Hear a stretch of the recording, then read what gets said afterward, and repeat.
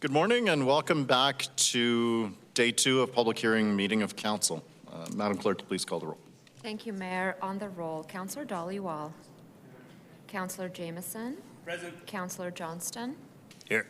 Councillor Kelly. Present. Councillor McLean. Here. Councillor Pantazopoulos. Here. Councillor Schmidt. Councillor Tyers. Here. Councillor Ward. Here. Councillor Wyness. Here. Councillor Ewell. Here. Councillor Atkinson. Councillor Chabot. Councillor Clark. Present. And Mayor Farkas. I'm here. Thank you, Mayor. So just to recap, I'm sure there's updated amounts since yesterday, but as of last night, we had completed 46 presentations out of a total of 397, which projects us to about 10 days of proceedings. So we will jump into calling the folks again that were not here yesterday when I called their names. So panel 2, Evan Spencer, do we have you with us? Nope. Do we have David Price? Kelly Pratt from panel 7. Tern Kaplan from panel 8. Helga Vanthornout from panel 8. Nope. From panel 9, Natalie Robertson.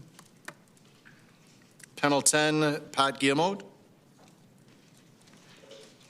From panel 11, Elizabeth Morden. Panel 12, Paul Bergman. Come on down, Paul. So I'm going to keep calling these names until we assemble a panel of about 5 individuals, and then we'll go into presentations from those individuals. So Paul, hold right there. I'll call 4 more names. Do we have Sean Heffel with us from panel 12? Sean, come on down. Jeanne Kimber on panel 12? Yes, I'm here. All right, please stand by, Jeanne. Do we have Hasina Sadat from panel 12? Great, come on down, Hasina. All right, so that is our panel. Please go ahead, Paul. Thank you for waiting, and you have 5 minutes. Your Worship and Council, my name is Paul Bergman, a born and raised Calgarian, and for the past 25 years, I've been building homes across Alberta. Ask me about DP and BP times in other towns. I sat for 7 years on Build Calgary's Intercity Redevelopment Committee and several years on Calgary Intercity Builders Association, CISPA's, Board of Directors. The zoning question has become increasingly messy over the past 20 years. I'm not sure who I'm more disappointed in, community, industry, or administration. I'm disappointed by communities. We hear them constantly say, we support thoughtful development. But when it comes to backing a thoughtful development that is on a major thoroughfare, they push back and won't support it. There are many examples of this. Community pushback has happened to me in Bankview, Earlton, and Kensington. All over the inner city, every community says they support development, but there's always that one person or small group of people who will never allow the building of anything, anywhere, ever. Ask me about appeals and costs. I'm disappointed by industry. I'm a member of both Build Calgary and CISPA. Build Calgary is not built to deal with small inner city development, but deal with large suburban developments. Just look at their board of directors. But maybe that's a good thing. Ask me why. There are exceptions. The other industry group, CISPA, while filled with many well-meaning small builders, is too small to stand against City Hall effectively. During the last rezoning hearings 2 years ago, I helped draft our original presentation. It was changed substantially at the last second after we were called into the mayor's office. We were blackmailed into supporting blanket rezoning under the threat of losing access to City Hall. If you like, I can tell you what CISPA's message was going to be. What the city really needs is a combination of both inner city and suburban growth. We need lot counts that offer consistent supply for a growing city. Inner city development doesn't allow for cost-effective building at scale. And finally, administration.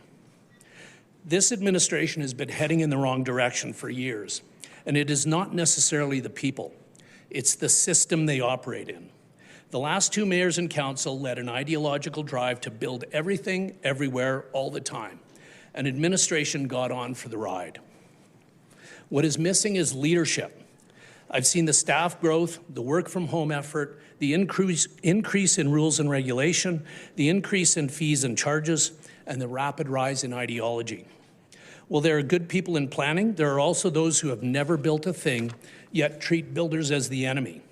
From their planning perspective, builders are a problem to be managed. That is why I don't pull DPs and BPs in this city. The ideology, delays, poor processes, and financial costs have caused me such frustration and money that I have stepped away. And I'm not alone. I know of other builders who are doing the same thing. Let me frame it another way.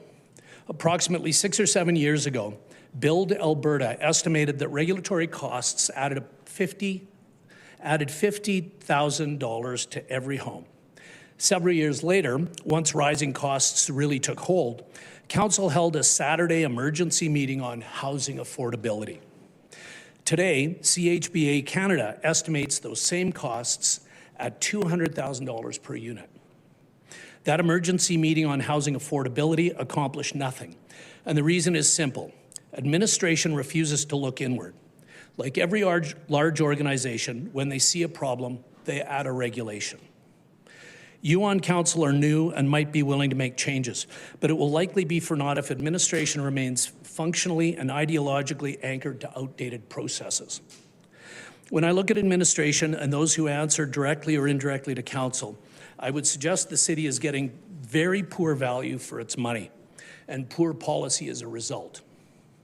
To the question of repealing the bylaw.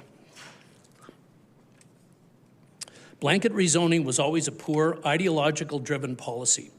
I don't know how you unwind it without creating more other unintended consequences and likely significant legal challenges, but if you want to get rid of the noise, there are some high-level points.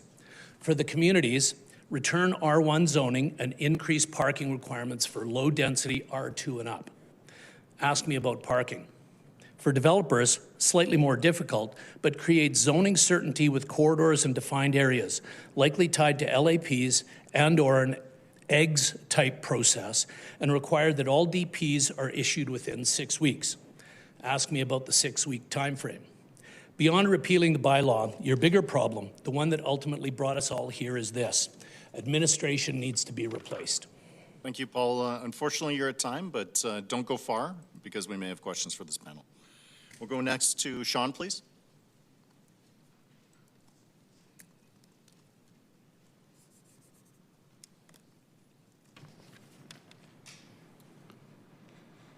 Good day, Mayor and Councillors. My name is Sean Heffel. I'm a Director-at-Large and Chair of the Planning and Development Committee at the Bowness Community Association. I'm speaking on behalf of the association to share what we've observed, some data and community feedback since the citywide rezoning policy was approved. In the past few years, the BCA has been overwhelmed by the city circulation volumes, resident concerns, and requests for engagement. Historically, 6 to 12 DPs were circulated monthly, many of which were simple in nature. In the past year, we received 15 to 25 a month, many of which are 8-plex or larger multifamily DPs. Staff and volunteer burnout and turnover have increased due to workload, frustration, and heightened tension in the community around development. Residents who attend BCA monthly meetings are often in disbelief at what is being proposed. Most having never understood the residential bylaws that were largely advanced in Bowness by city administration in the past without broad resident notification or inclusion of critical information in public materials. During the DP process, residents consistently cite difficulty with deadlines, unclear or missing notice boards, inconsistent DMAP language, difficulty navigating online materials, and inconsistent developer engagement, describing it as minimal, hard to access, or lacking transparency about how feedback will be incorporated. Others describe the city process as inaccessible to seniors or those who face barriers.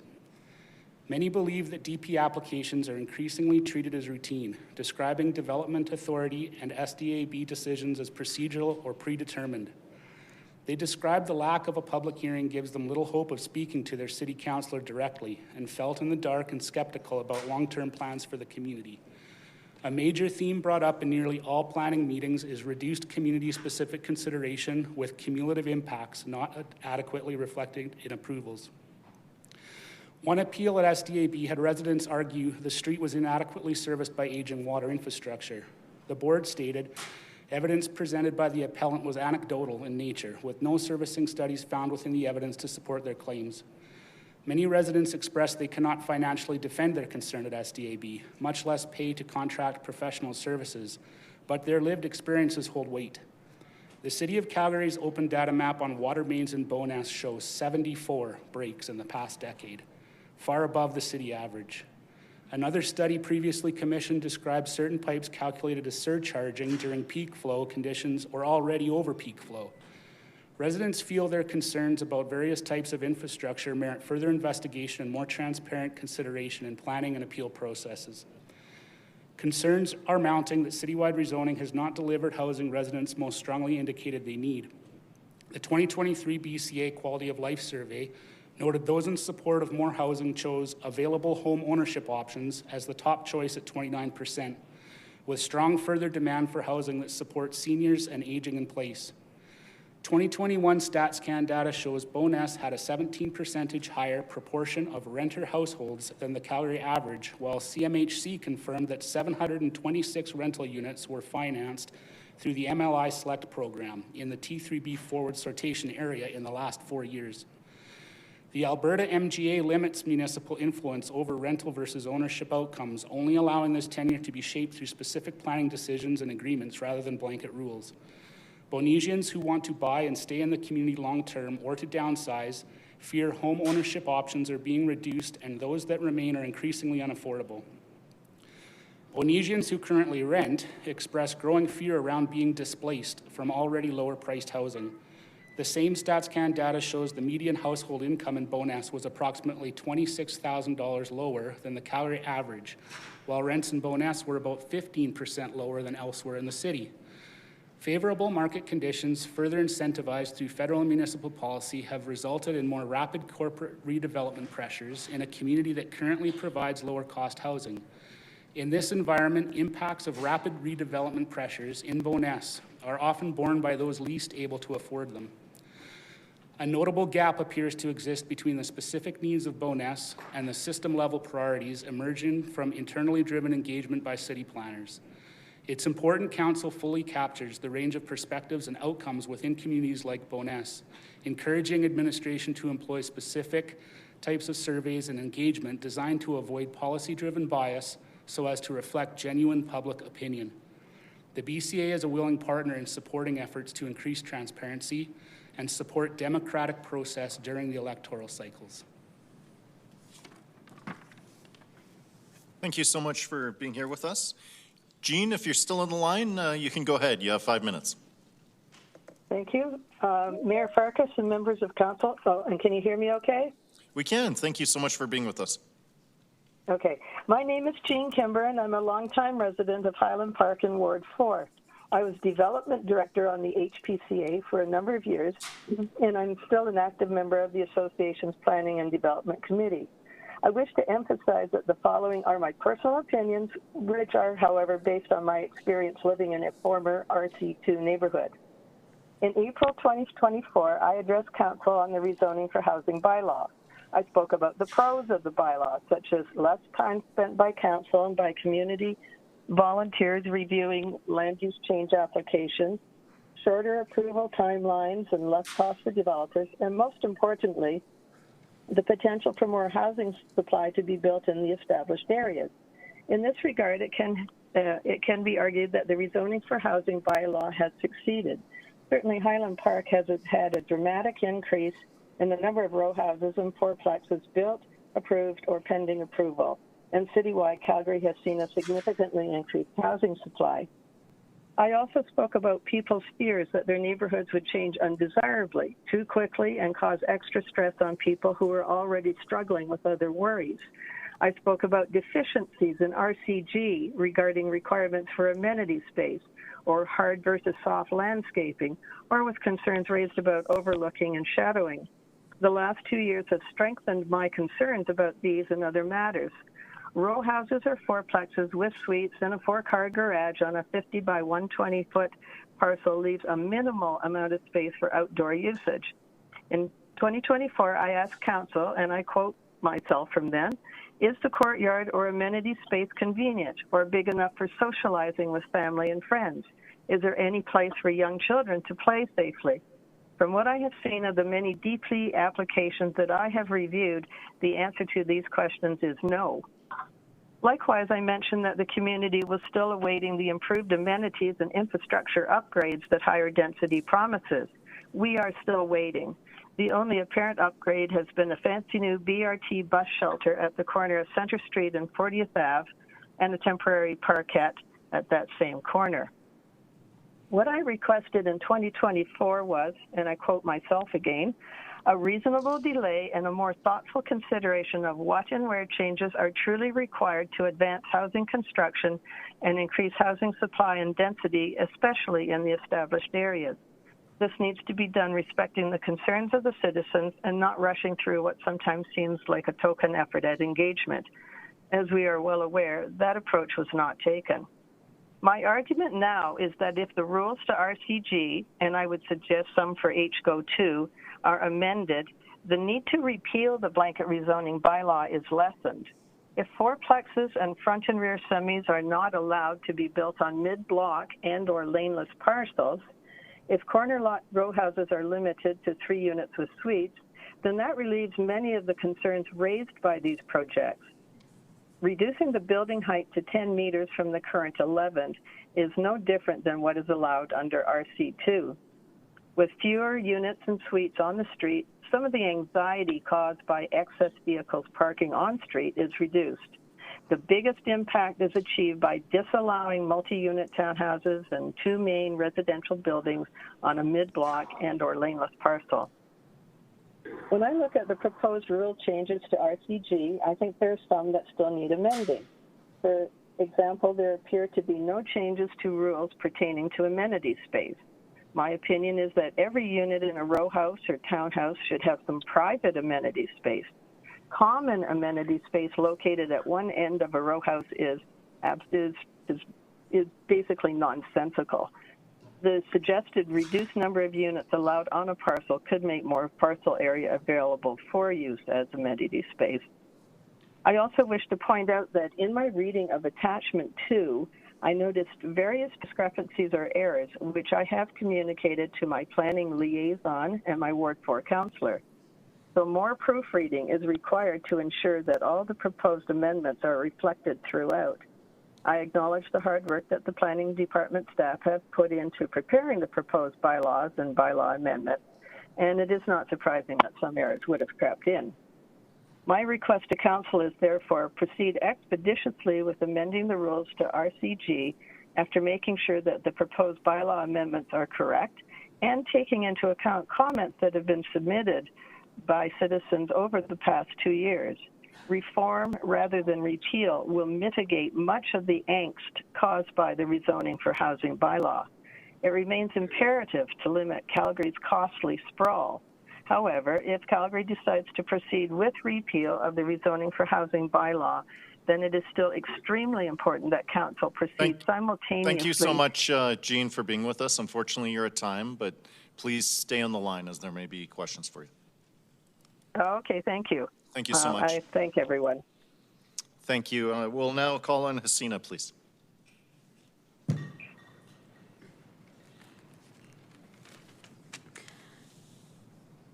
Good morning, Honorable Mayor and council members and everyone in this hall.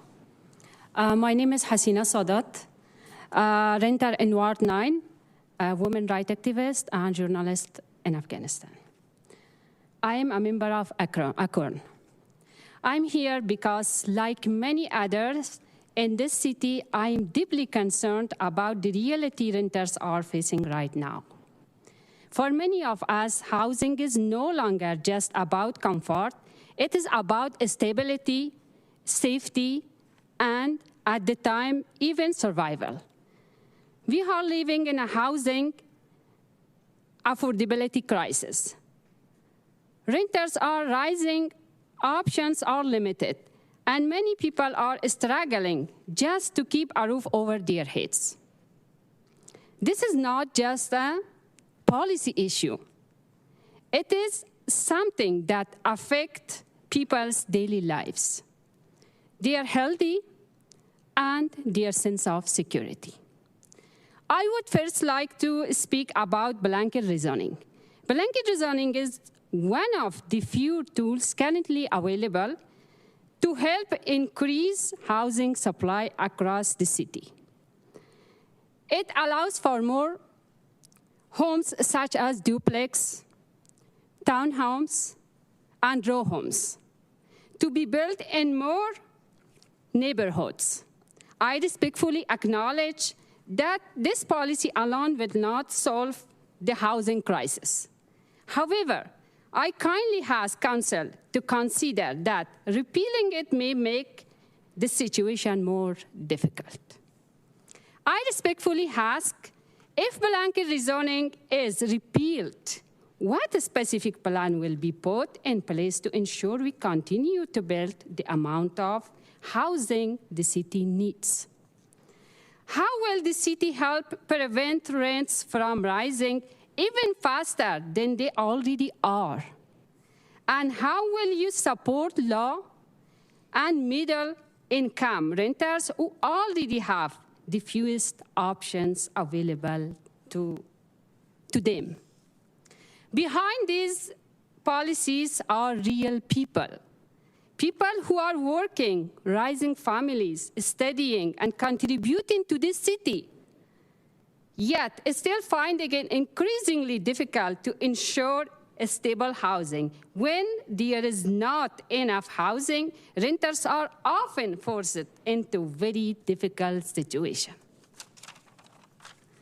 I kindly ask the Council to also consider that when people do not have options, they lose a sense of security and stability. In a tight housing market, many renters feel afraid to speak up. They may hesitate to request necessary repairs or feel unable to raise concerns about their living conditions because they are worried about losing their home. This is a reality that many renters quietly face. I would also like briefly share my own experience. For 3 years, I lived in an apartment in Applewood Village in Ward 10, managed by Avenue Living Company. The building severely infested by insect and pests.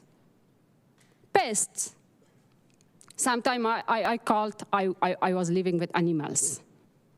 Even though I fully cooperated, I was packing, unpacking, repacking my household item almost every week to prepare for pest control, but it was ineffective.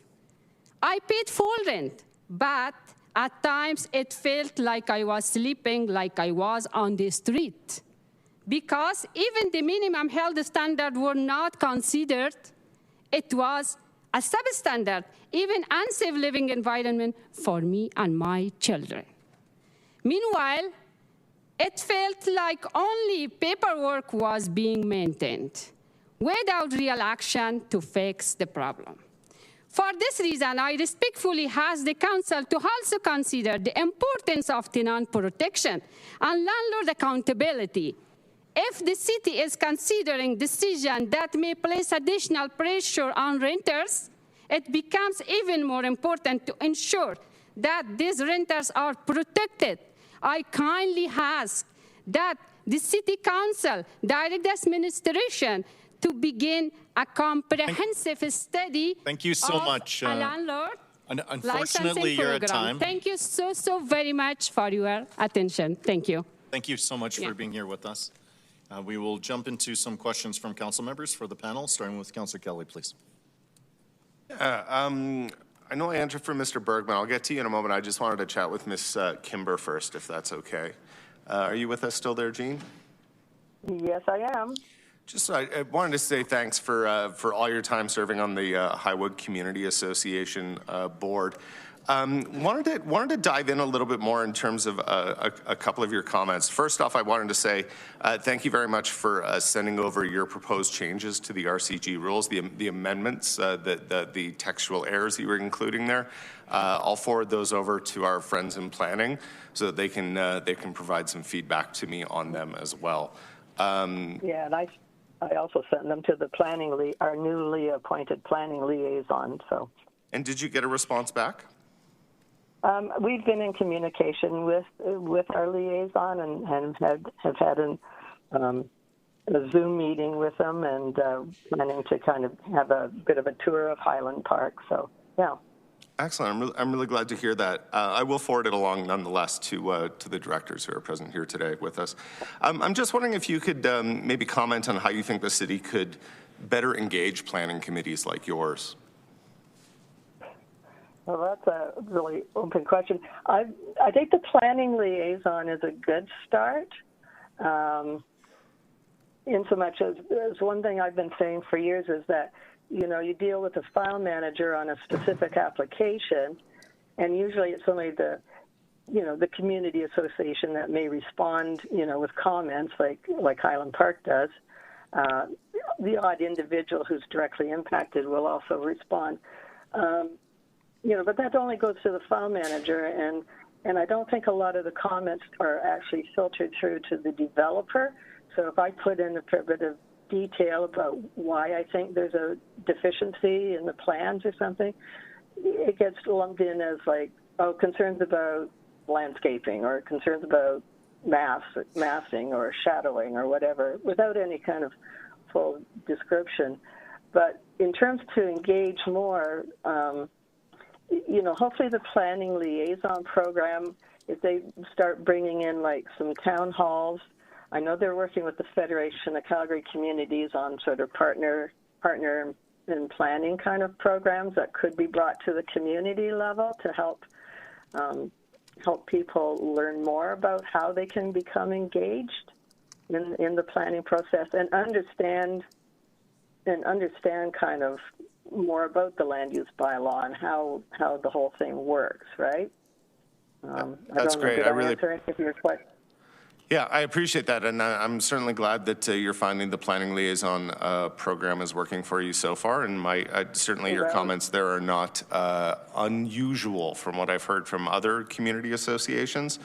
Perhaps I'll leave it there. Other than to say, sorry, go ahead. Sorry, I was going to say I was going to say they have made improvements to the DMAP as well, and certainly I write a monthly newsletter article for our community, and and every month I always point out, this is where you can go to get information about projects that you might see, the sandwich boards or, what's going on in the neighborhood and stuff like that. So, I mean, I try and do a little bit to raise people's awareness of what's going on, but, obviously I think there could be more. So, with active engagement by the planning department. I appreciate that, and certainly we heard from Mr. Heffler a moment ago about how easy it is to get overwhelmed by the volume of development permits. And from your latest email to me there, where you said you currently have about 25 open ones in a neighborhood that has only about 900 dwellings, that's a very large percentage. So thank you for being here, Ms. Gimber, and I appreciate you joining us again today after not being able to speak yesterday. Mr. Bergman, if you don't mind. I appreciate any presentation that I've got 5 minutes and then you say, ask me about. So I'd like to ask you about a couple of those items before I get to probably the most obvious question that you probably are expecting us to ask. You had mentioned, ask me about appeal costs. What would you like to say about appeal costs? And how does that sort of tie into the blanket rezoning that's before us today? I think part of my disappointment with communities is that it's how do I jump into this?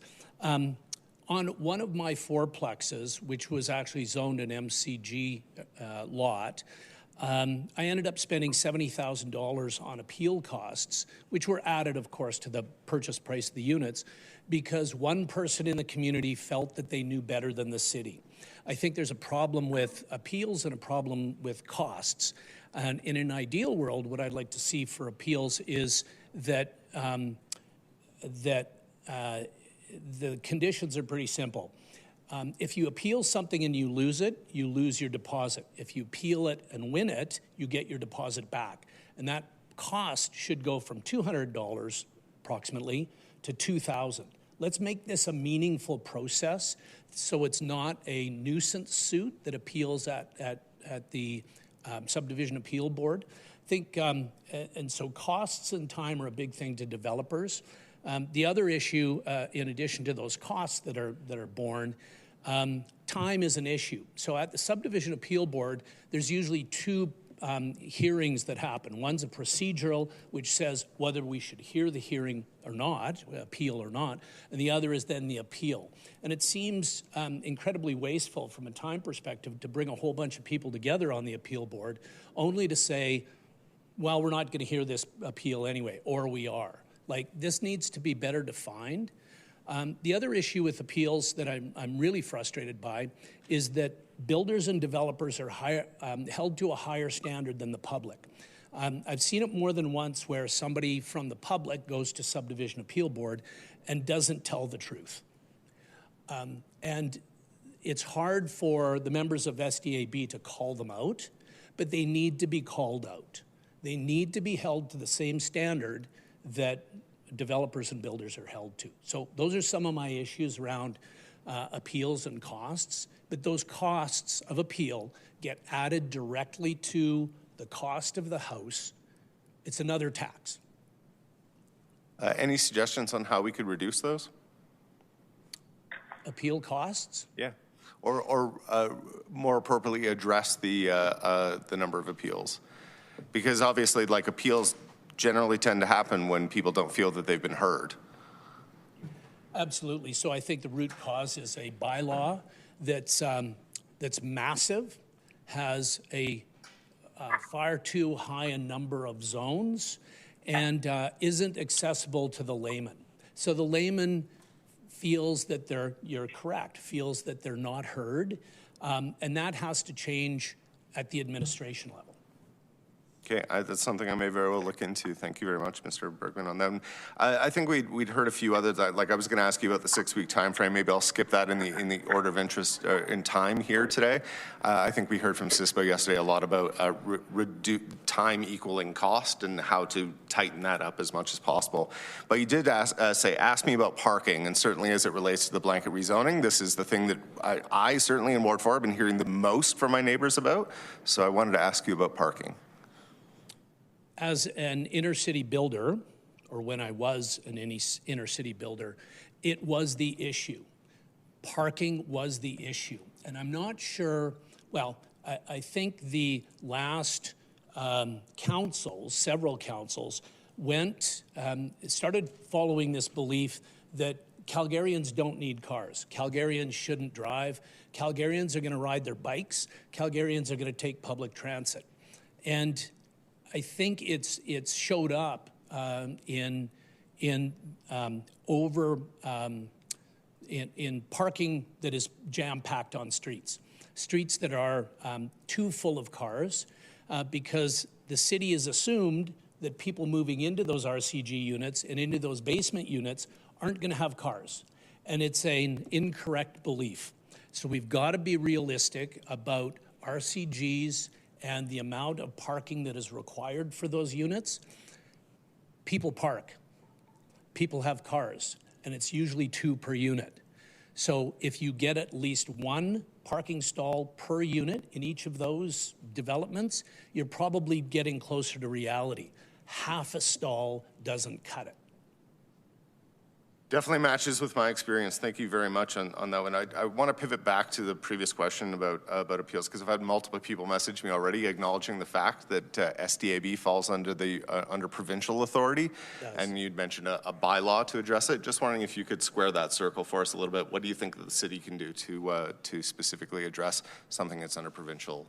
And you're absolutely correct. If I said that the city can address this through a bylaw, that's I misspoke. That is clearly an MGA issue, and I think the city can talk to the province about changing the appeal bylaw or the appeal regulations in the MGA, and that's where it has to go. You're absolutely right. Okay, thank you very much. Well, I won't take credit for that. I'll give the credit to those who messaged me. Final question for you, because you had mentioned the last time around in 2024 and being pulled into the mayor's office, and I believe that you used the word blackmail. Pretty strong language for sure.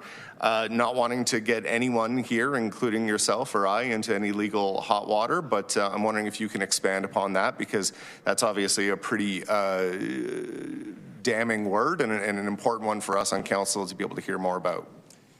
Absolutely. Maybe we can start with what the original CISPA presentation was going to be, which is densify corridors and nodes and use something like EGGS, the Established Area Growth and Change Strategy, to decide where those corridors and density nodes would be. And that was going to be the original CISPA presentation. But after several of our members came back from that meeting, it was put to us as the committee who was putting our presentation together that we had to show unequivocal support or we would lose access. And that was not administration. That was somebody in the mayor's office. I think that person is no longer there, but that did happen, and it changed our presentation substantially. The one thing we did say and we pushed for is this issue of a 6-week development permit. The last time, or 2 years ago, when we said that in our presentation, we got called in by administration, who gave us a talking down that we shouldn't promote such ideas and we had no right to promote such ideas, when in fact we have evidence of DPs being put through the system in 6 weeks. I think there's a lot of things that take place in the DP process that aren't part of an MGA-driven development permit process, and it adds time, money, and hurdles along the way for DPs to be developed.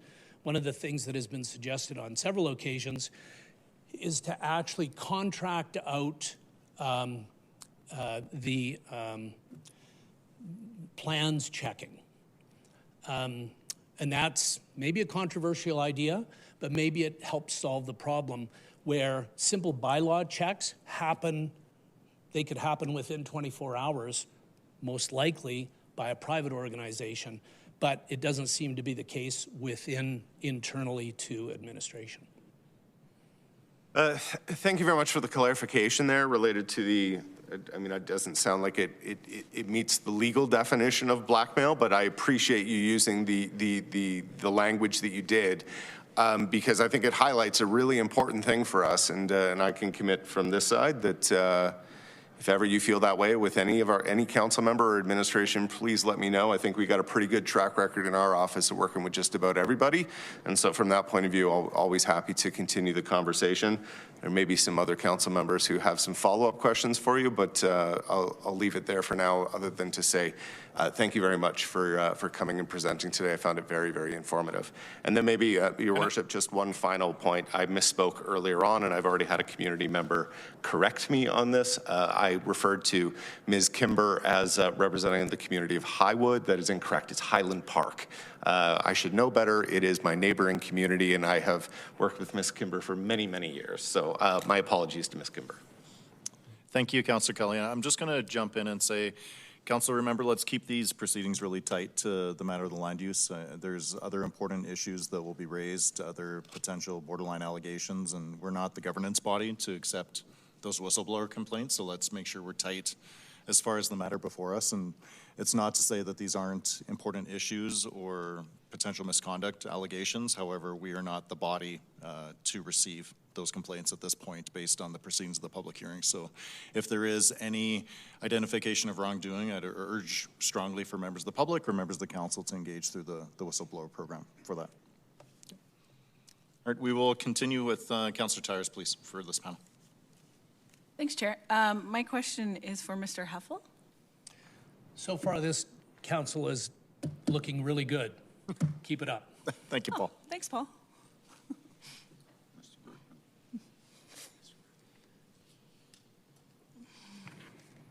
Nice to see you again. And thanks for being here and for being such a great community advocate in Bowness. I know I've certainly learned a lot from you since joining council here. So blanket rezoning was sold to a lot of people as a affordable housing measure. In the context of Bowness, do you think that the redevelopment that is taking place in Bowness is meeting the needs of the Bonesians?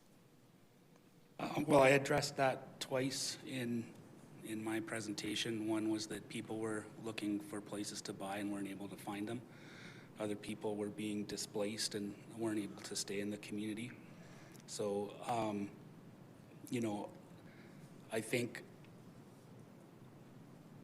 the main issue that Bonesians are facing that are, you know, living there right now, whether they're renting or owning, and even people that are coming to the community newly, that are newly renting in the community, is transparency.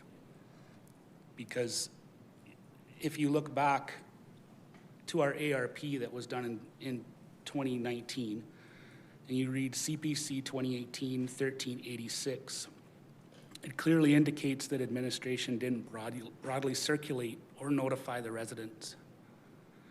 So they weren't aware of the bylaws then. For the developed area guidebook, that was a policy piece that was placed in the ARP.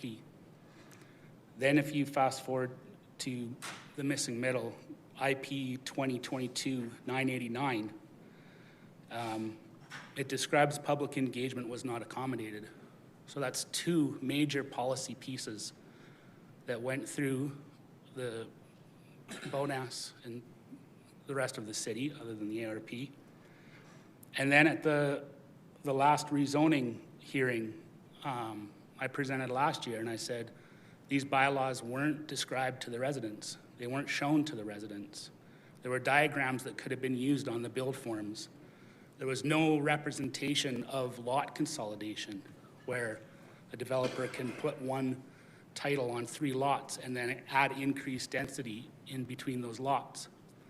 And now all the way leading up until this, Councillor Ward mentioned yesterday, the resident notifications that went out.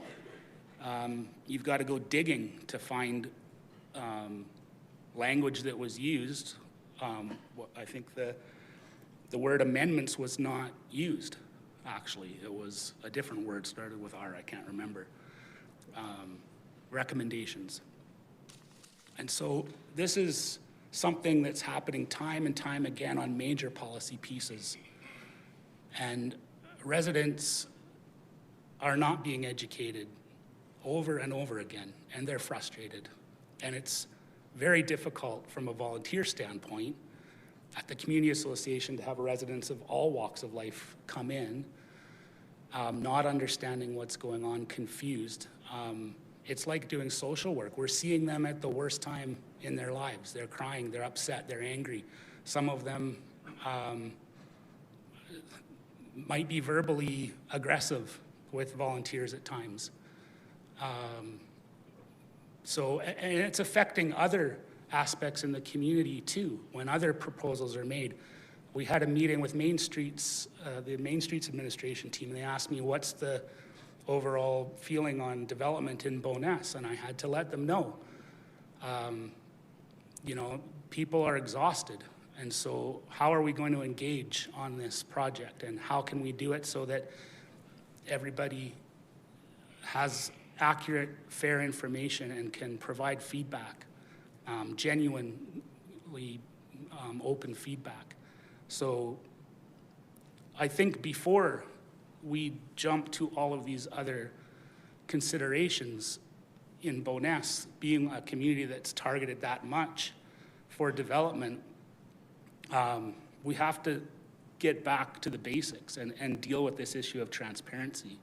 And Mayor Farkas, you know, one of the first things that came up in this council's, after being elected, was the deadline for public submissions. And that was made without any consultation with the community association that I'm aware of. And it actually has made it more difficult for me as a volunteer to address different things that are going on. I have developers talk to me right up until the day before a public hearing that I wasn't even notified was happening. Unless we're watching DMAP on a regular basis, we have no idea that public hearing is happening. And so Councillor Tyer's office called me and asked me, you know, what was happening with this specific application. And that was within, past the deadline already. So anything I say, you know, and then as a volunteer, I have to then go and write emails and go and write letters. And we're dealing with 15 to 25 DPs a month. A month. And we're volunteers. So it's pretty frustrating for somebody that's sitting in that role. And to be honest, I'm the last one standing. No one else was willing to do that job. Yeah, and I appreciate all the work that you have done for that community. I know it's been a really difficult time. I know you've also been in touch with our office about local area plans, which is a topic that's actually come up quite a bit so far in this hearing, that should blanket rezoning be repealed, the focus then will be on local area plans. And you guys have been very proactive in providing ideas. Like, you already want to be a part of like the next local area plan. You've been reaching out to administration, and that's been fantastic. And in your opinion, I know obviously we don't think it's moving quite as fast as we'd like to, because they gave us a 3-year kind of time period. But would you prefer something to go a little bit quicker, and would you like them to be smaller, or do you have anything specific that you think that how we should approach the local area plan strategy? Yeah, so when the local area plan goes out, community associations are handed this. And at this stage right here, the discover phase, that's where community associations, I understand, having talked with a few of them that have already been through the process, felt like they weren't engaged. So when terms of references are created, they wanted to be involved with the terms of reference to some degree, and those terms of references were pushed through in 2 weeks' time, despite their attempts to have been engaged on it.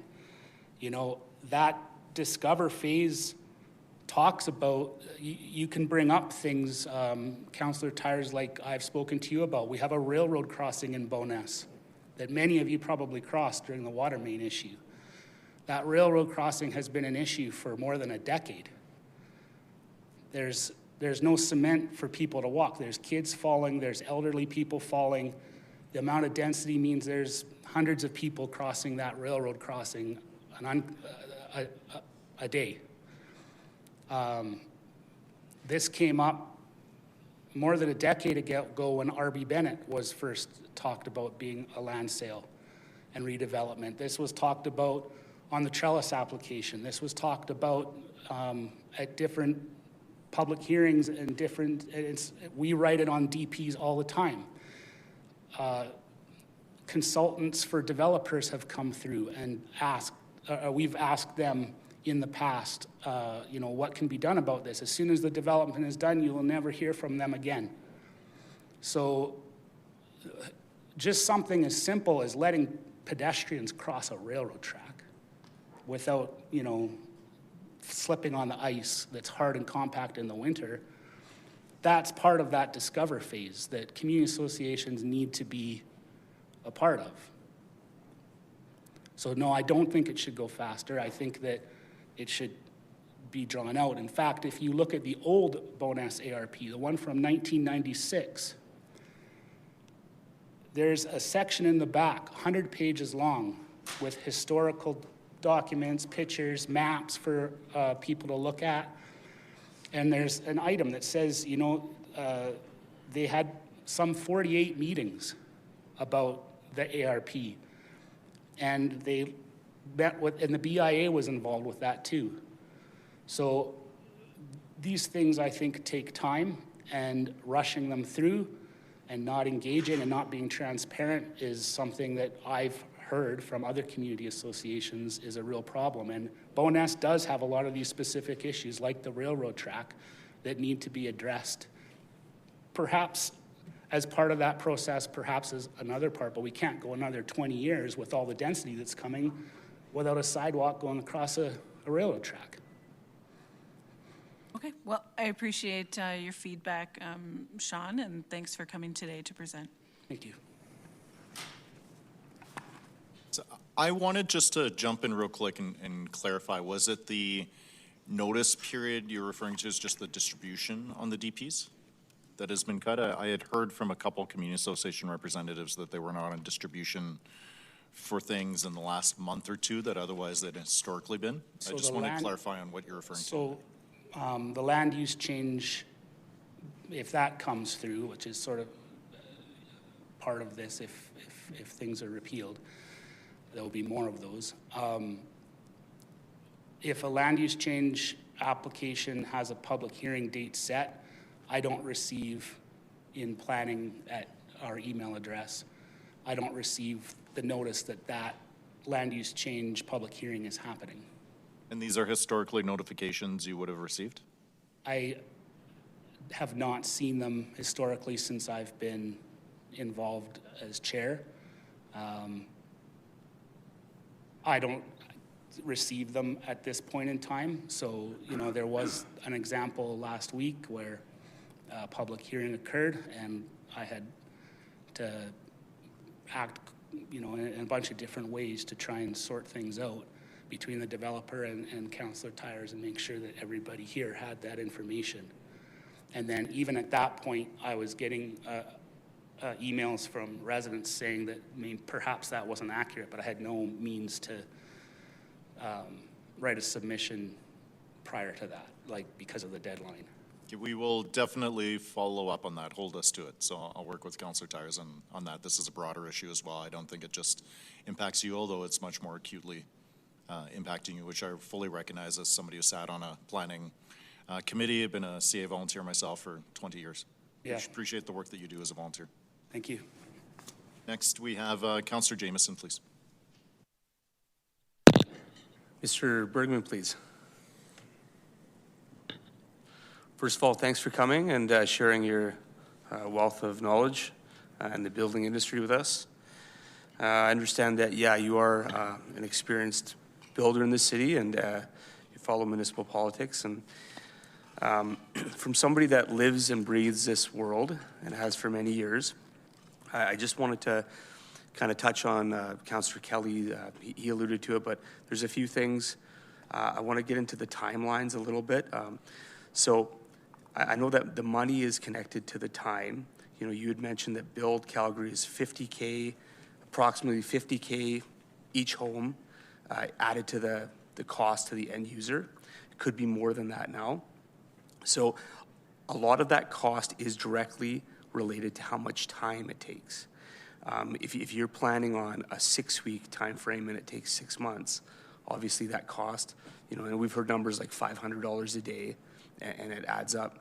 So can you explain a little bit more about like what that means to you and give us some background on the time frames that you're promised and how long it actually takes and maybe your suggestion on what we can actually do policy-wise to speed this up? Through the chair, thank you for the question. Think of time taken as a tax on the purchase price of a house. You heard the number yesterday from the CISPA folks. It was $500 a day, I believe that they said. And that's a direct tax on the cost of housing. So if we're concerned about affordability, we need to be concerned about that time frame. In the past, my experience was that there was no clear understanding of how long a development permit might take. There was guesstimations, but there was no clear number. And it was sort of baked into the system, if you will. I'm sure you've all heard of DTRs. And so when it seems to me that when the city runs out of time according to the MGA, when they're supposed to respond, they put out a DTR. So instead of living up to the spirit of the MGA and handing a development permit to the applicant, they put out a DTR. And I've seen 35-page DTRs that has one or two relevant issues, and the rest are boilerplate. And it's a CYA approach to making sure that they cover the MGA requirements, but they don't really move it along. That process of getting a development permit includes a whole bunch of things that it shouldn't. The city shouldn't be asking developers to add a light standard, a bus shelter, and to me, a really high cost is asking a developer to change a perfectly good sidewalk because it isn't quite wide enough. So in addition to time, which is a real cost for developers, they use their money, and if they don't turn their money, they're losing money.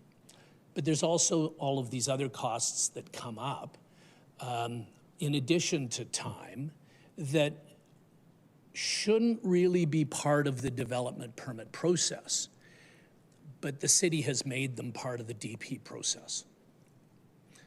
Did that answer your question? Yeah, it did. So what's your suggestion on how we can accelerate this?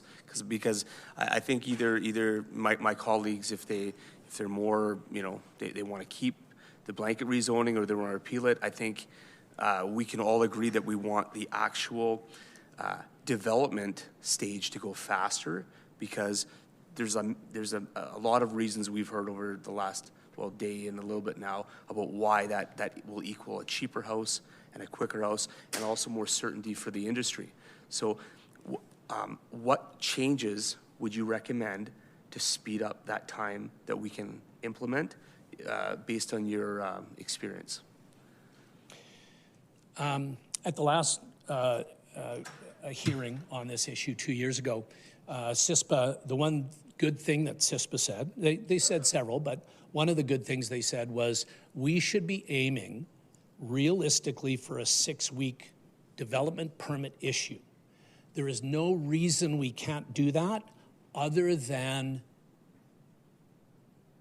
administration not moving. I mentioned one of the solutions earlier. I said, put contract plans checking out to a private organization. Plans checking should be able to be done in 24 to 48 hours, business hours. It shouldn't take a week or 10 days or 2 weeks to do a plan check, sending it to, Parks and Rec, sending it to water, sending it to streets, sending it to transportation. Forget all of that. Like, let's just do a plans check, and let's remove the conditions from development permits that could be put on to a building permit. I don't need to do a geotechnical assessment of groundwater to tell me whether to have the city decide whether they would allow this building, this build form on that lot. Those things can all be taken off that 35-page DTR and put on as a building permit condition. So yeah, some changes in administration and changes how the city works could, and a commitment to live up to the MGA, the spirit of the MGA, not just the letter, would help immensely. Okay. Well, that's been very helpful. I've taken some notes, and thank you very much for your time. Thank you. Over to Councillor Johnston, please. Yeah, my question is for Mr. Bergman as well.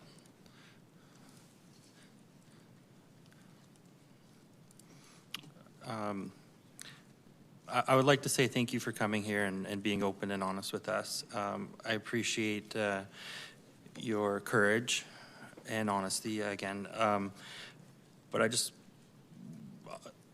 I'll be careful how I say this, but you're under no obligation to use the whistleblower program. As a public member or even as a city employee, you have every right to speak in this chambers under your rights to expression, okay?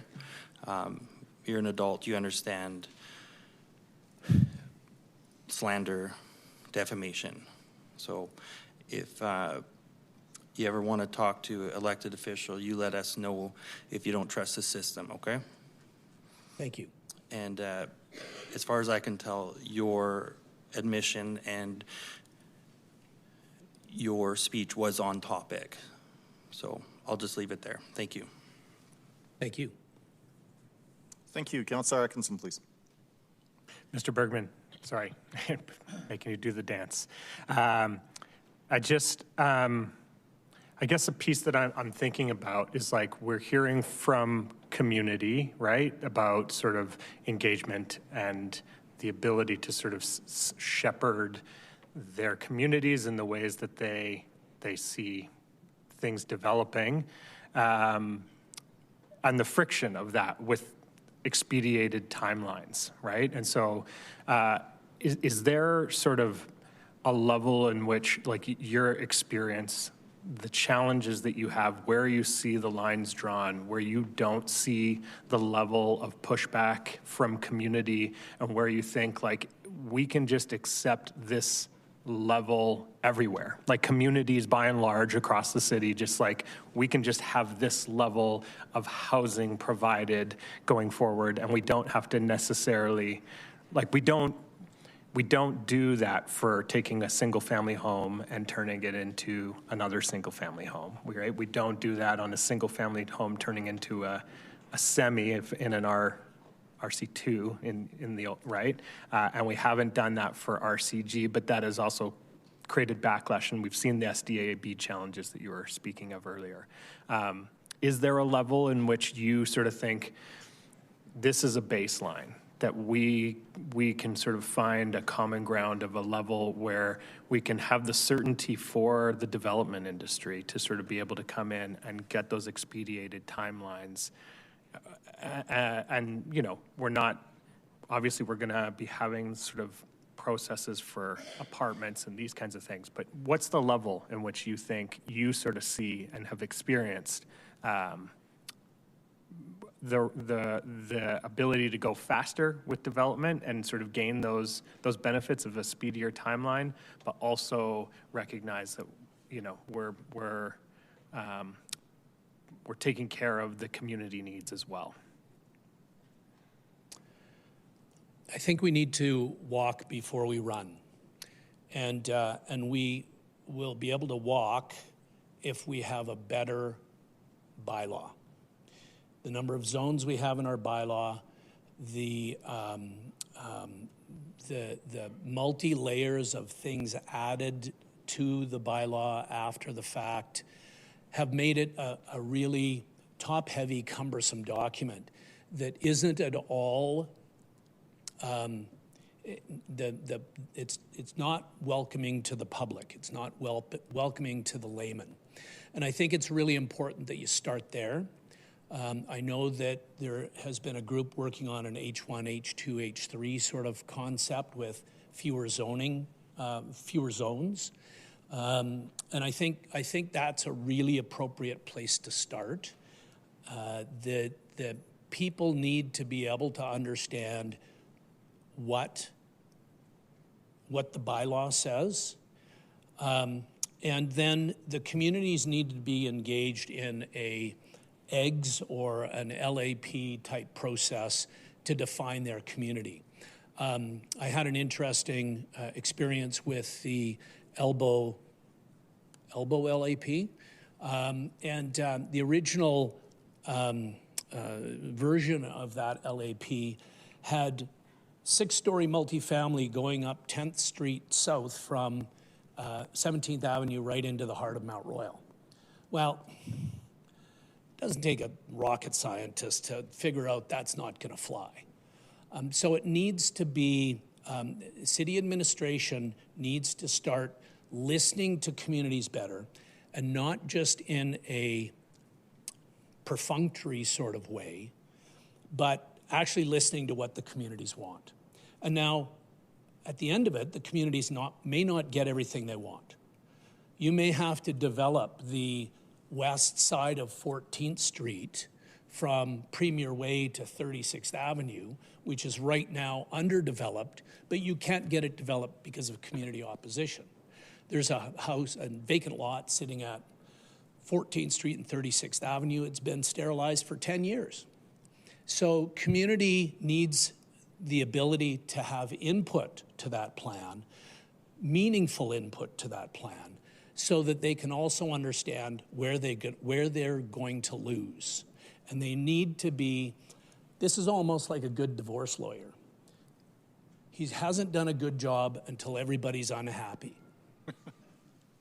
So community needs to realize that they're going to have to give something up. And if you give them a say in what they can protect, they'll be much more amenable to what they're going to lose.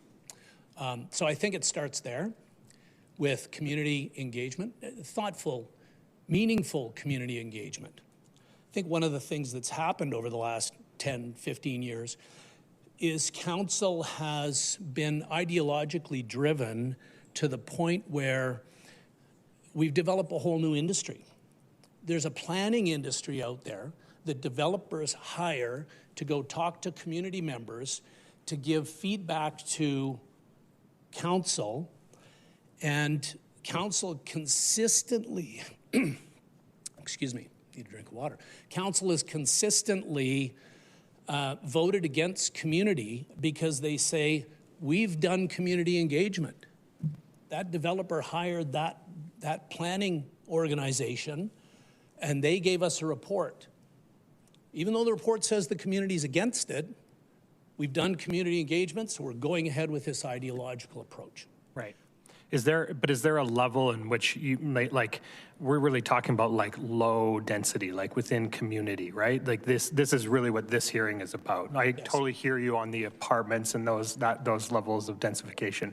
But is there a level in which you think, like, what is the cutoff where you'd think like we should just be able to do that because it's low density housing and that's what we build across the city? Like, is there a certain level that you've sort of experienced? Is it single family homes across? Is it saying that we can do semis all across? Is it saying that triplexes, fourplexes, the current experience of RCG, and where do you sort of see that cutoff in terms of your experience with pushback from community and what you think is appropriate for us going forward?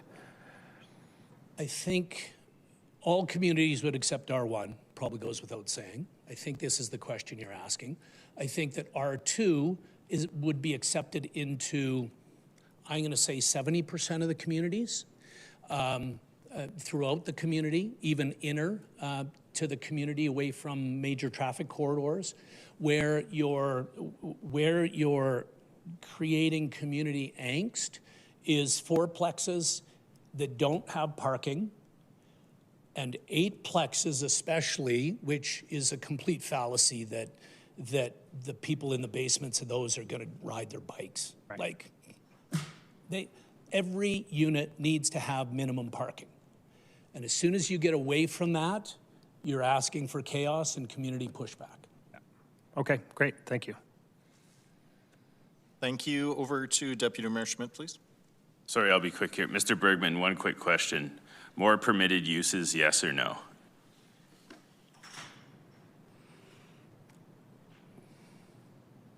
Yes. Excellent, thank you. And then for a quick question for Ms. Sadat. So you mentioned just around wanting more certainty for having a safe and stable place to live. And we've heard a lot of comments around this type of missing middle, we'll call it development, that, well, nobody wants to live there because there's a lack of amenity space. I don't know why families would live there. For you in your situation, if you had an more affordable place to live that perhaps didn't have as much amenity spaces as other places, would you choose the place to live or hold out for more amenity space? I want to come direct to your question. Thank you so much for your question. Just one thing, my idea and my understanding from the society and the community, we know everyone that families form the community, and communities form the society. Society together with the government forms the democracy. Democracy situation, that is that people for government, government for people. But we want safe, dignity, and affordable places to live. Everyone, not just me. I'm voice of someone that who are not here, but I am here. But yes, definitely, people choose dignity and affordable house where they can educate their children and submit a good humanity in the future of the country that some people after us waiting for development, for growing up, for that. But yes, definitely everything we can consider as a foundation of the growing up of the society. If you think about the family, don't think that is 4 people or 6 people in the family. Just imagine it's a big country, it's a big society. If you improve a family, you improve a society. Society improve government, government improve the world. So what you're saying is families come in different shapes and sizes, so homes should come in different shapes and sizes. Sorry, could you please repeat? Just that there's a lot of different types of families with different types of needs, and that having more housing available for people in different stages of life, people with different family sizes, with different abilities to afford housing, that's important. Yeah, definitely. People needs are different. Yeah, definitely. But some people, just as I mentioned in my context, some people see housing just a comfort place. Some people want better than that. Some people want better than that. But it's something to, if the government do and write the policy that really help every individual of civilians, that would be very better and good and appreciated. Yeah. Excellent. Thank you for coming Thank today. you so very much. Thank you. Thank you. Looks like we're concluded with this panel. Thank you so much to our presenters. I'll begin calling some names here, and after we have 5 people listed, we'll have the opportunity to assemble you as one panel. So if I call your name and you're here with us, please just give a wave, or otherwise chime in on the phone if so that we know that you're here. All right, so I am starting with, actually by chance do we have from panel 11, Elizabeth Morden with us? Nope. Panel 13, Joy Lusk. Okay, come on down, Joy. On panel 13, Tom Kent. I'm on the line, Your Honor. Thank you, Tom. Please stand by. Panel 13, Melanie Pratt. Panel 14, Lucas Mendonça. Panel 14, Steve Angelfi. Come on down, Steve. Panel 14, Chloe Leo. Come on down, Chloe. And panel 14, Shanice Morgan. Still on 14, Abby Martin. Come on down, Abby. Great, so that's our panel, Abby, Chloe, Steve, Tom, and Joy. Starting with Joy, come on up. Thank you for waiting. You have 5 minutes. Good morning. My name is Joy Lusk, and I'm a homeowner living in the community of Fairview in Calgary Southeast. In November 2021, my husband and I sold our longtime home in Lake Chaparral to downsize to a smaller home in Fairview, investing a considerable sum of money to carry out a complete renovation of the property both inside and out. I am here today to state my unequivocal support for the full repeal of blanket rezoning, with the intention that the previous land use bylaws should be reinstated. This does not mean that I believe increased density should not happen. However, there should be a more thoughtful and targeted approach that takes into consideration widespread concerns about community character, parking, traffic congestion, roads, and aging infrastructure. Calgary's housing starts have been exceptionally strong over the past 4 years, and there's no reason why this cannot continue after the full repeal of blanket rezoning. When reviewing the information on the city's website about blanket rezoning and this public hearing, I came across information indicating that in the event of a repeal, only RCG would be open to changes.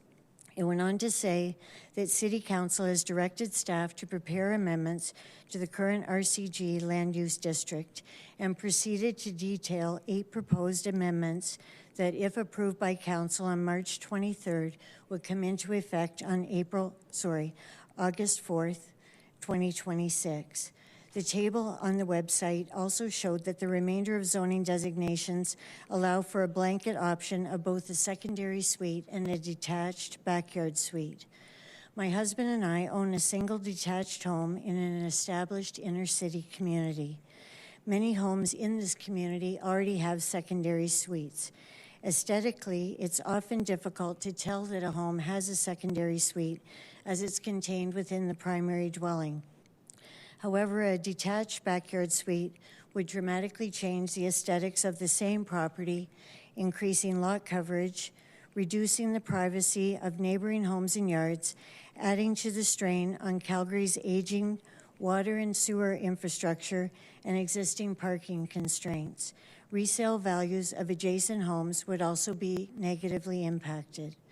On March 2nd, 2026, the city enacted a backyard suites incentive program that provides a financial incentive up to $35,000 for the construction of a detached backyard suite. Even more concerning, a backyard suite may apparently be used for short-term rentals from day one unless funding has been received, in which case a short-term rental license would not be issued by the city for 1 year for every $10,000 received after the funds have been issued. I am categorically opposed to the incentivization of density and of the policy that housing that's being presented as affordable can essentially function as boutique hotels in residential neighborhoods with the city's blessing. The goal should be growth that enhances rather than erodes the character of our communities. Lastly, with this public hearing just days away, it was disconcerting to learn that City Council recently voted on making changes to RCG rules, with 9 aldermen and the mayor voting in favor and only 5 voting against it, including my alderman. Once again, I state my desire to see a full repeal of the blanket rezoning with the previous land use bylaw reinstated and planned amendments set aside until thoughtful planning and community engagement can first take place.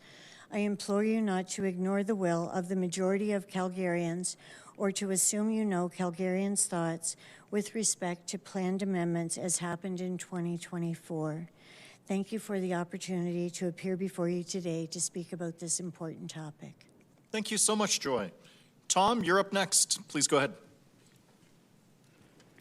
Thank you, Your Worship, and good morning, Council and members or citizens in the chamber. My name is Tom Kent. I live in Elbow Park and moved there in 2012 and just in time to get flooded in 2013. In any event, on a positive note, although I have to tip my hat to the lady who just went, everything in a nutshell in that speech. On a positive note, what I want to do, because I sense that Council is looking for some solutions going forward on the assumption that blanket rezoning is repealed, which I support. So in 2006, my wife and I bought a condo in Canmore, and this goes to affordable housing, councillors, and one idea that's been available for a long time, and I've never heard it mentioned in anything I've read in Calgary. So this project, and you can take note, is known as Mineside. It's on the original town site of Canmore, just across the Bow River on the way up to the Nordic Centre. 32 units, 8 clusters of 4, kind of townhomey style, but, bending around a corner and the road is curved, and a couple of different entrances into a central parking area. 16 units market price, 16 units non-market.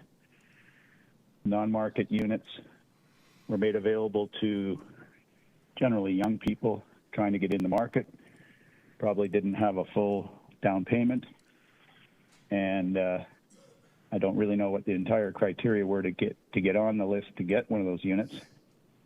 The condo board was controlled by the market units with the way the governance was set up, so that the private market owners would have the ultimate say in a tight vote at a condo meeting about something. The non-market units were built only to builder's grade with virtually no upgrades permitted. And and the owners of the non-market units had to live in them. They must occupy them. The idea was that they could start paying a mortgage, maybe a young family, young couple, start paying a mortgage, start building equity, and when they go to sell down the road, all they're entitled to is what they paid for it plus cost of living, CPI, whatever the scale was. And the rest of the 16 units were market price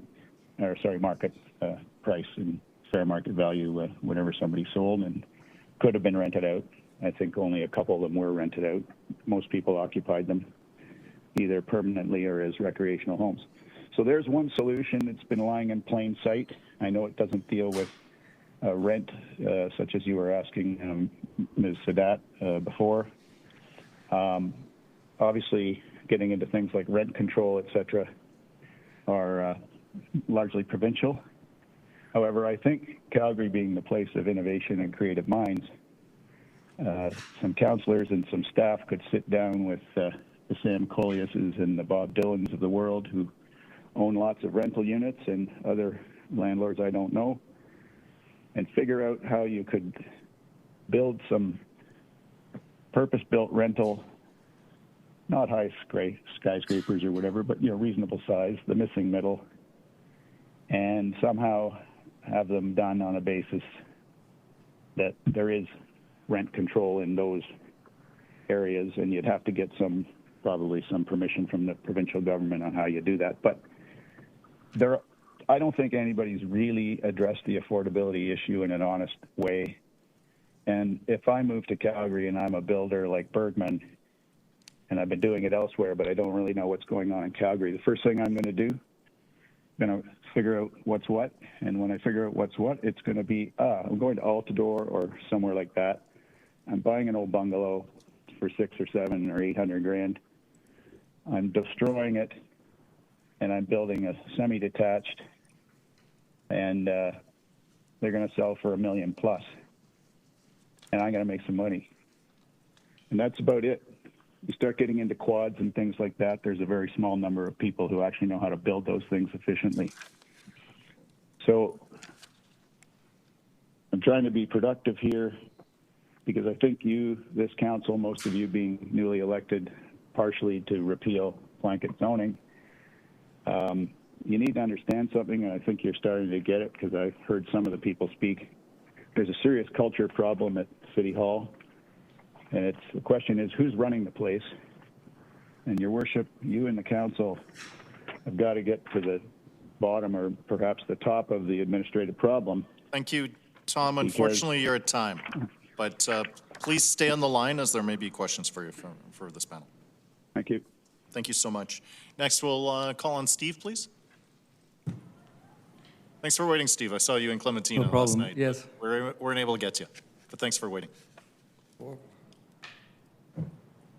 just going to, doesn't matter. Thank you, Mayor Farkas and councillors, for this opportunity. I'm speaking on behalf of my wife and myself and my wife, Clementina. I will focus my talk on a tiny area of the city bounded by 32nd and 16th Avenues northwest, north to south, and Courchild and Shagnappy Trails east to west. It encompasses the UFC campus, Foothills Athletic Park, McMahon Stadium, Alberta Children's Hospital, and University Heights, a small community of single and semi-detached homes, low and high-rise apartments, 2 churches, and 2 schools, a neighborhood of quiet streets, garages where you can store your cars and charge your EVs, front and backyards, flower and vegetable gardens, and hundreds of fully mature trees. Housing development in this area was stagnant for decades. However, that all began to change in 2014.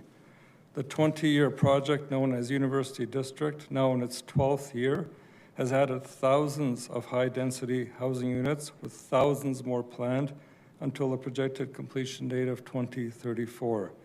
Uxborough, the former Stadium Shopping Centre just north of 16th Avenue, is undergoing massive rebuild.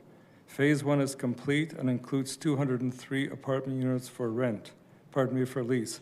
A second residential tower is planned for Phase 2.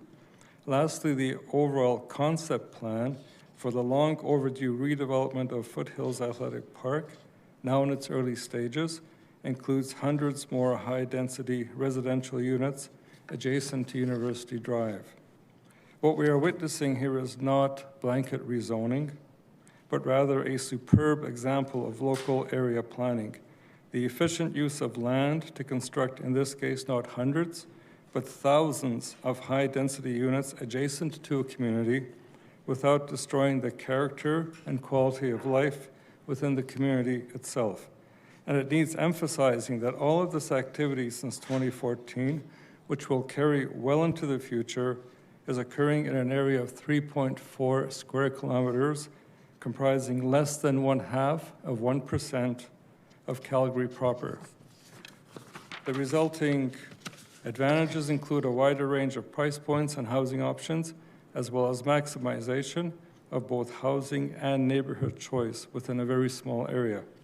The young family with 2 preschool boys who moved into a detached home on our street several years ago could easily have saved money by purchasing a townhome in University District. However, they were able to and chose the relative peace and tranquility of University Heights, a comfortable 20-minute walk away. The spring of 2024 was a dark chapter in Calgary's history. 8 councillors and our former mayor voted against bringing RCG to a plebiscite. The very same 9 individuals then voted to implement the bylaw despite massive opposition and thousands of combined written and oral submissions at a public hearing. Unfortunately, this was no coincidence. Instead, it became obvious that their minds had been made up even before the proceedings began. Thus, in hindsight, the largest public hearing in our history turned out to be nothing more than a pre-orchestrated $1.3 million sham, a colossal betrayal of public trust from which the former council never recovered. You, our current council, have 10 new members, and we also have a new mayor. You have done good work in the first few months and are receiving favorable reviews. In my view, it is not only your responsibility, but your obligation to repeal blanket rezoning once and for all. For several of you, this was a campaign promise. Painting all communities with the same brush is not the answer. Instead, fully embrace various models of local area planning citywide, and finally, to make housing truly affordable for Calgarians of all income levels, continue to aggressively pursue parallel initiatives already in place, including government-subsidized office-to-living space conversion and government-subsidized construction of high-density, below-market value units for both purchase and rent at strategic locations throughout the city. Thank you. Thank you so much, Steve. We'll go now to Chloe, please.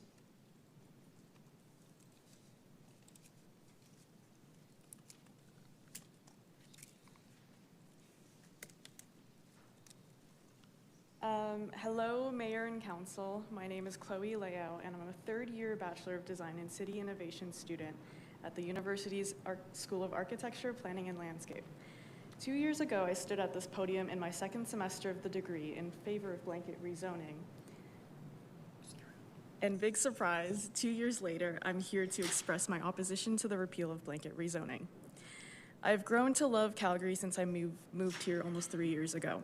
I met my wonderful partner here, I love taking the train, and I love being in the vibrant community of Dalhousie.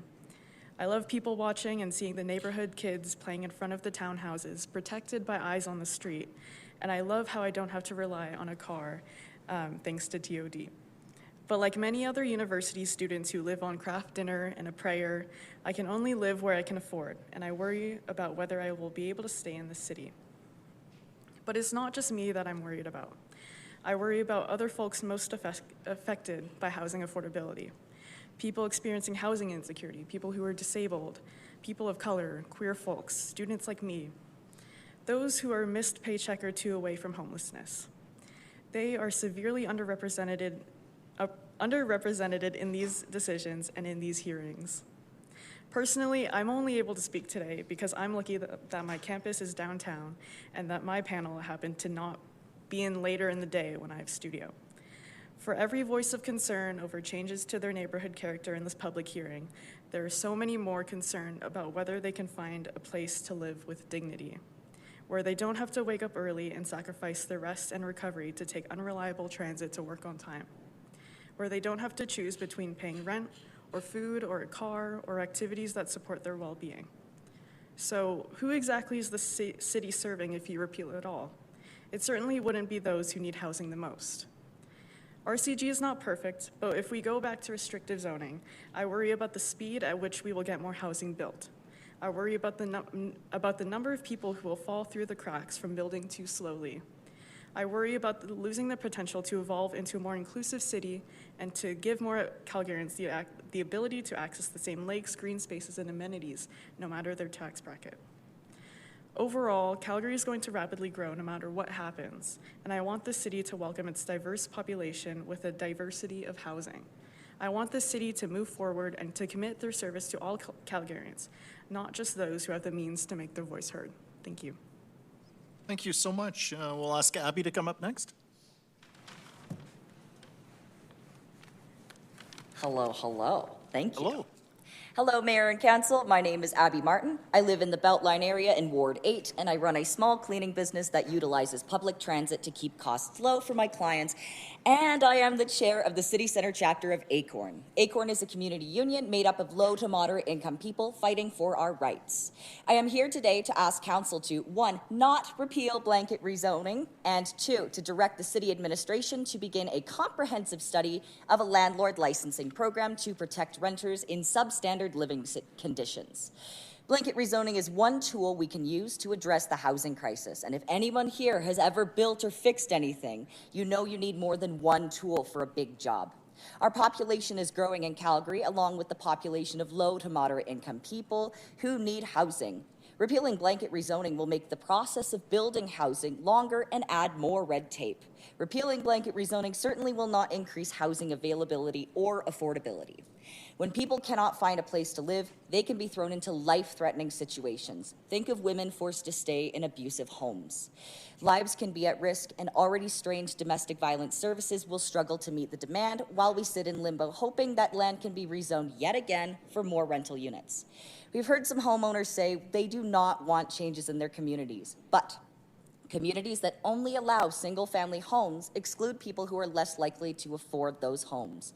Practically, this means the entire neighborhood that largely excludes newcomers, people of color, renters, low-income people, etc. Ask yourselves, who exactly is left, and where is the diversity and beauty in that? Much of the misinformation we've heard around blanket rezoning is quite frustrating, I'll be real. People are speaking as if blanket rezoning takes away the application process for a new development. And we've heard from a lot of people that blanket rezoning takes away the community's right to have a say in the development of their neighborhood. But in reality, this doesn't change at all. Blanket rezoning has no effect on the community's ability to fight a new development. The community consultation process and the application process that a developer has to go through doesn't really change. The only thing that changes is the city does not have to spend time and valuable resources to rezone the land each time. This is part of the process that the community has the least say over in the first place. The discussion of parking, privacy, green space, shade, and everything stays the same whether we repeal blanket rezoning or not. Those processes don't change. You can make an argument that community consultation process is flawed and insufficient, and many people would agree. But rezoning doesn't affect the community consultation or the ability to fight a development. There still has to be an application, city administration still has to investigate it and make recommendations to council. Council still has to approve it. We're hearing that council wants to find ways to cut red tape and build homes faster while potentially taking away the main tool we have to do that. So if we're going to repeal blanket rezoning, we do need a path forward. And that path forward must include actively protecting people most affected by limited housing supply. That would be low-income renters. We need the city admin to begin a comprehensive study into creating a landlord licensing program to protect renters in substandard conditions. Landlords are neglecting responsibilities on a wide scale. They are turning a blind eye to this, and unfortunately, City Council is neglecting their responsibility as well. We're asking City Council members to join us on April 24th at 10 a.m. for our landlord licensing bus tour, so you can see for yourselves why landlord licensing in Calgary is so badly needed. People are approaching Acorn in droves for help. We're constantly hearing horror stories of roaches, mice, mold, bed bugs, and all sorts of neglect that landlords are just refusing to fix. Look, I know that change can be scary, and I know that meeting people across the river can be scary, but I promise you your life will get better when you meet more people outside of your own bubble and your own neighborhoods. Your life will get better when we meet people who are different than us. When you start to get to know your neighbors and meeting people with different life experiences than you, I'm genuinely excited for how much better your life will get. Mine was. I ask you today, Council, to not appeal blanket rezoning and to start investigating landlord licensing and other solutions that will work in tandem to address the housing crisis. Thank you. Thank you so much. Come right back, Ms. Martin, if you don't mind. We have Councillor Ward for you. Hello. Hello, Abby. The thing I love about these public hearings is we have people who some people would assume I wouldn't agree with, but I do agree with you. And I think we do need to get housing built faster. The part that I'm trying to figure out is you said that, you know, having these public hearings, you basically said is a waste of time. I disagree. I don't think for the individual land uses, not this public hearing. Oh. Well, maybe it is. I don't think it is, though. I don't believe I said that. I was like, but it can, how do I say this? The public consultation process people don't go to, and then they complain that they're not being listened to, I guess is what I meant to say. Okay, yeah. Okay, I misinterpreted what you said then. Thank you for the clarification. I appreciate it. All right, thank you very much. That's it for this panel. Thank you so much for all of you for being here. Much appreciate your leadership. All right, so I will begin listing off some more names. If I have mentioned your name and you're in the gallery, please just give a quick wave. I'll keep listing the names until we have either 5 people in person or over the phone combined. All right, so we're now on panel 15. Do we have Lance Mierendorf with us? All right. Do we have Christoph down? Thank you. Come on down, Christoph. Leslie. Come on down. Leslie Evans. Nadia Friesen.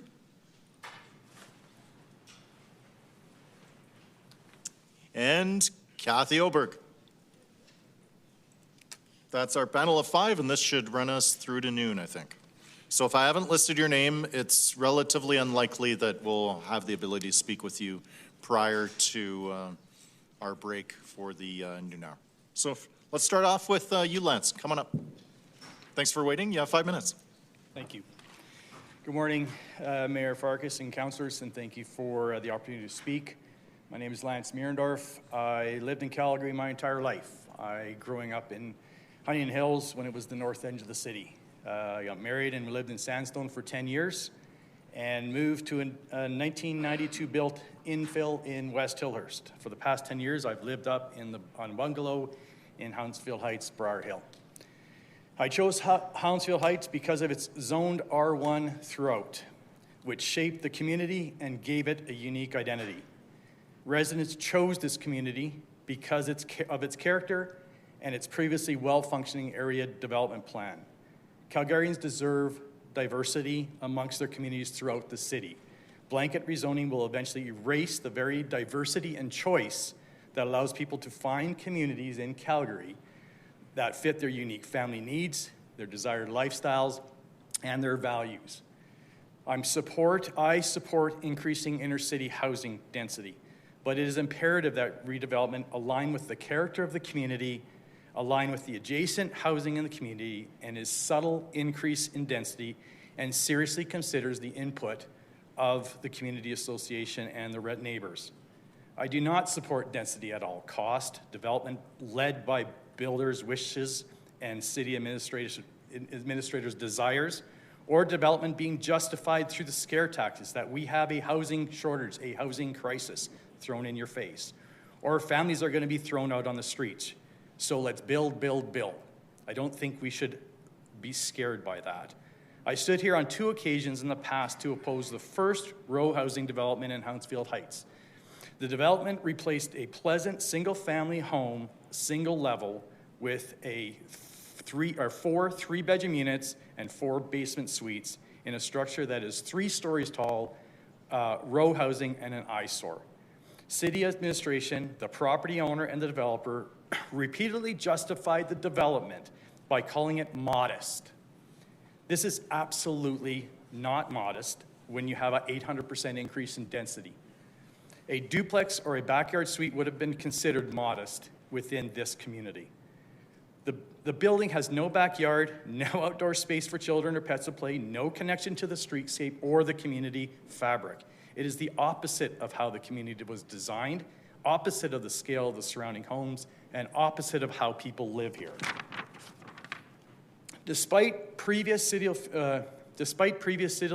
officials with the full support of builders dictating to Calgarians that there's an overwhelming need to address the city's housing shortage, the housing crisis, this 8-unit building was completed January.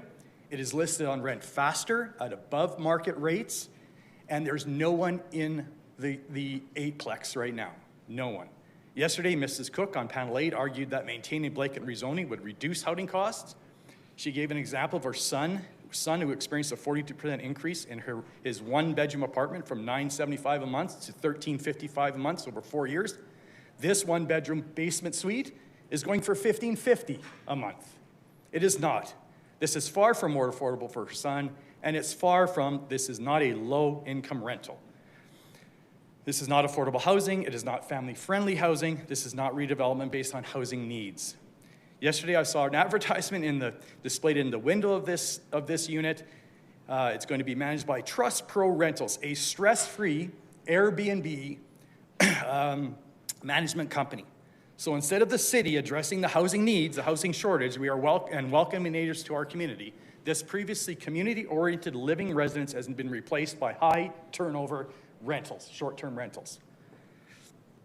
I've described this one example, but I can predict that this situation will be felt throughout 2026 as the 1,100 townhome and row housing permits that were issued in 2025 are finally completed and on the market. That's what you're going to see, I believe. Lastly, I understand that the major driver behind the blanket rezoning was a desire to access federal funds.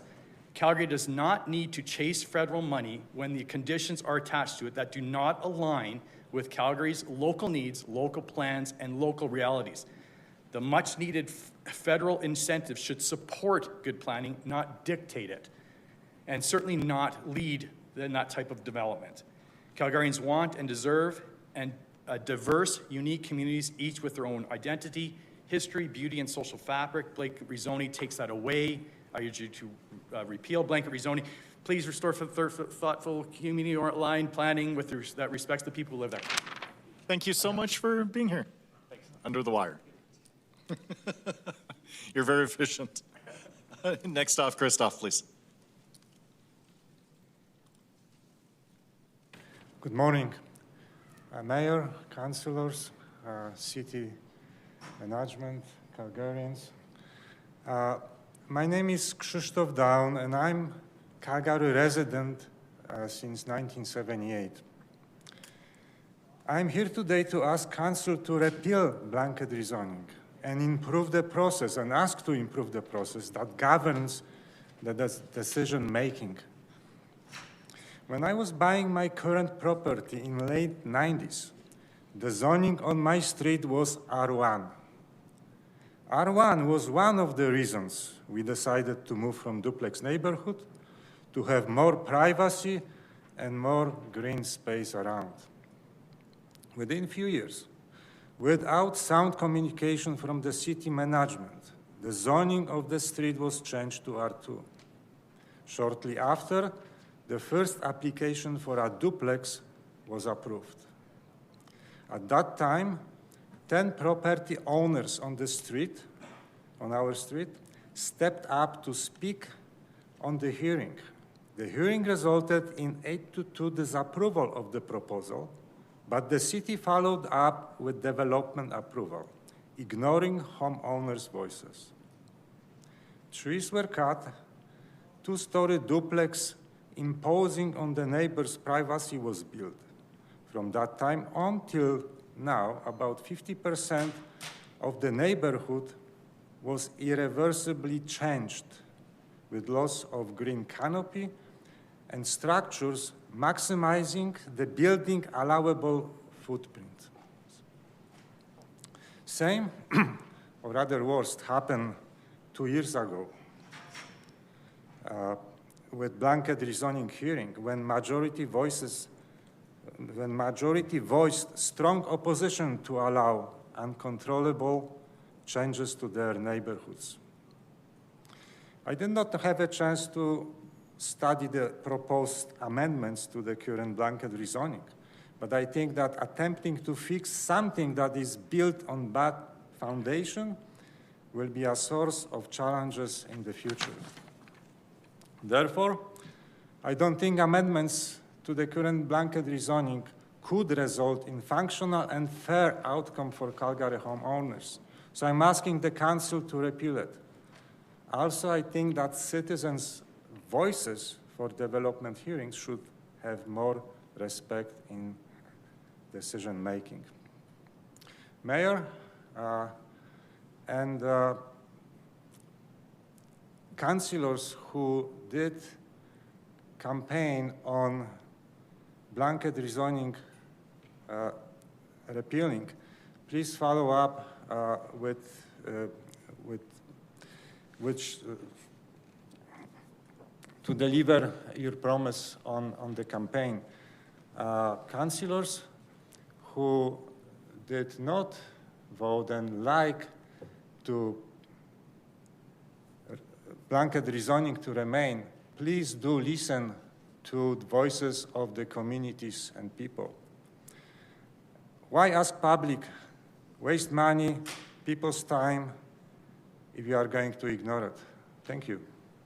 Thank you so much. Next, we'll call on Leslie Evans, please.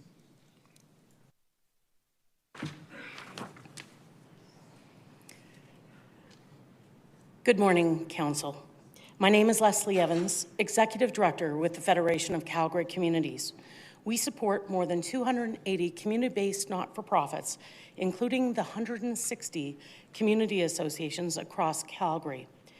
We support Calgary's largest volunteer movement, 20,000 strong. March is Community Association Awareness Month, so I encourage all of Calgarians to be part of it, something unique to Calgary. For Council's reference, our role today and in general is to help communities understand city processes, participate in good faith, and work to ensure that their input is being heard and used fairly. For Council's reference, our formal letter and the results of our survey of community association boards are included in attachment 31, the very first entry. I'm happy to summarize those should you ask me questions. I have chosen to make my remarks today about the process. I want to be very direct. Confusion is real. You are likely hearing many comments framed as repeal or no repeal, and very few comments about the exemptions or the RCG amendments. That is not because communities don't care. It is because many people still don't fully understand where those amendments came from, or they have not engaged their residents on all three aspects of what's being decided. They only engaged on repeal. I'll start with the city's own notice and website, because that is what most residents relied on. That information says council is considering a bylaw that would bring back low-density zoning before 2024, make some exemptions, and change rules in the RCG and low-density districts. From a community perspective, this sounded, as did the title, repeal of blanket rezoning, like a repeal or no repeal decision, where zoning would simply revert to what existed before, as would the land zones. This framing matters because it shaped how community associations talked about this with their neighbors. From the Federation's perspective, this created three process problems. First, what is being decided is more complex than it appears. Through our dialogue with members, we noted that they are talking about repeal or no repeal, yet we saw three distinct areas: whether to repeal citywide rezoning, which projects or applications would be exempted and when, and what new rules or amendments would be made to current RCG standards. We sought clarification on the three bullets from various offices. We sent this clarification out to our network so it became clearer this was a package of decisions. We then started hearing boards say, we support one part but not the other parts. Others said that the clarification created more confusion. Many stayed focused on repeal or no repeal because that is what they had already engaged their residents on. At times, even we questioned our own understanding of the motion at hand. Sadly, we did not see clarification on voting. Is it one motion or is it multiple motions, three maybe or more? To be honest, I think the majority, including myself, assumed each would be called separately. I now understand, based on yesterday's opening presentation, that this is structured as one motion, not a series of motions. Second, the public submission form makes this harder. The form asks people whether they are in favor, opposed, or neither on the issue. But what is the issue? If someone opposes blanket rezoning, are they in favor because they support repeal? What if they want to keep blanket rezoning, but also want stricter RCG rules? There is no clear way to express their views. As a result, residents are pushed to a yes or no answer, and statistics generated, even through the decision itself, is much more nuanced. Third, communities are engaging after the framework was already set. Council directed administration to bring forward one bylaw with those components. There was no discussion on the RCG amendments. Finally, I want to address the idea that notice was plain language. I say this respectfully. If after 20 years of working with communities and within the system, I cannot explain to my members what they're being asked to support or oppose, then the issue is not public understanding, it's process clarity. To be clear, the Federation's not asking for a delay here. We're just asking for the public record to note that this decision has multiple parts, that yes or no form cannot capture the complexity of what's at hand, and that clearer communication and earlier engagement matter for trust. Clear process doesn't guarantee agreement, but clear process makes trust and working together much harder. Again, I'll be happy to answer questions and summarize my letter and community perspective if you should ask. Thank you. Thank you, Leslie. Don't go far. Next up is Nadia, please. Your Worship, can we change our order? Can I go before Nadia? I think that's allowed. That's allowed. Okay, thank you. Good morning, Your Worship and members of Council. Thank you for the opportunity to speak today. I'm Kathy Oberg. Although I am an established area resident for this presentation, I'm wearing my Chair of the Build Calgary Region hat, speaking on behalf of Build Calgary Region members. And I'm joined by Nadia Friesen, who will be speaking more directly to the recommendations. Build is a nonprofit organization representing members across land development, redevelopment, home building, commercial and industrial construction, including builders, renovators, developers, trades, suppliers, engineers, architects, and planners, and other building professionals. I want to begin by saying we wish to work with Council to enable a full spectrum of housing for Calgarians and future Calgarians. Calgarians care deeply about what happens in their communities, in their neighborhoods, and certainly on their street. Reintroducing a public hearing process is an important step to build trust and ensuring people feel heard. At the same time, it's important that we find balance. Calgary is a great place to live. We have people moving here to build a life. We have kids growing out of their parents' homes, seeking their own places. And we have multi-generational living become a more desired outcome, as affordability also has restricted the availability to own a home, as well as an aging demographic with limited care options. The latter requires a little more flexibility and opportunity. We need to understand today's concerns, but also think about the long-term needs of our city. Housing policy is not just about buildings. It's about our economy, our workforce, and the future of our city. If we restrict options too tightly, we risk limiting growth, driving up costs, and making it harder for future Calgarians to find a place here. So we have to ask ourselves, where do we want to be in 5 years, 10 years, even 20 years? We need to ensure we're able to realize housing across the entire city. Is there an opportunity to provide gentle density and give an opportunity for public engagement for developments that are less gentle? A balanced approach could look like this: maintaining the RG district in the developing communities, allowing for multiple suites and housing options, maintaining RC zoning in our established communities on corner lots, allowing a secondary suite and a backyard suite on the same parcel, while perhaps introducing a new district in established areas to guide respectful, contextual townhome development. This new district could ensure there's adequate parking when the lots are not close to transit options, front setbacks that preserve sunlight in backyards, modest building heights aligned with existing single-family rules, and thoughtful privacy measures such as obscure windows, trees, and screening elements. This kind of framework respects community character while still enabling gentle density and increased affordability. This is not about choosing one side over another. It's about finding a path forward that reflects the values of our community, supports our economy, and ensures Calgarians remain a place where people can afford to live, a city our kids can afford to live in. Let's work together by finding an outcome where residents still love their communities, but density is brought in that meets the needs of a growing city. Council, you have a large task ahead of you, and industry is here to support the path that you choose. Nadia will now get into some of the specific related recommendations, and both her and I will be available to answer questions at the end.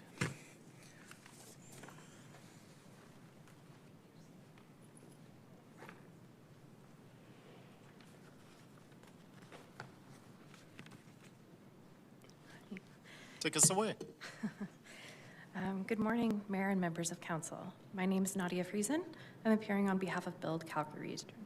This is my first time speaking to Council. It's different being on this side. Okay, so Build's interest in this discussion relates to housing delivery outcomes, process certainty, approval timelines, and the cost of delivering housing supply. From Build's perspective, land use bylaw amendments and related policy initiatives are most effective when they reduce avoidable time and cost and provide clear and stable direction for applicants and homeowners who plan projects in good faith under the rules in force at the time of that application. If Council changes, repeals, or replaces zoning bylaws, please consider the impacts to the developments currently under review with administration. Transition clarity, including timelines, effective dates, and clear direction on how past, current, and future applications would be treated, so compliant applications submitted under an approved bylaw can continue to be processed, is appropriate. This is in Attachment 7, and we look for Council's support. Separately, Build notes that several land use bylaw initiatives adopted in the past 2 years through extensive collaboration with administration and approved by Council were introduced to improve housing delivery and affordability. This is in Recommendation 5. We kindly request that you vote positively for Recommendation 5, as it has very serious implications with housing delivery and timelines in new communities. Build has also identified several items aligned with the City of Calgary's Home is Here strategy that were approved on the same day as blanket rezoning. So these bylaws were in Attachment 4, CPC 2024-0213, and they should be retained, not blanketed in with the row house approval. So for example, allowing permitted use row towns in RG, suite parking flexibilities, and allowing both a backyard suite and a secondary suite on a parcel where applicable in RG. For many, the dream of a single-family home is still important, but that doesn't mean it has to be the only option. Secondary suites have proven to be a practical and flexible solution. They increase affordability, support multi-generational living, and provide homeowners with additional income something that can make the difference in between a mortgage approval and financial stability. Some parcels afford the opportunity to have multiple suites, and some don't, based off of the lot size, the bylaws, and the building codes. So we are finding our membership is utilizing the multiple suite option in some areas of their communities where bylaw rules permit. If it's removed from the bylaw, it will have an immediate impact on some of our members. It should also be noted that about 40 to 50% of new single construction builds include basement suites at the time of the initial build. So the recommendations before you do not allow provision for multiple suites. It will be lost with a full repeal, and it affects both RG and RCG parcels. As mentioned, they were approved on the same day as the blanket rezoning repeal and their housing strategy items.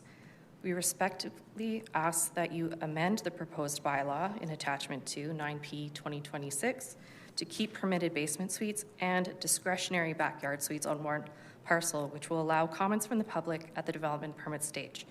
Should council feel it's appropriate, we'd like to offer another option.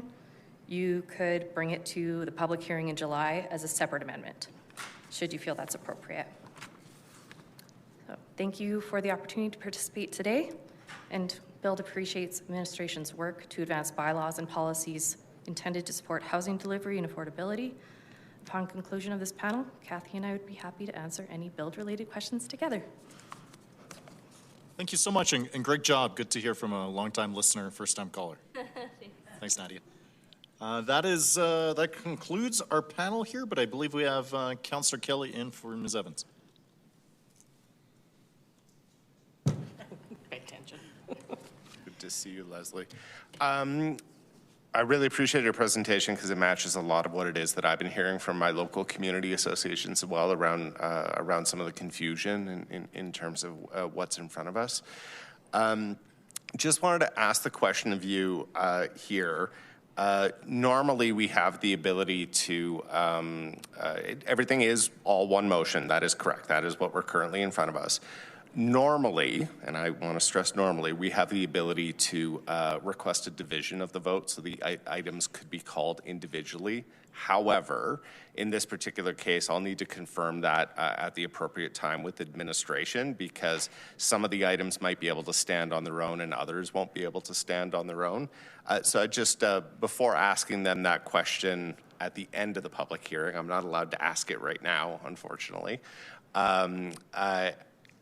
Would that be your members' preference to see as many of those that are able to be called separately, or is your preference to see it all called as one motion? Well, thank you for the question. I don't know, because that was never asked. What I do know, and we did a survey, we also combined all the feedback from a variety of different conversations from the Mayor's Forum that we had, and put together 2 documents. And so in the survey, it was interesting that 61% of the communities that did reply, and the number's still the same, the survey's still open. I reran the stats, and it's pretty much mirrored what I included in the package. 61% were absolutely in favor of full repeal and wanted everything to go back to August 2024. And so, and they don't want a whole bunch of side motions and amendments on the floor. So that was very clear. 11% don't want a full repeal, but we would like some reform on RCG and such. So I'm unclear if all 11% that acknowledged they were against repealing would actually want some reform. And reform is where the conversations need to, it needs to be a collaboration with industry, with administration, with community, because everyone is affected by this. So I think, to answer your question, the majority, and I would say our community associations are conservative in compared to the public. You know, so that they're trying to be, you know, reflective of the interests of their members. So 61% full repeal. So I would say if it's one motion, our members would say repeal it all, but don't stop. You've got a new set of RCG, which is going to cause lots of confusion because some of them are still on the old RCG, maybe some new, 8 new things. we need to fully reform it before the land use bylaw comes through, or it needs to align to that, because all this changing and adjusting multiple times since 2022 even, RCG came in, I believe, 2014, and it's a moving target, these amendments. So I think they wish to actually be engaged on that particular issue in detail because they have lots of lived experience. Not a direct answer to my question, but perhaps an even better answer than an answer to the question. I appreciate that this is complex, and what I'm hearing from you to confirm is your members don't want us to stop here. They want us to engage further on what better could look like. Is that a fair characterization? Absolutely. Thank you very much, Ms. Evans. I appreciate that, and I will ask that question of administration to get that clarity when we arrive at that point of the hearing. Thank you. Thank you, Councillor Kelly. Thank you. Councillor Prandtl-Zophoulos, please. Ms. Evans as well. Thank you so much for your service, and thanks so much for the submission. I really actually enjoyed that. You took a fairly unbiased approach. You went and talked to your members, and you declared and showed the facts and where there wasn't. So I actually really am very pleased you took the time out of your day to come present as well. A lot of the conversation has been around communities, LAPs. Can you just sort of speak to that? The process, some people have expressed wonderful situations, some have said it was sort of terrible. So maybe just start from there, that whole process, and then it'll sort of feed into where we're going later on and how critical LAPs are. But maybe just start from that, from your membership's perspective. How's that process been? Sure. The LAP process started off to be quite a welcomed addition because this was meant to target small areas and get them together to have real input. And I think, you know, it was set up to be quite an engagement process, and, you know, I think the learnings informed how it was going to go. Unfortunately, I think people ended up in larger and larger, and I mean, the North Hill became not 4 or 5 or 6 communities, but like, I can't remember how many, 13 or 14 communities. And the nature of it became more like blanketing one policy over a large area. So I think we have to go back. I think there was 32 or 34. I'm sorry, I'm a little rusty on it. I didn't come to speak to LAP. But I think we need to go back and look at what is realistic, because I realize putting them all together, efficiency, but we're losing community character and perspective when it becomes so large that we no longer can talk about in like a small area. So, and when I say small area, 4 or 5 communities. So I think that's one piece. I think the other disappointment is they get it done and there's already amendments to it. So it's brand new and then there's amendments. And so it really discourages volunteers that might have put in 2 years or more into a process that doesn't provide certainty for them, or is unilaterally amended because a decision has been made that doesn't align to what they thought they all were doing in a process that is relatively new. So they question the purpose. I think in principle, they all speak to wanting their own LAP for whatever area, but being thoughtful about those areas. I really appreciate you saying certainty. I think almost every panel has a conversation, whether it's industry, for or against, to bring some certainty there.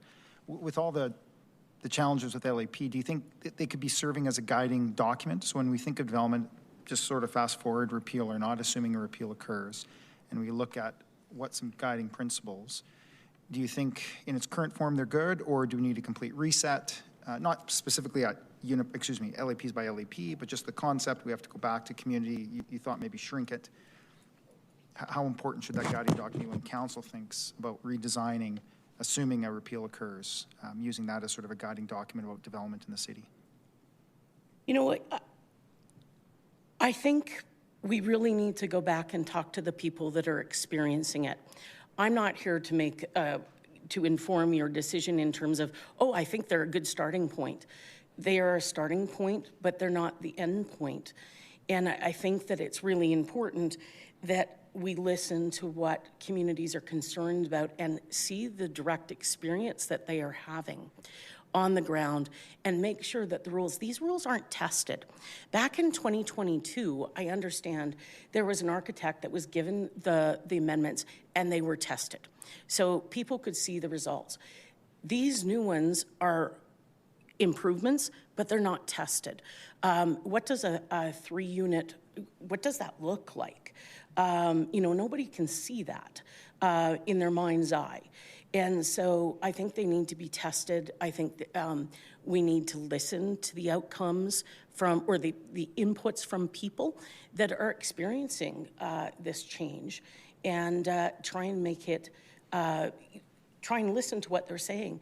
Having good dialogue doesn't mean we always agree on things, but at least we understand each other. I really appreciate the data that you put in, board positions by community location, attachment 31, page 10, and basically outlining inner city. I had a couple questions about that before, but you're able to quickly sort of address that. A big suburban, lot missing. It looks like established mature 18, very clear.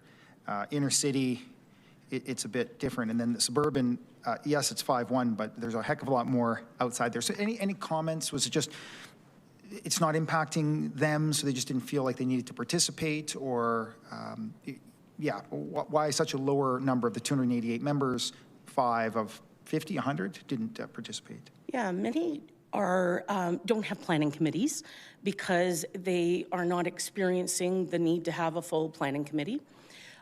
Those that are engaged, some of them talked to me and said, we're not sure, we haven't had a conversation, which is like that 21%. Some of them were very concerned about funding. And, I heard comments from some communities very southeast that they're happy with their development because it's more, it's planned. And so it makes sense to them, but they have concerns about transportation and garbage and like things that this is not about today. And so they'd rather talk about those things than spend time on something that they have master plan communities. They're good. Right now they're not affected. And in all likelihood, they won't be affected for another 50 years. So they choose to not engage because if you've ever sat on a volunteer board, it's a full-time job. And so you have to sometimes pick and choose what you're going to engage on. And out in the suburbs, they're more interested in engaging around, things that bring community together and organize around neighborliness. In your commentary, I like the quote. It said, residents view repeal as a necessary reset, not a comprehensive solution. And that was very telling to me. Maybe just speak to, recognizing later you say don't make amendments on the floor, I'll come back to that. But, what sort of changes, comprehensive solution, like what sort of things are you hearing? What's an important, what we had yesterday, what we have today, and what we need tomorrow? If you could sort of a couple, 3 things that post, assuming a repeal, what are sort of the top 3 things, if you will? And I can't speak to specifics because that is not the level that we are at. But what I know is they want to be part of the discussion and they want to help shape the future of their communities. So that is the first thing. They need a voice back at the table. And community associations, while they've been labeled as many things, are a very important infrastructure in our city. In fact, they are some of the most engaged people in your community. And if we don't listen to them, we're missing out on a huge segment of well-informed folks. They want predictability, and they want to understand sequencing and planning. They're not, I clearly can't read a set of council minutes and understand it's one motion. So, we need to also be very clear. So we need to help them understand. They want built form outcomes that don't feel abrupt and out of scale. We talk a lot about quality. They're very concerned about people living terrain below the first floor, and their only window needs a ladder to get out of. They're very concerned about quality of life for people. And so that isn't against densification. That's about thinking about neighborliness and quality of life. And they're really concerned about land assemblies and layered permissions. Sorry, say again, land is concerned? Land assemblies. Thank you. Where a developer might buy 4 or 5 blocks, and then what would have been 8 units, you know, it just compounds. And it just becomes so out of touch. And I think the bottom line is the erosion of trust. And again, with a system that isn't clear. And, you know, that's why I chose to speak about process today. I was fully planning, here's my prepared speech on my letter, but I rewrote it. And I talked about process. I think trust is such an important thing that we all need to get back to the table and have honest conversations. I believe that most of the reasonable people that I work with want to see progress. They're not adverse to density. They want quality. They want quality for their new neighbors. They want green space. They want trees. I just want to explain this quickly. When we say trees are being lost, they're talking about private trees. So as long as the city says, we have a tree policy, it feels like we're not listening. The tree policy is for public trees. They're concerned about the private trees. We do not have a policy on private trees. So that's the disconnect, keeps going. Okay, so that's the conversations that we need to get back to. Maybe just finally, it dovetails sort of beautifully into a comment here.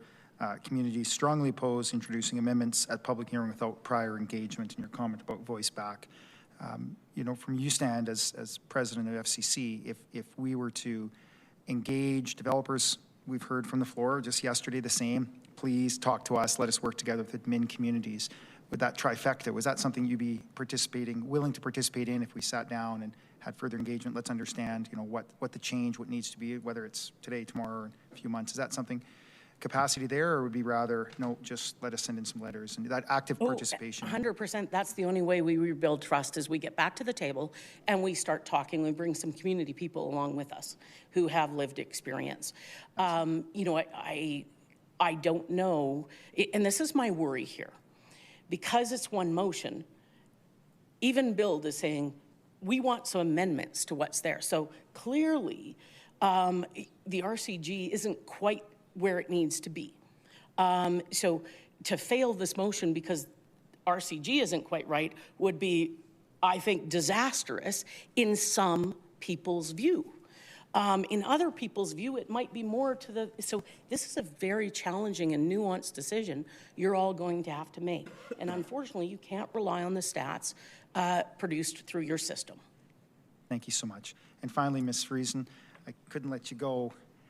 Your first time speaking at council without, thank you so much, Ms. Evans. Thank you. Speaking at council without just being asked a question or two. Your comment about, we just spoke about amendments, you know, adding and instead of or. Parking. I think almost every single person that stood up and said one of their concerns about development in their community, the densification, comes down to parking. And the 0.5 to 1, there's 81 or 82 communities that have the 0.5 override, the suites, 0.5, et cetera. So just maybe speak to that. What is, from a developer perspective, the thought that if we add an and, which allows a basement plus garage plus the units and densification, from a parking perspective, how does that work? Why does it work from a developer perspective? And what do you say to community to that point? I'll let Kathy take this one. Sure, give her. Sure.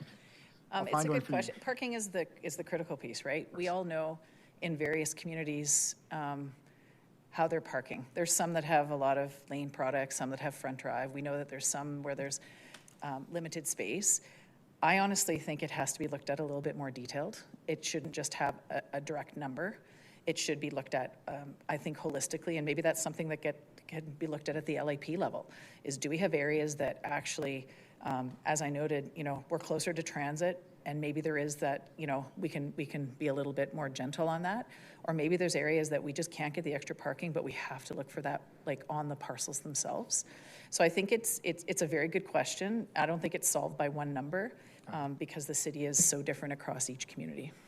Got it. Do you think that adding the and or the or, specifically that proposed, or, you know, request for an amendment, does that, in my mind, it adds to the problem? You're adding another unit at 0.5 and you round up or down. I don't know what the math would be. That's a very interesting question because I think it's also very contextual. I'm personally living this, and I'll express this, no build hat. I'm faced with a chronically ill child where I'm looking at a multi-generational living. And I was very surprised when you get to the bylaw levels and the building code levels of just some of the various restrictions that come to play on various lot sizes. So you can make some of the combination work and not work. And so I think it's a little more nuanced in that respect as you go to each parcel. So that I think the flexibility of if you can make it work, and so I'm personally building one for my daughter and my son, and I've got room for a parent, but I'm able to park 3 plus a parking pad. So in my situation, I'm able to kind of look at that holistically and meet the rules. I think the and pieces, maybe it won't work, and maybe it's just one suite that you can make it have the opportunity. So I think the flexibility is great because there's going to be some situations where it'll work, and it's not going to work everywhere.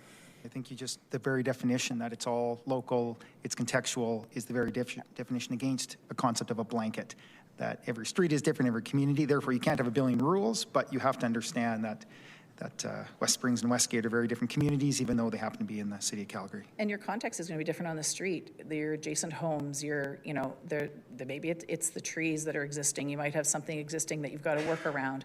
I think it's something, it's looking at, I'd say, probably the policy level that gets you a little bit closer to some maybe very specific rules within an area. And then when you get to the parcel, then maybe there has to be that, discussion. Maybe fast forward, assuming a repeal occurs, asked a colleague at FCC about LAPs and if guiding documents. We did hear so many get amended 3 months, 6 months later, we get it approved. So maybe just talk through that. If we came out of it and that was a little more teeth, how does the builder community think about that? Do we need a complete reset, or how would you, if they had a little more teeth and we were to sort of lock them down a little tighter post? And Leslie commented on this. LIPs are interesting because you sometimes don't get everybody out to talk about it. And we've had calls where, hey, I've got this parcel and I didn't even know there was an LAP. I didn't get involved. And then you're looking at some of the policies, looking to see if there's potential, improvements that you could make. And I understand it. You don't want to see policy amendments, right after you approve an LAP. So I think there is some level of complication there in trying to have the biggest conversation that you can, because you're going to have those that are just not involved. So it's a tool. I don't, I'm a planner, so I look at tools as tools that have, if there's a better outcome that can be collaboratively talked about. I don't see a fear in opening up a policy document to have that included, but I think it has to have the dialogue to go with it. Thank you so much. Thank you, Mr. Chair. Thank you. Councillor Bowness, please. Thanks. Don't go in here.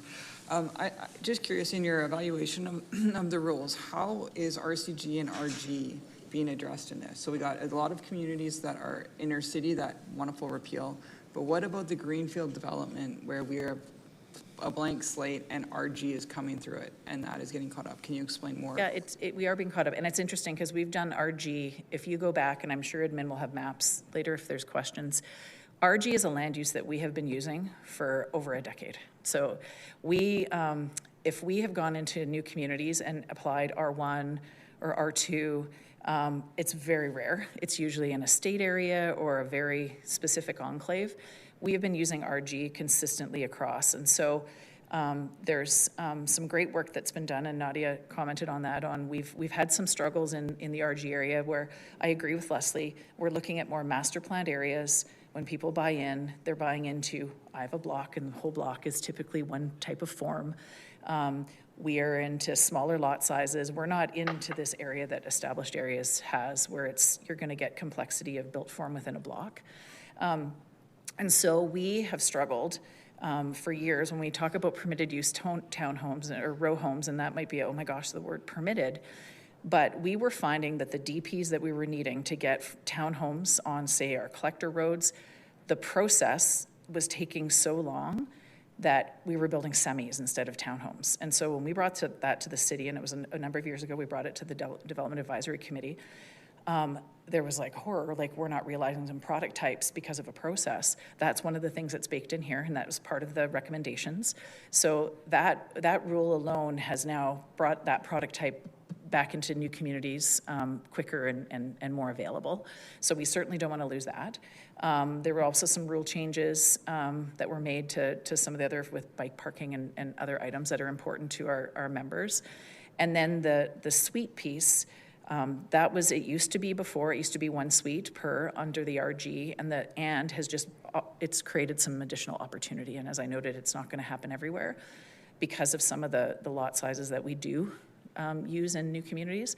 And so, yeah, we're kind of captured in, and I think from an RCG, and I think it was Mr. Bergman, I think that was his name, he commented that we don't have a lot of members that are in that space, and that's true. We're not going to deny that, and so I think the CISPA group is probably better to speak to some of those really detailed issues around RCG.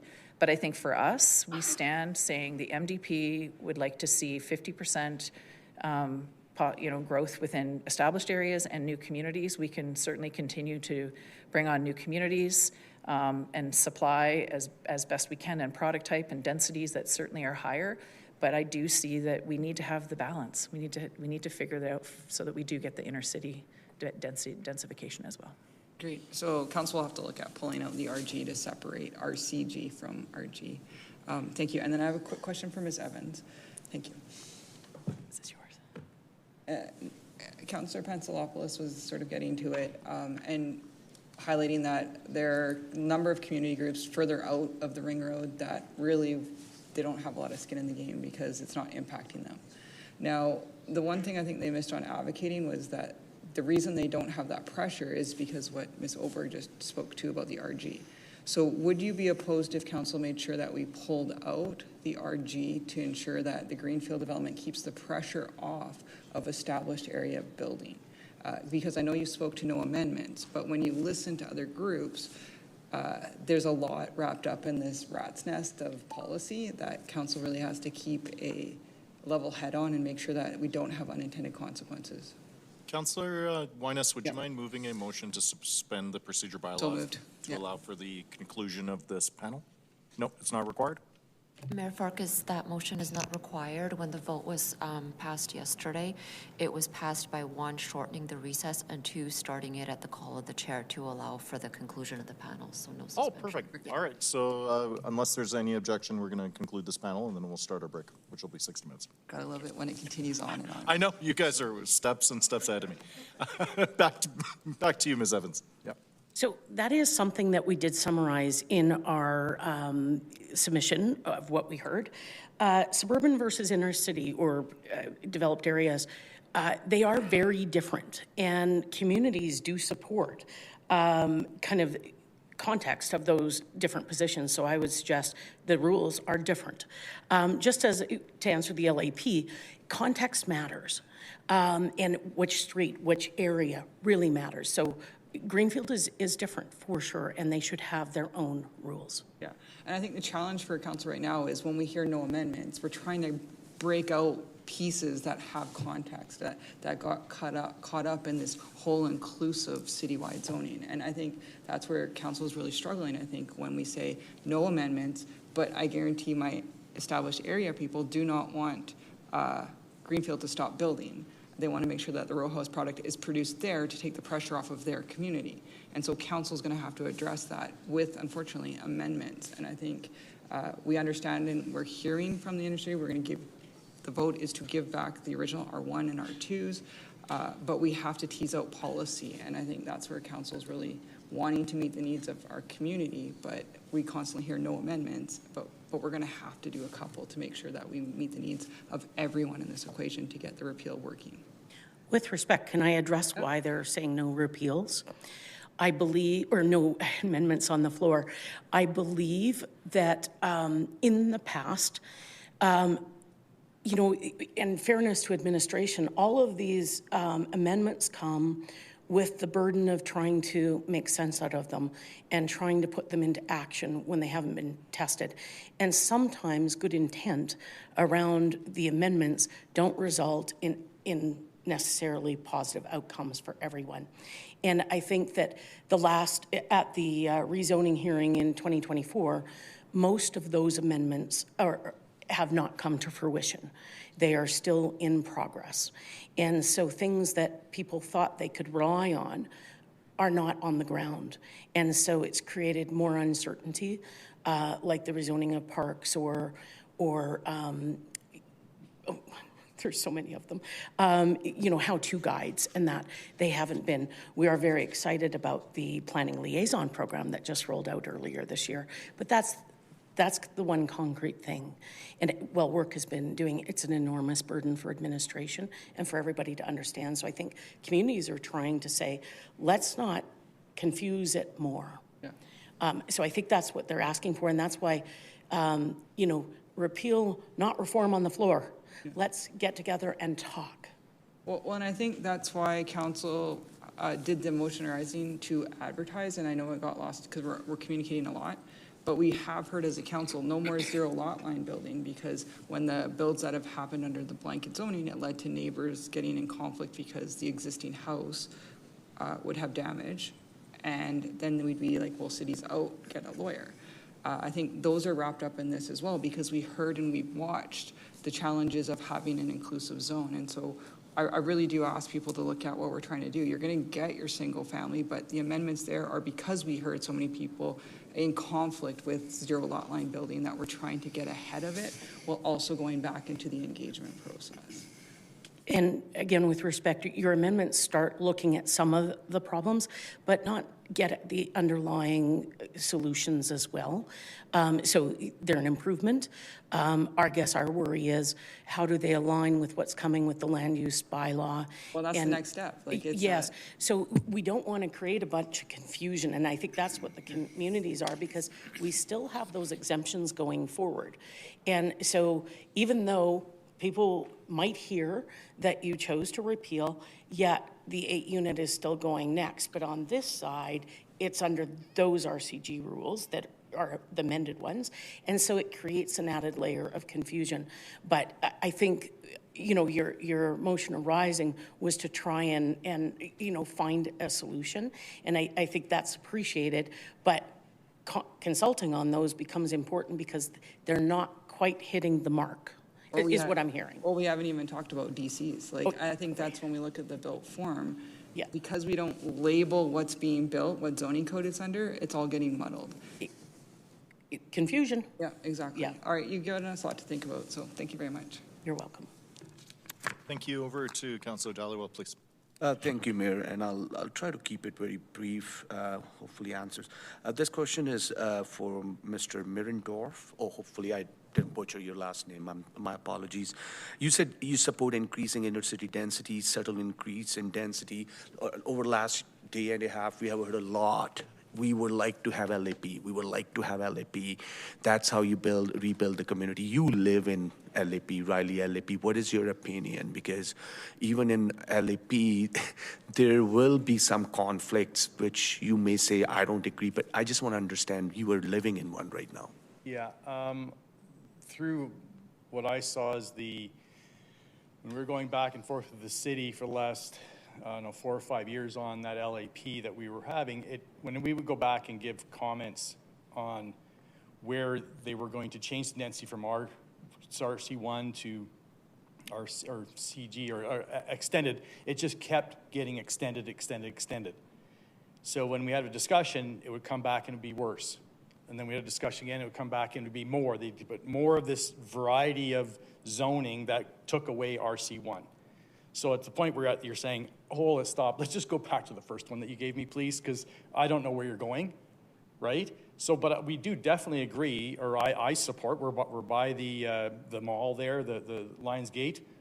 You do support, of course, areas that are within those high street zones or high car zones and those thoroughfares to put additional density there, of course. But when you stick it in the middle of the community, which even the development that I was talking about earlier would have not been done under that LAP, it would not have been approved. but maybe it would have because they were continuing to expand where they were going to change what you're allowed to build. So again, I support the density, but when we had RC1 for the extended period of time on the entire community, and now we've got an 8-plex that's going to be an Airbnb, it doesn't make sense to me. I don't know. Because I don't know where you live, but when you look at the LAP, Riley LAP, inner residences, they are neighborhood local, and they could go up to 3 stories with variety of housing, which could mean row houses potentially. What I'm trying to understand is you're against this blanket zoning, but I'm understanding you may also be against LAP. So what do we need to do differently that we are having more amenable solutions for residents and not just one policy after another policy, councils change, commitment to repeal it, next council comes in? I just want to understand. Yeah, I think if I can go back, when I moved up there 10 years ago, there was consistency. There was uniqueness in the community. There wasn't this, oh, let's change, let's take a fresh look and continue to say that, oh, we can build higher, more, you're closer to the C-train station, so you can build higher. Okay, well, the next time come back, well, actually you can build a 12-plex or even a higher. Like, it's changed over time. When I was there 10 years ago, when I moved there, the reason why I moved there, it was consistent. It was consistently zoned. You knew what you were getting to be developed around you. Now, I know that you want to increase the density, but increase it by a duplex. That's a 100% increase if you're putting from a single RC1, R1 to R2, I guess, is the other zoning, right? So consistency, not fundamental disruptive change. I don't know how more to say it other than, you know, it's to change from RC1 to fundamentally something that's completely different, that you feel like you weren't even, like it was dictated to you. It's, oh, the builders, I mean, like I said, you've got 1,100 of those townhomes that are coming on, and I don't know what, you know, I see them north of on 16th, over 16th behind Home Depot there. Oh my gosh. I walk in a corner, there's 32 houses coming on. They're not, what's it going to be like? So, I mean, I know I'm not addressing your question, but I'm looking as a resident for consistency. It was consistent before. It's been fundamental change for the last 5 years, this fundamental change. So. Okay, well, thank you for your perspective. And my question is for Ms. Orberg. Can't let you go without asking a question, right? We just heard master plan communities. I heard it's an outside-in process. You bring them into city administration. LAPs are opposite, inside out, where I see there's sometimes conflict, like we just heard from the gentleman, that we didn't have enough input, things have changed. I just want to understand very briefly, because lunch, they're waiting for lunch.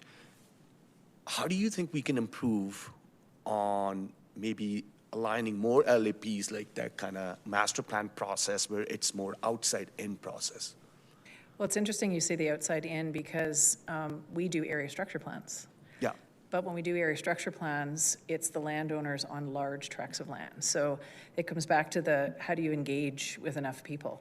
So when we do area structure plans, so for example, there's one happening in the north central, and there's probably 15 landowners, as opposed to you go into these LAPs and you have thousands of residents. It's a difficult task. They once had area redevelopment plans. They had their policies in place, so they had their initial structure looked at, many of them 30 years ago, 35 years ago. And I think that's, you end up looking at policies at a higher level and trying to, I know we've got nodes and corridors. I'm certainly curious how, as a planner, how you would have the conversation about adding the density within the community. I don't think it's going to be an easy conversation, and I don't think you're going to have everyone engaged. So I don't know the answer. Do you go I mean, do you have to start to look at a different level of principles? So as we're talking, they originally came with the nodes and corridors. Do you now look at other very contextual areas, walking distances to elements? We have amenities that exist within these LAPs, no different than what we do in new communities where we have walk sheds and we want to have, you know, we have I'd say a more finer grain look at nodes. When we do area structure plans, it's based off area, and maybe we have to go in and it's calculations and it's actually deciding what some of those other elements would be, but it's not going to be an easy conversation. Well, I know. Yeah. Because I was more focused on outline plan process, where Yeah. we have mostly nodes and corridors, put RGM product there, and then RG into the end. And a lot of it is spacing. We have these elements within a quarter section, and I spoke about that at a hearing a couple months ago, where when you look at a quarter section of land, we typically have areas that are more dense, and we have areas that have amenities if they can, and we have park space, and so we might have to just be looking at these, and we do have all those existing features right now within our communities. I think the hardest part is we're now putting them together. As admin will probably also agree, we're putting 10, 12, 13 communities together to try and put those elements together. But it's I don't have the answer. I'm hoping that through the course of this week, and administration might have some perspectives on it at the end as well. Yeah, because I'm going to wrap up here in a couple of seconds, because when you listen to Ms. Evans, that's kind of concerning to me when residents and community associations are saying they don't understand this, they don't know what is happening, and we have 360 people signed up compared to 765 last time. Is it because they don't understand the process, they don't have a belief, or they don't know what is coming out of it? It's hard because, and believe me, I sat on my community association for a brief amount of time, and I sat on the Beltline Community Association. You have volunteers that sit in these positions that the volunteers will get educated, and then they're trying to also educate their residents. And we've seen situations where when residents don't align with those sitting in communities, and sometimes they're removed from communities or from those boards and those positions. And so it's difficult because we're trying to educate kind of through a couple different levels. Maybe it's more education. You're still going to have probably positions, but I think kudos to all the volunteers that do sit within the community associations trying to I was shocked when I heard previous panel and how many items that they're getting through their community association. That is crazy amount of development that they're trying to do as a volunteer position. So maybe we have to educate better and kind of work our way through. But at one point, you're going to have probably the spectrum of those thoughts within a community. Great, thank you so much, and thank you, Ms. Evans. This is indeed CA Volunteer Month. So thank you to all the volunteers around the city, and especially in Ward 5 for contributing to the CA. Thank you, Mayor. Thank you very much. I think that's it for this panel. We are going to break and come back at 1:15 with panel 16. So starting with Alan Berg, Fianna Coldridge, Robert Howland, Lorna Johnston. If you were on one of the panels before panel 15 as well, we'll call your name at the start at 1:15.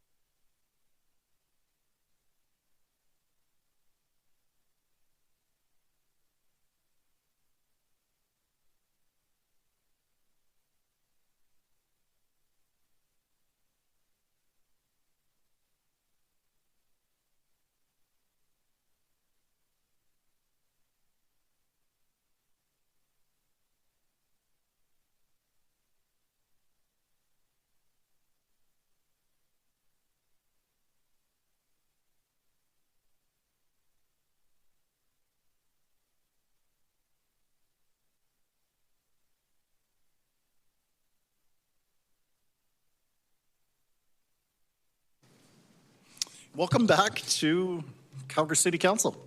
Madam Clerk, please call the roll. Thank you, Mayor. On the roll, Councillor Schmidt. Councillor Tyers.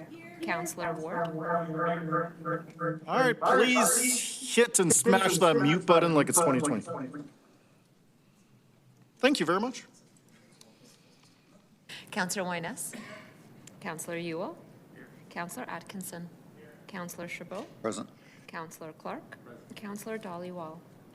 Here. Councillor Jameson. Present. Councillor Johnston. Here. Councillor Kelly. Present. Councillor McLean. Here. Councillor Pantazopoulos. And Mayor Farkas. I am here. Thank you, Mayor. All right, is there anybody on the phone or here in person who is on a panel between 1 and 15 who didn't get the chance to speak? So if you're on 1, 2, 3, 4, 5, 6, 7, 8, 9, 10, 11, 12, 13, 14, or 15, and you are here but you didn't have a chance to speak earlier? Nope, all right. We'll start now with panel 16. So I'll start listing some names, and then when we have 5 people on the line or with us here in person, we will start with their presentation. So if I call your name in person, please just give a wave and start walking down to the portion behind the lectern. So firstly, do we have Alan Berg with us? Nope. Fianna Coldridge? All right, you're first. Robert Howland? Robert, come on down. Lorna Johnston? Hanita Simard? Come on down, Hanita. Lana Patterson?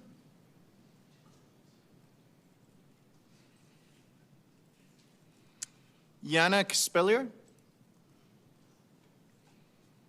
Michelle Selim? Peter Dodds? Becky Poshman? And we're on panel 18 now. Flora Gillespie? Douglas Layden?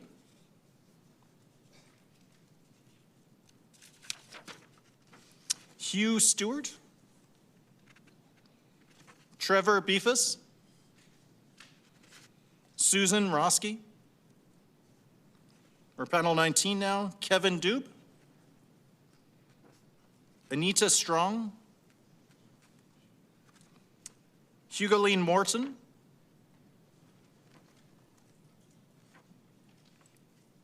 Let's go with these 4. Sounds good. Come on up. We'll start, please, with Anita, please.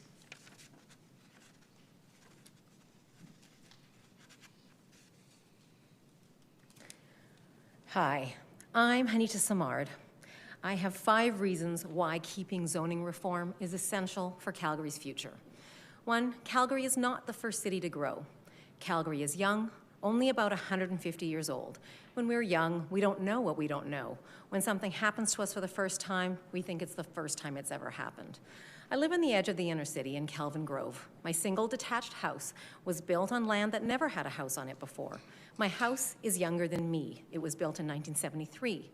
I'm just the 2nd owner and have lived in it for over 2 decades. My brother lives in London, England, a city that is over 2,000 years old. His attached house was built over 200 years ago, before Calgary was Calgary. In the early 1800s, London experienced a growth spurt. More people needed places to live, and so homes, including attached town and row houses, were built. We've all seen them. They made sure there was access to parks and schools, tube and bus stations. High streets had doctors' offices, pharmacies, restaurants, and shops so that people could easily walk to get everything they need. The mews, where horses for transportation were stabled, were converted for people to live, not for parking cars. Despite attached houses and almost no parking, people still flock to these communities because after hundreds and thousands of years, they know what matters: homes for people. Increasing density isn't new, it's just new to us. Housing is a human right. It's not about the majority. 1 in 5 families in Calgary needs a place to live, and that's because we didn't plan for growth. The Human Rights Commission of Canada says that the right to adequate housing is a fundamental human right for everyone in Canada. When you are elected as public servants, your job is to serve, to close the gaps. When people use their affluence and influence to deny housing to those who don't have a home, you need to speak up when those human rights are being denied. That's true accountability. Zoning reform addresses the fundamental human right to adequate housing. 3, upzoning. It's what grown-ups do. Before we reformed our outdated zoning system in 2024, every single zoning application was heard one by one right here in City Council. If zoning reform is repealed, that means we go back to hearing applications one at a time, which is a waste of time. 97% of applications were approved anyway, and hearing rezoning applications one by one takes time away from the real work that we need in a growing city. Calgary is growing up. That's why we needed and implemented zoning reform. 4, experts know their stuff. The city employs qualified professional experts in housing, planning, zoning, and more. For our housing strategy, additional experts were consulted. These highly qualified experts came back with a clear recommendation. Update zoning to unlock our city's potential, give more people the opportunity to call Calgary home, and set this city up for the future. Going back on zoning reform would be ignoring the advice of your own experts. 5, who do you listen to? Real leadership and service is about giving people what they need, not what they want. Listen to these 2 statements. First statement, everyone needs and has a right to a home. Second statement, some people don't want certain types of housing and people in their neighborhood. Do we see the difference between needs and wants, and who benefits? Affluence tends to correlate with influence. Look past the influence to facts from your experts and needs from your current and future citizens. It is really easy to listen to people who visit you in your office or invite you to an event, who come to City Hall, who present you with arguments that are well-resourced. It is much harder to listen to people who don't have time to come to City Hall, who aren't represented by a powerful community, who are working to survive. What steps do you take to listen to those who can't speak up, or if they do, are drowned out by those with power and privilege? This isn't about the so-called majority of Calgarians. This is, over and over, we've heard that they are thinking about their property value, sun, shade, parking, and neighborhood character. They aren't thinking about actual people who need actual homes. Young Calgarians like Abby and Chloe in Panel 14 are telling you how they don't see a future in the city, that you're working against them. But they know what we need to make the city better for everyone. More housing options in every community with various price points, landlord licensing, safe and efficient public transportation 24/7, more parks and green spaces, a city that's walkable and bikeable, neighborhood schools, amenities in each community to bring people together. Calgary is young, but we don't have to be dumb. We can be young and smart. The reality is we can't hope to build homes people need now as we grow without zoning reform. Thank you. Thank you very much. We will now go to Lana Patterson, please.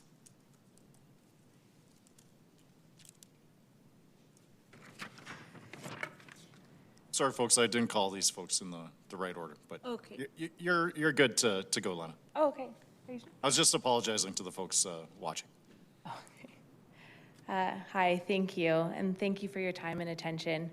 So my name is Lana Peterson. I'm the lead of Calgary Climate Hub's housing team, and I'm also a co-chair of the Calgary Alliance for the Common Goods housing team. So I'm here today speaking to you as a representative of Calgary Climate Hub, but also a citizen of Ward 14 and a mother of 2, a preschooler and a toddler. So I moved back to Calgary to Bonne Vista, as we've heard about, because I wanted to give our kids a good quality of life, and I wanted to be close to family. And we are close to family. I actually live down the street from my in-laws, and people are constantly asking me if it's tough living close to my in-laws. I actually love it. I think it's tougher on them. We invite ourselves over for dinner all the time. If you're watching, we'll be there later. I ask them to babysit so I can do things such as volunteering. But we actually really lucked out getting our house.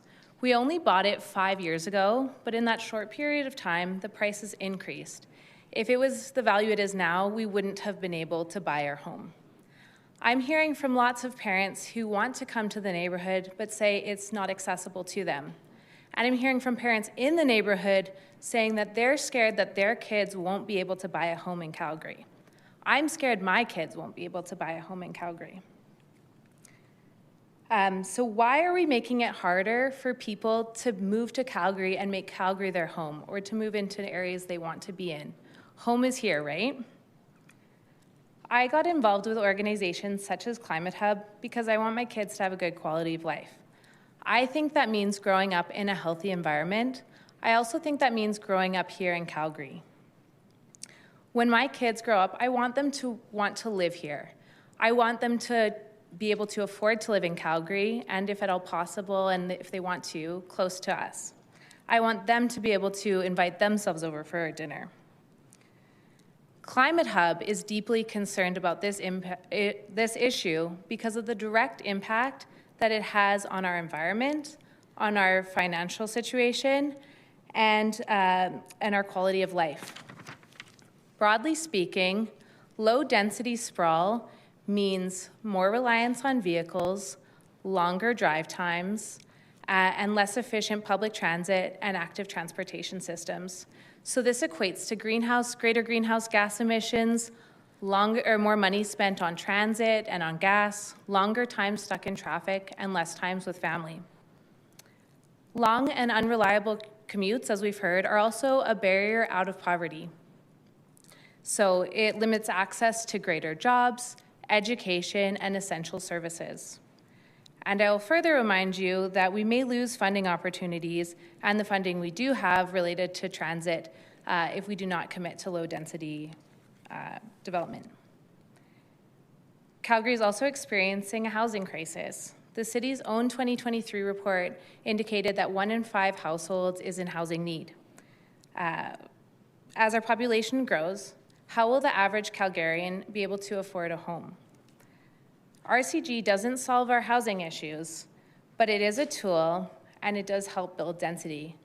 What will take its place once it's repealed? Housing is also a significant greenhouse gas emitter. Single detached houses tend to be less energy efficient than attached houses. Also, as heat waves, hailstorms, and floodings increase, Calgarians need a home so that they can safely weather these storms. Sprawl causes greater encroachment on our important grasslands and wetlands outside of the city. And sprawl places strain on our infrastructure, such as our water systems, contributing to water main breaks. We have more pipe per person than most comparable large cities in Calgary. That's a lot of pipe to maintain, no wonder it's bursting. So we urge you not to repeal without a replacement that meets the targets laid out in the Home is Here housing strategy, to commit to building gentle density, affordable housing, and the missing middle, and to launch a study of landlord licensing, because renters have paid the toll of the price hikes and will continue to feel the pressure when you decide to repeal this. Thank you so much. Thank you so much. We'll call on Fiona now, please.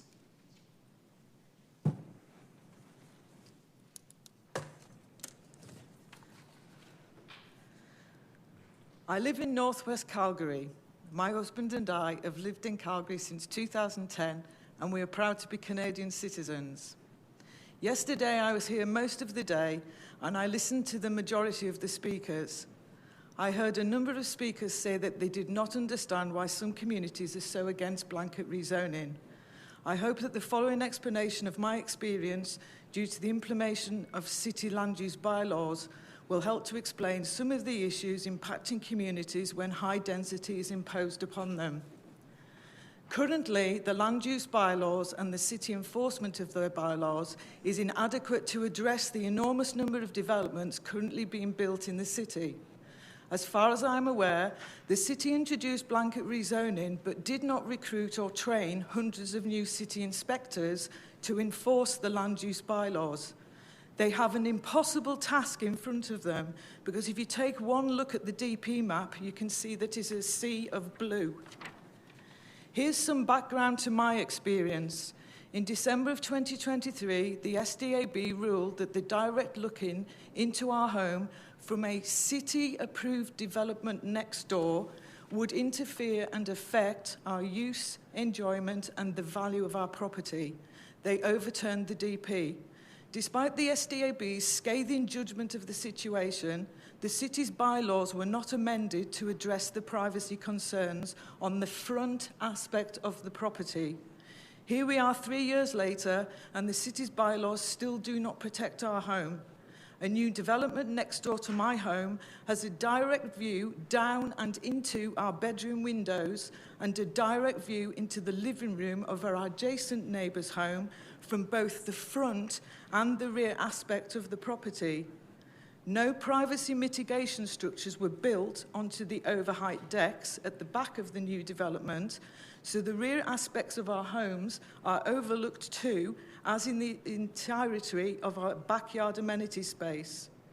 The city has refused to carry out enforcement and to require the privacy mitigation structures to be installed that were required by the development permit. In Calgary, if you find that a development immediately next to your home is not being built to comply with the development permit, the current system is that you must submit a complaint using the 311 system. A city inspector will visit the development to investigate your complaint. Despite your complaint, if the city inspector approves the development due to missing the non-compliances with the development permit, you must then plead with city management to reconsider. In our case, the city told us that a city inspector is a development authority and that a city inspector can approve changes that a developer has made to a build that do not comply with the development permit. You, the neighbour of the development, have no system of redress. You cannot appeal to the SDAB as there is no DP to appeal. You cannot appeal to the city to challenge the inspector's decision because there is no city process to do so. You can ask your councillor for help, but your councillor's staff must reply that the councillor is prevented from helping you due to Bill 50. The developer next to us sold the new properties for $1.8 million each and moved on, and we, the new homeowners, are left to battle each other due to the privacy violations on our home that the city failed to prevent. As I said, today, the city's DP map is a sea of blue. We say that the city is so overwhelmed by the number of developments it is trying to manage, the mistakes are being made by overwhelmed city planning staff and overwhelmed city inspectors. The mistakes being made result in conflict that set neighbour against neighbour. It appears that there is no oversight of the city planning and inspections department, and the city does not have an independently audited complaints process. The city's land use bylaws do not include guidelines to manage the control of privacy issues created by the density, and the land use bylaws need to be reviewed. I request that you consider reviewing the city's land use bylaws before you continue with densification. Thank you for listening to me. Thank you so much for being here with us. We'll call now on Robert Howland, please.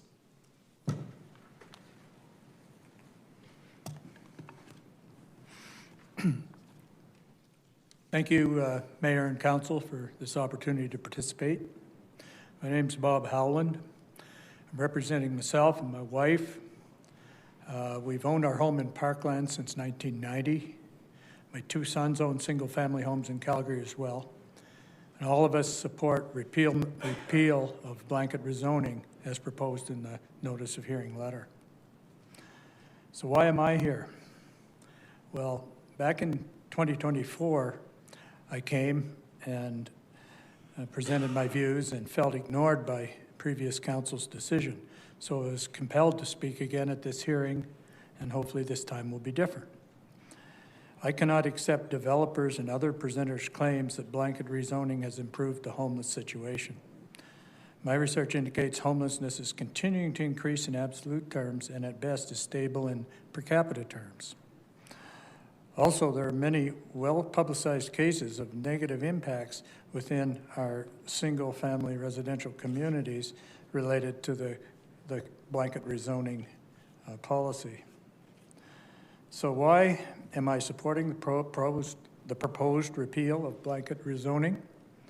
Well, since 2024, I've seen multiple examples, and you've heard about them, I think, so far in the hearing, of multi-residential structures crammed into lots adjacent to single-family homes. The negative impacts are real, and they severely impact adjacent and nearby dwellings. Previous presentations have covered the negative impacts in more detail than I will, and have covered them very well. The list includes, but isn't limited to, traffic congestion, limited parking, water, gas, and electric infrastructure overload, waste and recycling collection issues, access problems front and rear, loss of privacy, which we just heard about, visual impacts, noise impacts, three-story structures incompatible with existing communities. The list is indeed long. I also believe blanket rezoning seriously infringes on property rights and degrades existing single-family home value as more and more multi-resident structures are jammed into single-family communities. My Parkland neighborhood and many older communities have a unique character and sense of community. Zoning should respect those communities and require community support for any non-conforming structures. All communities across Calgary are unique and different. That's why citizens choose to live in different areas. Blanket rezoning with the one-size-fits-all has already severely impacted the unique fabric and character of many established communities across Calgary. So you ask, why are developers opposing the proposed repeal? If anyone in council is wondering why that generally developers are campaigning adamantly to retain blanket rezoning, it's my view developers and builders' primary motivation is maximizing shareholder profit, regardless of what they might claim about their ability to mitigate negative impacts. Sadly, city administration seems to be opposing repeal. Seems clear in the city administration's presentation they're biased in favor of retaining blanket rezoning. And it further deeply concerns me that information provided by administration seems to be causing significant confusion among those of us making written submissions and presenting to the hearing. You also, you may ask, what about the risk of losing federal funding? I acknowledge that there is some amount of risk there. That said, given housing units in Calgary, recently added in Calgary, seem to be leading the country, I would think the government in Ottawa would be a bit hesitant to pull the remaining funding. There are many examples where the government in Ottawa is using funding as a lever to impose its political agenda on Alberta. At some point, we must have the courage to set policies that reflect the preferences of the majority of Calgarians and Albertans. So to conclude, what would I want council to do? Council must have the courage to vote in favor of the repeal of blanket rezoning. Further, council must not add amendments after the hearing and going forward that result in the same negative impacts that blanket rezoning caused in the first place. And I know that won't be easy, and it's, though, very important, I think, not to get back to the same place we've been.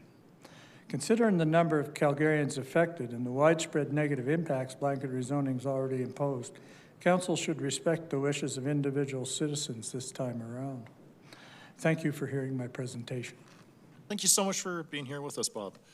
I don't see any questions for this panel, so we will move next to assemble our next panel of 5.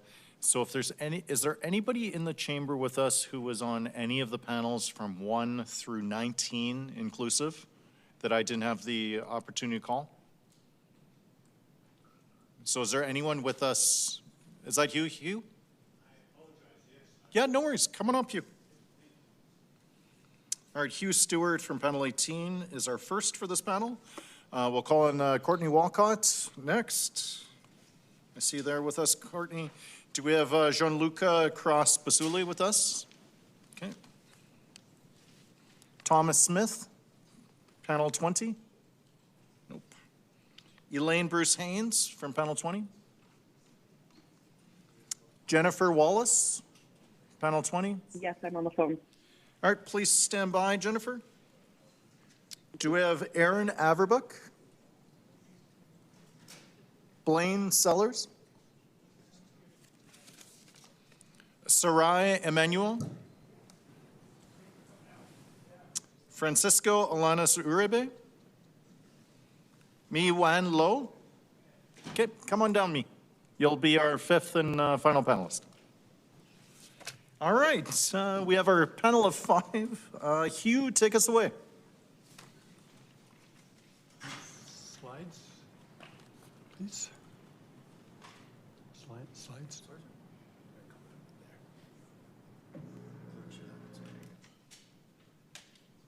Thank you. Good afternoon, Mayor and Councillors. My name is Hugh Stewart, and I live in Oak Ridge, which is part of the District 32 planning area. Today, I represent myself and my family. I've been trying to get some coordinated planning in our neighborhood since 2015. Me and my neighbors considered the local area plans a good way to achieve this. We have been seeing the ring road connection, the rapid bus transit system, the co-op development, the proposed Glenmore Landing development, and a few other significant development plans. Without an area plan, these are just being dropped in. We felt the city has progressed these without an integrated plan, consulting with our neighbors and residents. We've tried to encourage an expedited LAP, not a long one, but something that we can use to help make sure that we're doing the right thing in our neighborhood. This would have allowed knowledgeable input to the development planning process, assuming that we were listened to. I want to talk about how I can help a little bit with respect to citywide rezoning. So how can we help with housing and densification? We recognize we need this. I want to move, next slide, please. So that's just to show you that my family lives in the four zones, four quadrants of the city, but I want to focus on Oak Ridge because that's what I know best. There's, on the slide there, you'll see four areas I want to focus on a little bit. Within Oak Ridge, we have everything from single resident houses right up to townhouses, and with the co-op development, we'll have apartment buildings as well. So I wanted to just go through those. Next slide, please. So this is Oakside Plaza. It's an area where there's already townhouses, three-story townhouses. There's the possibility there of putting in significant housing, both non-market and market housing into that area to significant improve availability of housing. Next slide, please. And all of these are in areas where it doesn't create shadow, there is parking availability, and so forth. So a lot of these locations will have negligible impact on residents, but will enable densification and the provision of housing. And to me, that's what we want. We want an area that has everything from nice apartment buildings all the way through to single-family homes. So this is the co-op where they are planning to proceed with apartment buildings, and there's a whole area next door to it which is open for additional housing. Next slide, please. Oakfield Drive and Southland Drive, another area.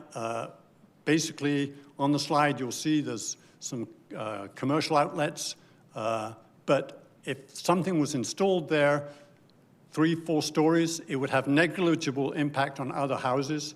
So you wouldn't have the privacy issues, you wouldn't have the shadowing, and so forth. So what I'm trying to point out here is right across this city, but in our neighborhood, I know it explicitly, there are areas where we can put additional housing. We can densify without the sort of impact that you see elsewhere in the city with the current citywide rezoning. Fourth slide, next slide. This just shows another one on Palliser Drive. There's a retail strip. There's adequate, well, there's actually not adequate parking quite now. It's very well used, but one could put several stories there. Again, the sun is behind that property, and any shade would be onto the Palliser Drive. So there's 4 examples. There are 1 or 2 others, at least in our neighborhood, but I just wanted to give you an idea of, yes, we can improve our housing in our neighborhood, we can densify, but we don't need to have the negative effect that you've heard from a lot of residents here. So once again, get the residents' input through the land area plans and make sure that the local residents are listened to, respecting that there's a wide variety of opinions. So next slide, please. I think this is my summary. Please make sure that stakeholders are involved in this process. I'm totally for controlled evolution, transition. Thank you. Unfortunately, you're at time. Okay. But I'll ask the clerk's team if they don't mind just leaving that up while we queue up our next speaker. So we'll ask Courtney Walcott to come and join us next. I want that eye contact. Hi, everyone. I actually have a perfect, oh, you guys are quick. Love that. Do I get to use the long-time listener, first-time caller? Yeah, for real. Okay. Clock's on. Set the clock. Hi, everybody. Reason why I chose to speak today primarily is because I think one of the pieces of information that you're not being presented with because of the method through which a public hearing happens is the historical context to a decision that is made, including the reports that you're actually provided. Unless you went back over the last 4 years to take a look at the various reports on housing, you might actually be without some of the important context. But before I start going through my slides, I really want to highlight some very significant aspects that we should all be aware of that have informed so much of your own personal decisions and public commitments around rezoning. In particular, the use of campaigns and public hearings as a tool of public engagement. Many of you have stated that throughout your campaign, you heard from so many citizens who wanted to repeal blanket rezoning, but the reality is that any public engagement expert would tell you that that is not actual public engagement because politics creates a charged environment that sets a bias before you even knock on the door. That is the same that goes for if you were to do something like this, a public engagement in the form of a public hearing where you don't have representative people from across the city showing up to have comments. So that's why it's important that you know that administration actually went ahead and did repeatedly statistically accurate surveys to find out that if you remove all the bias from a question, what does the public feel in a question around rezoning? And that survey was done in advance of the housing strategy, and it came back at 83% in favor when you strip away all the bias. Now, that was before the housing strategy, that was before rezoning, and we know that that's real because the important part for you is that good governance is about being objective. It's about being able to take the information you hear and validate it, which is why I'm curious as to, throughout that validation process over the last couple of months, when you hear the things that you've heard over the course of this hearing, you can go back to different infrastructure and planning committees and find a report that you requested from administration to address whether or not parking is a concern. Public survey, 92% said parking is not a concern. Right? Whether infrastructure capacity is a concern, you saw that in December, and infrastructure capacity for rezoning was not a concern. Right? When you start to look at the challenges that come from rezoning, the comments that you're hearing every single day, your own reports tell you objectively that they're not issues. So can we move to the first slide? This is the context that you really do need, though, is that over the course of that decision leading up to 2023, the gap between housing affordability moved between 1991, where it was 2-to-1, to 5-to-1 in 2023. The current median housing price in 2026 is $565. We are broaching 6-to-1 in our housing right now. The current wait list for Calgary housing has moved up to 7,665. You're in a state of absolute urgency. Next slide, please. When you look back to 2024 in March, in advance of us actually making this decision, this is a graph that was created for Calgary Herald that identified that over the last 25 years, one single generation, the cost of a single detached house in this city is tripled. That was the crisis we were dealing with. 40% of that happening between 2021 and 2024. Next slide, please. When you are looking at different demographic surveys, statistical surveys that are accurate across our demographics, you also notice that there's a generational gap on who supports and who opposes rezoning. From the left to the right, you'll actually notice that 18 to 24, 25 to 44, majority support. But once you get above 45 years old to 65 years old, you start to see the majority decline. That is what I mean when I say this is a generational decision that is in front of you. Next slide, please. When you're asking the question whether or not housing prices have gone down, this is January 2025, that's December 2025. That is exactly the outcome that you wanted to see. Does infill work? Yes. Next slide, please. When you want to see it in a more statistical reason, here is every single housing form across Calgary, and each one has seen a statistical decline since, you'd be surprised to find out, August of 2024, which is exactly when rezoning came into effect. Next slide, please. When you're thinking about rents, you'll notice that Calgary has led the country in statistically in rent decreases across the nation, except for in 2 other places which have experienced construction collapses, which all of you know that we have not. We are leading the country in construction. So the other rental decreases that you're seeing are actually a byproduct of the realities of a failing housing market, whereas Calgary is a byproduct of a successful housing market. Next slide, please. When you're thinking about all the stories that you hear today, you're going to hear a lot of information that is sadly just slightly off-center. For example, you've probably heard that growth pays for growth. I've even heard it from many of the councillors here today throughout some of your questions. The reality is it's not. If you're curious as to what I mean by that, especially considering off-site levies, I'm happy to describe to you how much an LRT costs and why that's not covered by a growth application. I think, for the sake of the last 8 seconds, I'll hold it there. And hopefully, if you want more history, I'll be happy to answer any of your questions. Don't go far. Next for Jean-Luc, please. Wow, okay. Good afternoon, Mayor and Alder folks. My name is Jean-Luc Cross-Bousely. I'm a third-year undergrad at the U of C's SAPL, and I'm a born and raised Northwest Calgarian. I see the repeal of citywide rezoning as an unnecessary nuclear option against a policy that's doing its job. In 2024, I spoke in favor of citywide rezoning on the basis that RCG and HGO, compared to RC1 and 2, allows for a greater variety of low-density housing forms, meaning that households that aren't the perfect nuclear family, like my own, have access to the kinds of housing unit that fits their needs best. This would help, all sorts of people. Aging seniors, single parents, folks with disabilities, et cetera, et cetera, et cetera. And all of that in addition to and still allowing single-family homes. B, a greater supply of these diverse housing types relative to demand will make them cheaper over time. Obviously, the new builds will be more expensive than the existing homes, but their existence will slowly bring down the cost of the old ones. Not to mention that the new units will be filled up by people who can afford them, freeing up more affordable units, which in turn get filled up by people who can afford those, rinse and repeat all the way down the economic ladder until a previously impoverished person gets pulled out of poverty. And I like the sound of that. C, more units on one lot means more tax dollars without having to raise the taxes on an individual unit. Obviously, more people per acre in theory requires more investment in infrastructure. Where's that money coming from? Probably those additional tax dollars. It's also way more efficient to accommodate housing demand via infill rather than greenfield sprawl.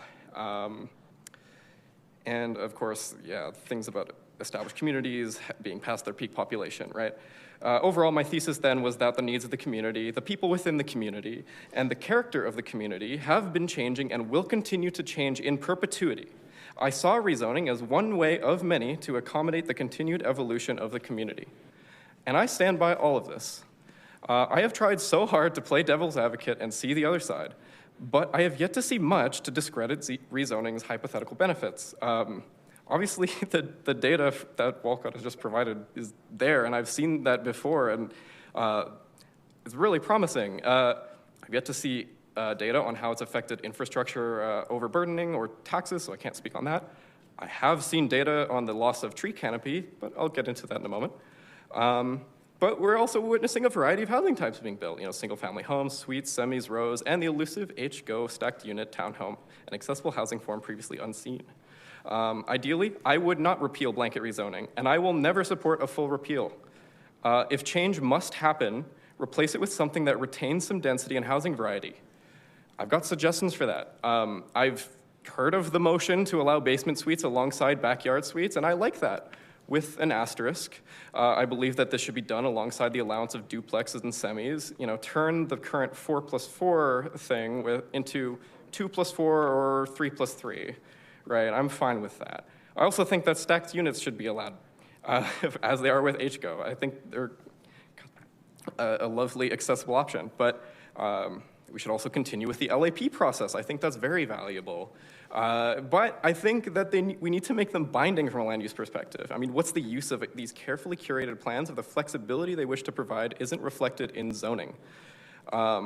We should look to our neighbors to the north in Edmonton. As a proud Calgarian, I hate to admit this, but they're beating us at the housing game. They've found, one way that they've done this, and this is sort of unrelated, but they've found a way to build 3 to 6 story apartments with only 1 stairwell while ensuring their fire safety. You'd be surprised how much space the second stairwell wastes. We should look into that. They've also got a policy requiring that every private tree removed in a new development must be replaced. We should look into that. Anyway, I thank you all for listening, and I hope that you consider these ideas. For the points I've brought up, rezoning has been but one tool in our toolkit, and it's not a tool worth throwing away. Let's keep moving forward, using the tools at our disposal, lest we get lapped by the turtle of time. Thank you. Thank you so much. Do we have Jennifer Wallace as well? Yes, I'm here. Can you hear me okay? Thank you. Please go ahead. I'm Thank you. I did provide some photos. Oh, we're listening first for Jennifer Wallace, and then I'll be calling on you very shortly, I promise. Sorry, go ahead, Jennifer. You have 5 minutes. I did provide some photos. Thank you, councillors and mayor. My name is Jennifer Wallace. I'm a second-generation born and raised Calgarian. I have lived in every quadrant of the city throughout my 40-plus years here. Today, I'm here as a resident of Ward 1. Specifically, I live in Bowness. I am in one of the city's proudest and strongest communities. For over a decade now, my neighbors have shown me what it truly means to be a Bownesian, what resilience in the face of adversity really is. We were flooded and we overcame, and we continue right now to take the brunt of the water main issues with grace and unity. But for the last few years, this vibrant community has been under siege by massive development with seemingly no real plan or forethought. We are taking huge hits from this failed experiment called blanket rezoning, and I fear, without your help, council, Bowness will truly be lost. I am not anti-development, but what is happening to our community is not thoughtful growth. I urge you to consider the consequences of these decisions. I am here to talk about the degradation of our quality of life, the destruction of the community spirit, and the displacement of some of our most vulnerable citizens. I do not bring you the stats and numbers others have prepared. I want to speak about what it's like to live in the midst of this chaos. These faceless developers do not care about the legacy of this neighborhood. They do not concern themselves with the residents within, and the trades they're bringing in certainly do not care about private property or homes surrounding the site. Every block here has horror stories. It starts the moment these properties are sold, the original homes become places for squatters, and theft and crime increases. Then once they're knocked down, we're surrounded by vast lots of garbage, dust, and noxious weeds. Our side streets are blocked up with trucks hauling dirt and equipment, and they are always either idling in the middle of the road and blocking alleyways for hours, or they're speeding up and down our residential streets. The trades they bring in park on private property, block driveways, create dangerous situations for us on a daily basis. And as these builds go up, alarmingly quickly, neighbors are left with damaged property from oversprayed cement, ruined fencing, sidewalks are cracked and damaged from heavy equipment, and we have almost all had stories of harassment and trespassing concerns from the workers. We get to live next to job sites full of garbage, as you can see in these photos. Feel free to scroll through them at your leisure. I hope you can see them. In the winter, they do not clear the sidewalks, they do not main the property, and they create further safety concerns for the neighbors. I ask you to imagine what it's like to live in an overflowing porta potty leaning against your fence in 30-degree heat. That's not an uncommon occurrence here. We call 311, we use the app to report concerns like the site that's being displayed. Please feel free to skip through a couple more pictures, but we don't see any changes. Thank you so much. Sorry, I'm not quite done. Okay, There's no please peace continue. here anymore. There's no peace here anymore. Through Bowness, on any given day, you will hear nothing but the constant sound of construction as these poorly built row houses that give no care or consideration to the history of this area rise up overnight. Many here cannot afford the cost of the studies and consultants needed at SDAB, especially when the developer can just reapply after 6 months. Most here feel the process is rigged and we stand no chance. Our street alone in the last 10 months has sold 4 houses. If all the plans go through, we will see 22 new dwellings in their stead, and we're lucky enough to be on the low end. Many streets here have increased by 40 or more dwellings. I won't go into the concerns about the utter lack of planning for how parking will actually work when our streets are already full, and I know everyone in that room is painfully aware of the gaps in our infrastructure. Bowness is still ground zero for this disastrous water main issue. However, my biggest heartbreak comes from the fact that everyone claims this was supposed to be for affordable housing. Instead, what's happening is multi-generational residents of Bowness are being priced out at every turn. My neighbors have been here for 38 years, and now that their landlord has sold their home to cash in on the development boom, they can no longer afford to stay in Bowness, and they are not alone. Every day, families that have only ever lived in Bowness are being priced out. The history of this little town is being eroded, replaced by row homes that are selling and renting far outside the most residents' budgets. That's that missing middle people keep talking about. This is not progress. It is not creating better opportunity. This is ruining a community that so many call home. Never has a disparity in household income been so painfully evident. I urge you, Council, to consider these unintended consequences. Please show Bowness and many of the historic communities in Calgary that feel completely abandoned by the city that we can be heard.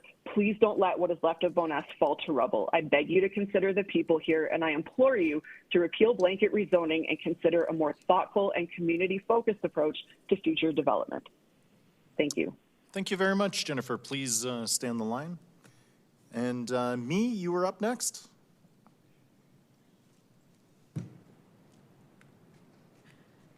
I am very short. I hope everybody can see me. I don't think that counts. And I'm old. Please be patient with me. Oh, no worries. You have 5 minutes. Thank you so much for your patience. Good afternoon. I am Miwan, and I have been a long-time resident of Crescent Heights on 7th Avenue Northwest. I have lived in the same property since 1979. I strongly support the repeal of blanket rezoning. The planning department, I feel, and the council emphasized the heritage homes was important to maintain the history of the community. There are plaques with history of McHugh Bluff in the park with the history of Crescent Heights, and these plaques has been stolen lately. Crescent Heights was a beautiful community until blanket rezoning intervened, and I haven't been sleeping well since then. I will explain later why. The city has no plan but plunge into permitting Tom, Dick, and Harry to build low-cost housing at high prices without proper planning ahead of time. Trees are cut down for 8 units in a small lot. Design, in most cases, are ugly and do not blend into the block. The city of Calgary does not plan well and does things in a haste to please under the pressure of big developers. The rezoning changes from RC2 to RCG does not fit into the landscape of certain blocks of property. I want my home around me to retain to RC2 zoning. Calgary is turning into an ugly city with no preservation of trees or green spaces around newly built property. There is no such thing as low-cost housing in Crescent Heights. I learned that most of the new small units, 8 units on 6th Avenue, I believe and I heard to be Airbnb. I think this is illegal. I'd like to add, developers have been allowed to ignore the context of the street and community in where I live. The size and design of homes are too large for the property. The city allowing developers to build huge structure that covers every inch of the land. They are destroying our inner city tree canopy. The homes they are building now are not affordable for ordinary Calgarians. I hope the council will reconsider what I have expressed today. Thank you for your time. Thank you so much, Miwan. I have some pictures to support what I've said. Can I show? No? Do you have them here with you in print? I have some pictures. Sure, I think we may have somebody who can facilitate with having those put up. Or it looks like we have the online version. Yeah. You see, my biggest fear now is the bungalow. And I don't want an 8-plex building which is out of context of the whole block, which are single homes. I have been there, and I'm a senior. I was supposed to live in comfort for my retirement. I don't want anybody to look down into my property. Thank you so much for sharing this, and thank you for being patient for the opportunity to speak. So we may have some questions for this panel, starting with Councillor Kelly, please. This was a great panel. I really appreciate all 5 of you. This was really robust, and I appreciate the way that this kind of came together. I wanted to ask a question, Mr. Stewart, I think, is maybe where I'll start with this. Oak Ridge, I've asked this question of a few people on yesterday as well, but like Oak Ridge is one of those donut communities sort of built between the 60s and 80s, very similar to most of the ones in Ward 4. And when I take a look at what, like your historical population, I can see that you're down about 22% from where it originally was. What I really appreciated about your presentation is the fact you're the first one that came in and said, this is where the development should happen, here, here, here. And so normally I ask the question and say, where should the development happen in the neighborhood? You've already shown that to us. Instead, I wanted to sort of ask the question of you as somebody who's in one of those neighborhoods very similar to the ones that's in Ward 4. We heard just now from Ms. Wallace in Bowness and Ms. Wanlo from who's in Crescent Heights.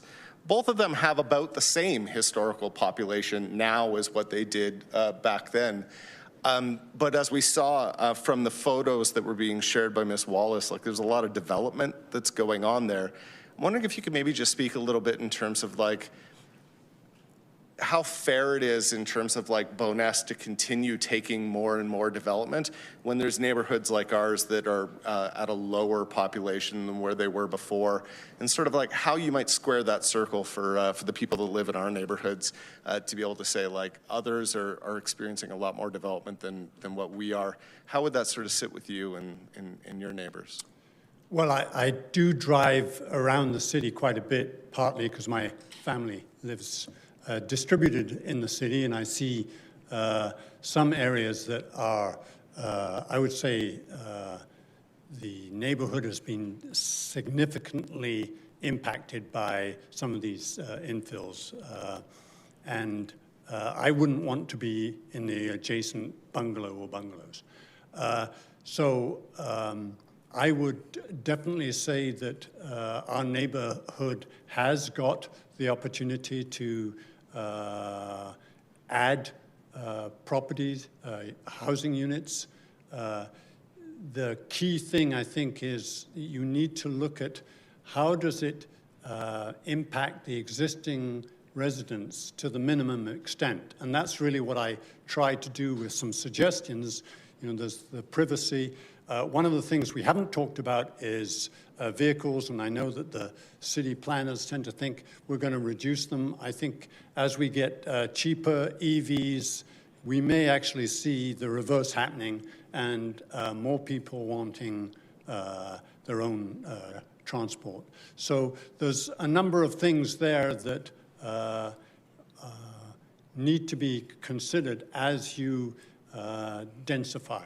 And I think one of the key things is that it is beneficial to try and have within a community older people, younger people, families. They're actually in Oak Ridge, I wouldn't be surprised if in the last 5 years we've seen a lot of young families come in, and that's actually excellent because it creates some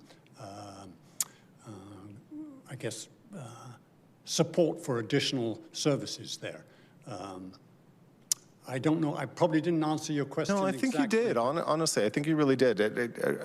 I appreciate your comment there at the end too about the diversity of wanting to have more families in the neighborhood. It sounds very, very similar to what I see going on in Ward 4 as well. So I really appreciate that. And as we look forward to you know, additional engagement with those neighbors about what it is that we could do to be more thoughtful in development in the neighborhoods. I think getting input from the residents, you will get a range of inputs. But I think that goes a long way to minimizing the resistance that you'll get from neighborhoods who aren't considered or who are given the impression that they're being considered and then is ignored. That really irritates citizens. And I'm sorry to say, but I think that has been happening with this city administration for a while. Do you think that maybe having gone through the blanket rezoning once, twice now, if this is repealed and we sit down and start actually having a conversation about like Oak Ridge specifically, what is it where we would want to develop? Do you think your neighbors would show up to the conversation? Have we lit a fire under people to get involved? I definitely think if you reach out to the neighborhoods and demonstrate that it's, like one of my comments on my last slide was, maybe have an independent third-party facilitator. I've had that in the oil and gas industry, and it's helped bring consensus to sometimes some very confrontational situations. So if one does something like that, I think you'd get a lot of input. There's people who, they want to make sure their children can afford houses. Now, it took me a while to buy my first house, so one has to be patient. But at the same time, I think engaging with the communities, you'll get so much more support and alignment. And you'll get some really good ideas from local residents. I've heard a few others that I didn't have time to share, but I think the city is excellent about certain things, but they don't know the neighborhoods like the people who live in them. And so please let them participate and contribute. As a former community association president, I 1,000% agree with you. Absolutely. Appreciate it. I bet. Mr. Walcott, if you wouldn't mind. Thank you. Bringing a gun to a knife fight, man. That was some great data there for sure. Really appreciate that. I'm just wondering, when you clerks, could we actually pull up the slide deck? Thank you. Oh, you have supplementary slides. I'm gonna shift now the question that I was gonna ask you and just say, hey, is there anything from the supplementary slides you'd like to share with us? You know what?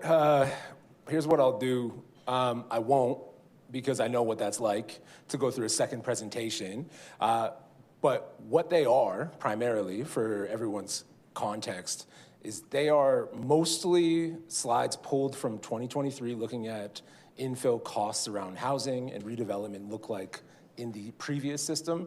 The conversations that we've had frequently about nodes and corridors, a reminder that that's exactly what the old strategy was. And so the pricing you see is reflective of a nodes and corridors approach. And then some additional information around population declines, things that you actually just asked the last speaker. So I won't go through the whole thing, but there's lots in there. We heard from Mr. Klumpauer yesterday. I don't know if you caught his presentation.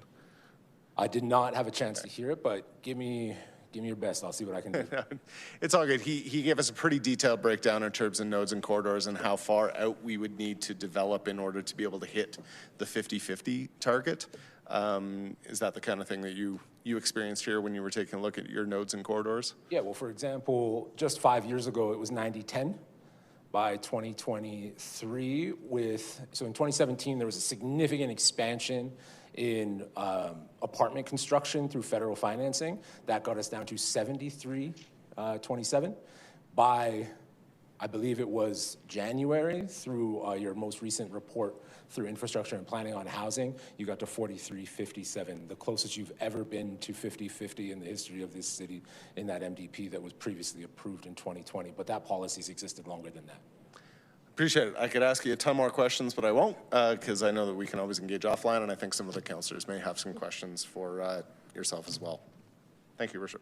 Thank you. Councillor Brandazopoulos, please. Mr. Walcott, please just stay up. Thanks so much. I echo Councillor Kelly's comments about using data. I really appreciate it. I think you've maybe heard this council speak a lot. We want to be a data-driven council, and we'll make our political decisions based. And I just want to go to your slide 5, where you have sort of the costs and the single-family home going down 2.6 and 7.4. Yes. Did rezoning work? Today the conversation is about blanket rezoning. Yep.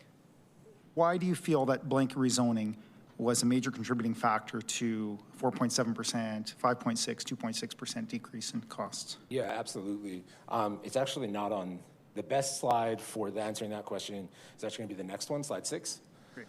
So this is, I'm going to keep this as high level as possible so that I don't burden everybody. Here's what happens when you build in a restrictive scenario.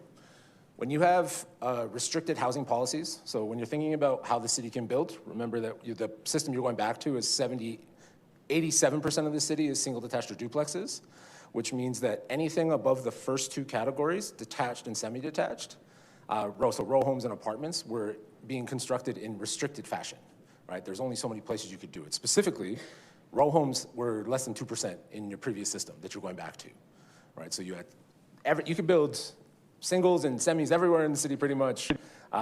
So you build singles everywhere in the city. You can build duplexes in 11% of the city, but you could only build row houses in 2% of the city previously. So you saw this massive, massive concentration in those areas. So what happens when you start to unlock the middle? I know we've talked about that a lot. What it does is it allows people who were previously trapped in apartments because apartment pricing was the only attainable option. They all of a sudden were able to go into a row house. And the reason why they were able to go into a row house, it's not a row house that was constructed this year. It's someone like me. I lived in an old version of a row house. They were the MCG district previously. RCG is just a new district that's 10 years old. Previously it was MCG. So I live in an MCG district. When we rezoned, by allowing new construction of that housing form across the city, it devalued my house. It put downward pressure on the older housing stock so that with newer housing stock, because comparably, why would someone pay premium price for my row home from 1982 when they can buy a brand new one if it's the same? So it puts that downward pressure. That also released pressure in the apartment sector, which is why apartments went down as well.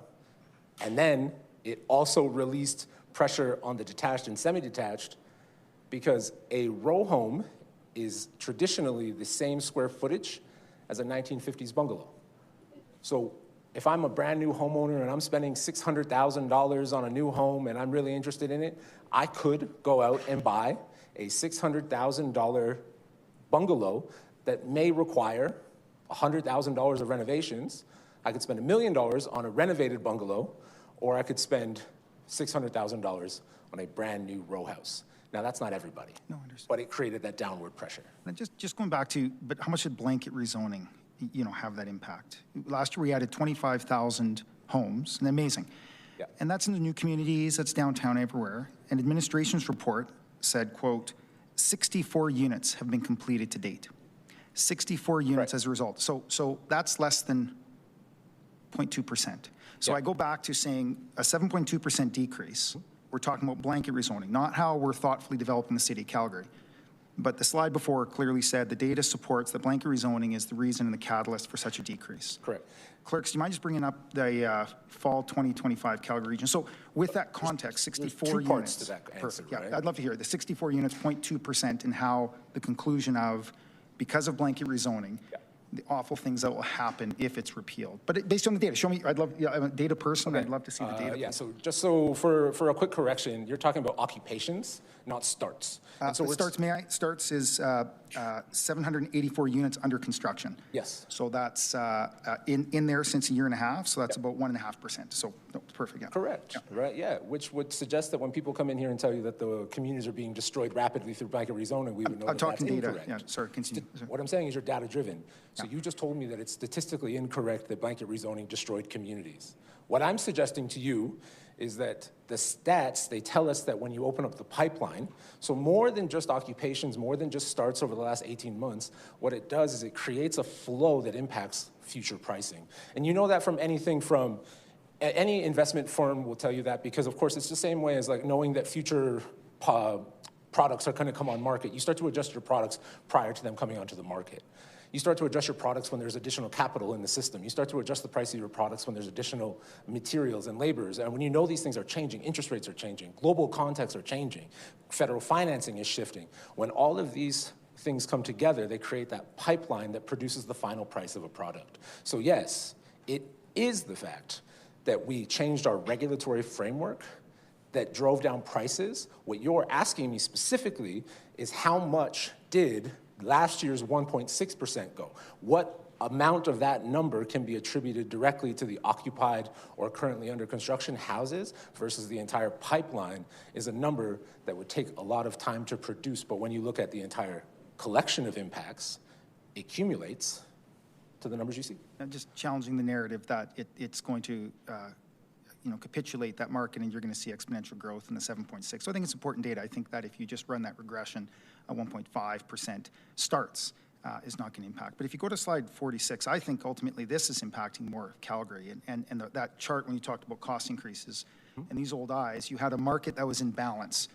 We talk about balance in any market, whether it's in gold or housing. In 2020, you had housing starts at 7,000 and new household formation at 7,000. So you had a balance. And if you go back to your data, it was sort of a good. And then what happened is... Sorry, that's not a balanced market. It's not about starts and household formation. Well, you start over time. You regress through. So if you go to 20, if I can what's conclude... the amount of time that's available for a house on the market. So Calgary Real Estate Board and the Calgary Real Estate Association assess that the only time in the last 10 years that we've been in balance has been in 2016 during Depression and middle of 2025 after rezoning. And then you have 2023, 24, where you've got the housing starts, of course, substantially less than household formation. So that's what you had a supply and demand. And if you look as it rolls over in 25, these are City of Calgary numbers, we now go back into a surplus of housing and the market will respond. So I guess I'm coming as you look at that, ultimately that 1% increase, I think we have our balance. The market has responded. The market is going through there. But again, I go back to the conversation today about blanket rezoning. Do you still see the data? Is it more driven by that excess housing or a blanket rezoning of 147 or 67 units being sort of constructed and brought onto market? Well, it depends on the sector you're looking, right? So for example, when you look at the Calgary Real Estate Board's citywide distribution of price decreases, you'll notice that it happens in every single sector, right? So it's not something that's happened at an aggregate level across the city. It's actually happening sector by sector. And you can't have the same type of new growth happening in Greenfield impacting the same ways that we're looking at the inner city redevelopment, 43%, where there's a 2,800 pipeline on its way through development permits that just haven't started yet, right? And so when you're thinking about how to do this, you have to also reflect on the fact that we were sitting in an existential deficiency of 40,000 units, and that's a city number as well, right? That deficiency of 40,000 units means that those additional units that come online have to be distributed across the housing forms because housing is a commodity and we have to be able to purchase the commodity that we want. So it's not just about, is it units coming online? Is it the right type of units? And in our previous system, if we were just doing apartments, that's when you get the Toronto-Vancouver model, where you'll often hear people identify those metropolitan areas to say, they put on density, they put on units, why didn't their price go down? It's because they brought on the wrong type of units. They forced a lot of demand into high concrete, $100 million constructions versus low-density, wood-built, broadly distributed across a wider geographic area where the land values have a lower impact on the final price of a home. That's the math behind rezoning. Wonderful. Thanks so much. Thank you, Mr. Mayor. Thank you. Over to Councillor Johnston for Mr. Walcott. Yeah, Mr. Walcott, thank you for coming. Let's just assume blanket rezoning does create a relief on downward pressure. And let's say it's worked because we have a lot of condos. Sorry, condos, what type of housing form? Apartments, condos. So, let's say that would be the most affordable units for sale right now. And we have an abundance of them. Same with rental units, right? Why do we have so many of the most affordable units available right now? Right, wouldn't creating more blanket rezoning in neighborhoods where it's not necessarily affordable Well, I'll get to that question. So why do you think that is, that we have so many affordable units right now and it's just every day there's more on the market? So I have to qualify your question. When you're talking about affordable units, you're just talking about units at the lower end of pricing. Yeah, the most affordable units on the market right now. Yeah. We have a lot of them, more than any other unit available. And to that, you're just referring to apartments? Sure, apartments, yeah. Okay, well then, can I ask a question? What are you referring to? Apartments. Okay, so if you're referring to apartments, right now Calgary's vacancy rate sits at like 5.5. And that's primarily because over the last 5 years, the price of rents has increased in this city to the point in which the bottom 50% of your city still can't afford the average rent. Now, the benefit of Calgary is that it's an affordable city relative to other cities. And so when you look at those rents on a nationwide level, it looks great. Calgary's doing okay. But when you look at your actual income distribution across your citizens, I mean, the average household income, the median household income was $100,000. The average individual household income individual income is $45,000. And most apartments in Calgary are occupied by an individual person. And so it's pretty tough when you're only making $45,000 to afford many of the cheapest units out there. But we're not talking about people's wages right now. We're not talking about affordability in what people can afford. We're talking about what we can control. And what you're asking for is for us to build more development for housing units that really only benefit developers, right? Or the higher income people. So your argument that this is going to create more affordability for those who can afford even the affordable units, it's not going to happen doing what we're doing right now. What age is the house you're in? Do you know when it was built? Yes. When was it built? 70s. So if it was built in the 70s, was it the most expensive type of housing in the 70s? I know, yeah, sorry. Councilor Chabot is right. I heard his objection already. I'm not allowed to ask you questions, so I'll get to my point. You're correct. I'm not allowed to do that. My point being is this, is that housing built today is always going to be the most expensive housing built today, right? Because it's brand new, land costs are high, right? Construction costs, labor, we're trying to pay people a living wage, hopefully, right? So like the cost of constructing a new house is expensive today, but it has an impact. It ages. So it might be the most expensive today will age over time. And if we keep building, right, just like the house you're in right now, right, if you keep building, then what's been constructed today becomes tomorrow's affordable unit. It's the same for apartments, it's the same for townhouses, it's the same for bungalows, it's the same for every housing form. If you stop building, then the last thing you built will be the most expensive thing on the market. If you keep building, over time, it creates that downward pressure. So you bought a house in the 70s, but maybe, because I don't know about you, I was like, a $1.6 million 2024 single detached infill might be out of your financial range. And that is kind of how the system is designed, which is why in a separate conversation, when we're not talking regulations, we would talk about housing as a human right. But that's not true. Housing from the 70s is more expensive now than it was before. Yes. It was more expensive now than it was 5 years ago. Housing prices are always going to go up. Can right? you go back to slide? And I feel you're attributing what can be attributed to an influx of immigration to, a very small number of houses used through the development of the rezoning. Can you go to the, sorry, it's actually, I want to go to slide 3.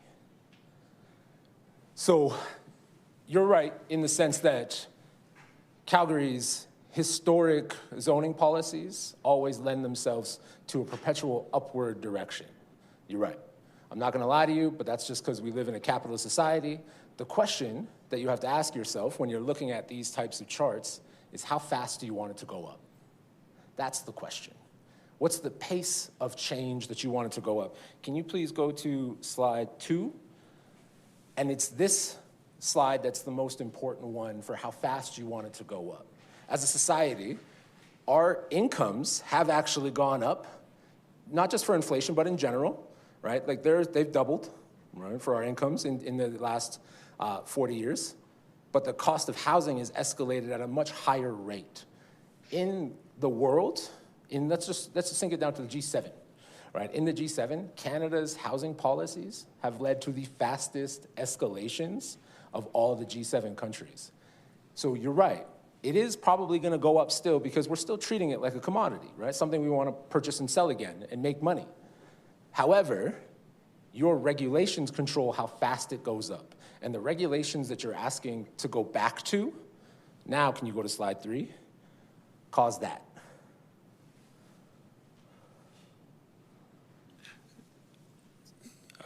I'll just leave it there, but thank you for coming. Yeah. Thank you. Over to Councillor Chabot, please. Oh boy. Bring me your best. Oh, I'm not going to give you my best. I'm going to just ask you a couple of questions. I mean, yes, some of the trends that you're showing may be true. I don't know that can be all attributed specifically to blanket zoning. As you know, last year we built like 25,000 units. It may have contributed to it, but I wouldn't say that it's the panacea that is sort of being suggested, or is that what you're saying, is that you think that it is the panacea? No, it was actually most of the housing opposition over the last 4 years that often references rezoning as a silver bullet. Me, at least, have consistently said that it's a tool that's a part of a suite of things that we have to change, right? 98 actions, this was one of them, including some other changes that are a part of the first outcome of the Calgary housing strategy. Yeah, and the reason I say that, of course, as you know, I've been around for a little while, and going back to 1971, and big housing boom at the time, and prices went way up, and then they stopped. Yep. And around 1980, as you know, big crash, and the housing prices dropped dramatically, and it wasn't because of blanket zoning or interest rates was predominantly the reason. 13 to 19%, that's crazy. 2008, another example of a huge price decline. Right. I noticed you only go to 2013 there, but it took until about 2012 before the costs actually got back to what they were pre the 2008 crash, right? The economic crash of 2008. So there's a number of different reasons. And insofar as multifamily housing in the downtown, it tends to be very much a boom-bust cycle because people won't build it because there isn't enough demand to warrant it. Unless you create incentives. And then once you start building those high-rises, it's hard to stop it midstream, even if demand goes down. So, it's why hard I want to, a lot more low-density housing. Pardon me? That's why I want low-density housing and not high-rises. You want low-density housing and high-rises? The reason why high-rise is so challenging to build in construction, especially when we even do talk about rezoning, which is why some of the TOD conversations is so challenging, is that if you say, like, I want to zone TOD around a transit site and I want to upzone it to, like, 20 stories, 40 stories, 60 stories, whatever, it doesn't really matter because land values are such a small percentage of the total cost of that construction, right? If you build a 40-story building, that's $300 million of construction costs associated with that, if not more. My data's probably wrong. It's probably higher now.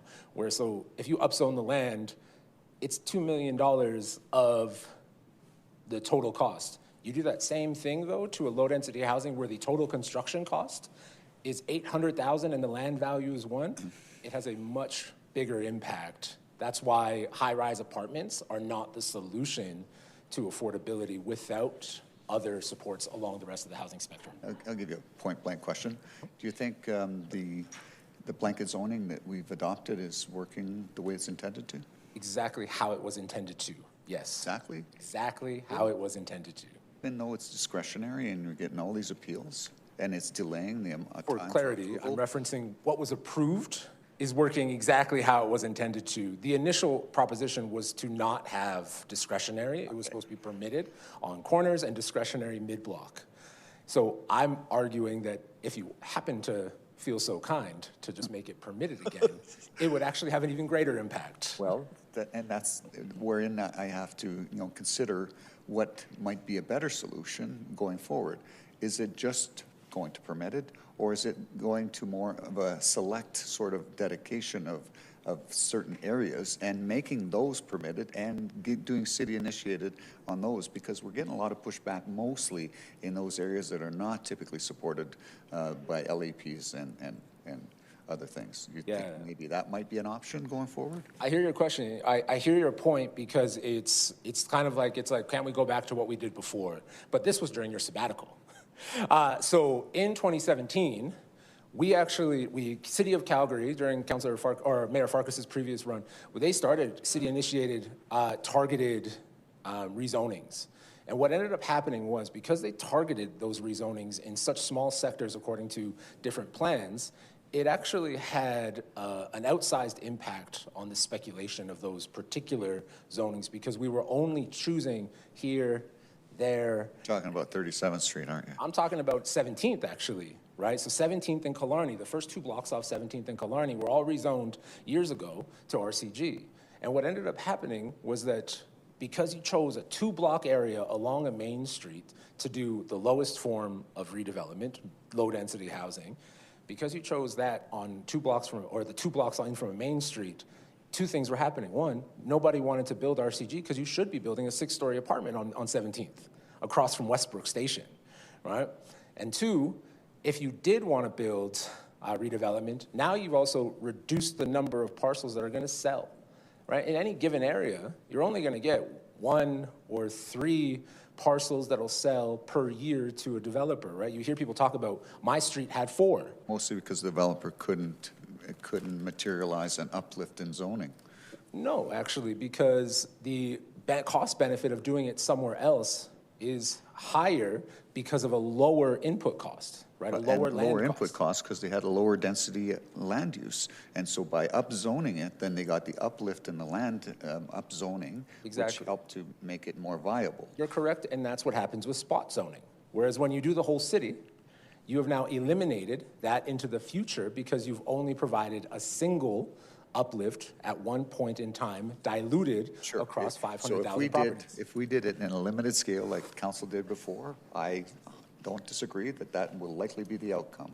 But if we do something more comprehensive, citywide in all the TOD sites and all the primary transit network and all the major activity centers citywide, do you think we'd still have the same outcome as you did in when I was away? It would actually raise a question of where are you going to put the apartment buildings? But see, and so I'm not talking about just doing the RCG. I'm talking about city-initiated redesignation in alignment with 100%. The LAP. So where 6-story is supported? I'm going to just jump in here, and I'm going to just reinforce that the purpose of the public hearing, Councillor Chabot, is to ask a question that could clarify the presentation from the member of the public. I'll make it very clear that we've done it, and it did not work. Because you created competitive spaces. Falling asleep or what? Now all of a sudden, in the areas that were LAP designated for 6 stories is where we ended up putting low-density housing. And so you end up trading off things. Because, for example, 600 meters in from Westbrook is 17th, is Killarney. It is Shaganappy, it is Spruce Cliff, right? 17 or 600 meters in from Lions Park, right? These are areas that we have debated previously that we don't even want to put low-density housing in, let alone choosing the selection of high-density housing and low-density housing mixes in these areas. So I hear you said, if we did do this, it would be cool, but we tried to do it, and we've had this debate before, and I believe you voted against that LAP. Don't remember. Okay, no, that pretty much exhausts my questions. Essentially what you're saying is you'd rather stay with status quo than going through a more focused, dedicated, city-initiated, redesignation of certain zones. If your outcome is housing affordability, yes. Okay, no further questions. Thanks. Thank you, Councillor Chabot. Over to Deputy Mayor Schmidt, please. Yes. It's cool. Still there. My only question is, with 98 actions that were proposed from the housing strategy, correct, why this one first? What do you mean first? Why, it wasn't first. Oh, so why? So then I will rephrase that to say, why this one so early with 98 other actions?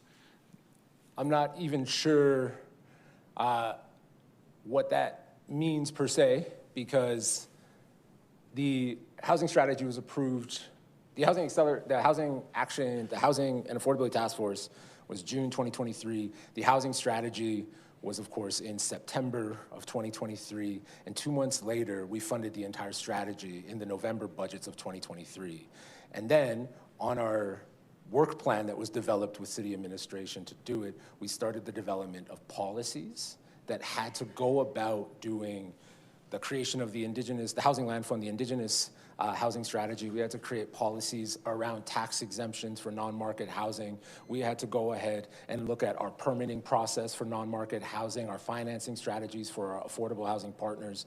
Then we had to go back and we had to look at different zones and LAPs and determine which ones. There was a long list of things that started immediately. The only reason rezoning is one that had this kind of large appearance of speed is just that it had a legislative requirement for engagement, well, not engagement, but public notification. And the city of Calgary, the administration, and then some of my colleagues at the time chose to go with additional engagement in advance of that mandated period of advertisement. So we went through months of public engagement leading up to it, where we were doing info sessions. The thing about public engagement that's always really hard, and it generally is something you've heard today and yesterday, is that consensus is not a city council policy. It's actually just about weighing off the various competing strategies that you have, such as the MDP, the route ahead strategy, game plan, your housing strategy, of course, your municipal, and your route ahead, your transit plans, and so on. You're trying to weigh all of these things. And all of that had to happen in the 5-month lead up to the rezoning in April. So it just looks larger than it was. And so what role does this particular policy have in the housing strategy, and how does it affect the other parts of the housing strategy? Yeah, great question. So this, alongside the other market mechanisms, they're really important because it's just a really simple connection. If the market spirals, right, like if what you see on the screen happens here to the city of Calgary, it ends up creating increased pressures on non-market housing providers. And if you're simultaneously only investing in non-market housing, right, if you don't do market measures and you're only investing in non-market housing, what ends up happening is that your investments kind of wash out in the cycle because the need is increasing at a significantly higher pace than your investments can come to fruition. And mind you, we were already deficient. Right? We were already in the negative for how much affordable housing we actually needed. That's government subsidized, government operating. We were in the negative. And so we just allowed that problem to grow while we added a couple hundred houses a year into the non-market sector versus trying to bring the two sides closer together into balance. And so if you take away the market measures, you make the spending on affordable housing much less effective.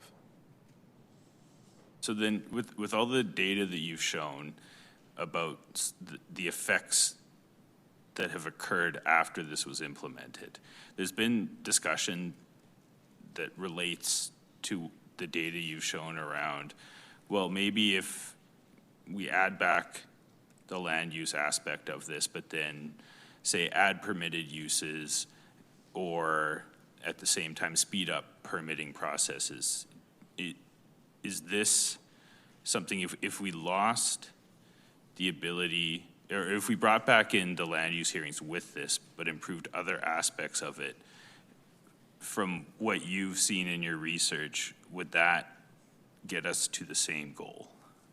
In 2020, the approach was simply the guidebook for local area plans.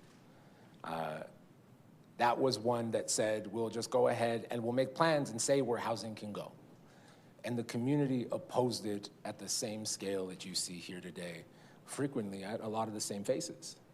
And so I hear you, says like, if we make this change, will it improve?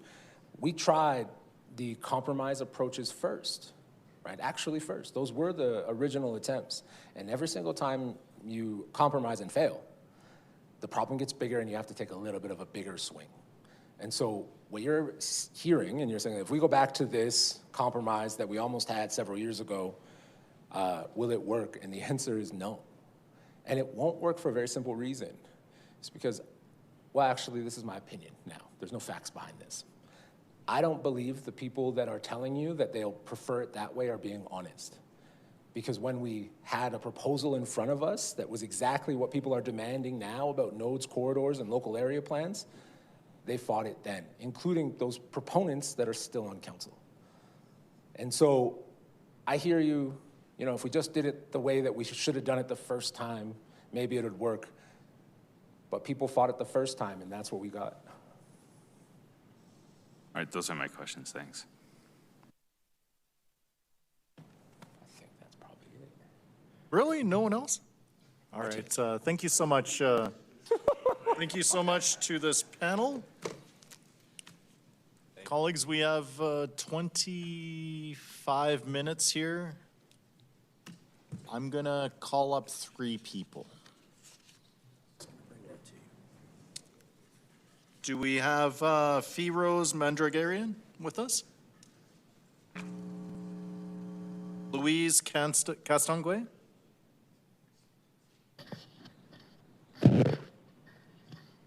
Jeff Allen? Cindy Peters?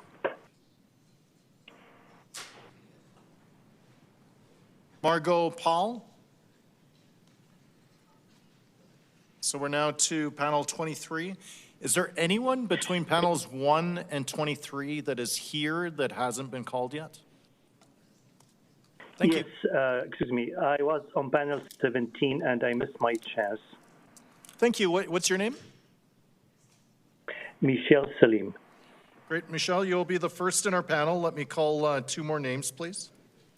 I think we had, was it 2 people in the audience here who, I'll maybe just by the panel order that you were on, maybe just approach the podium here, please, if you don't mind. Those folks who raised their hands.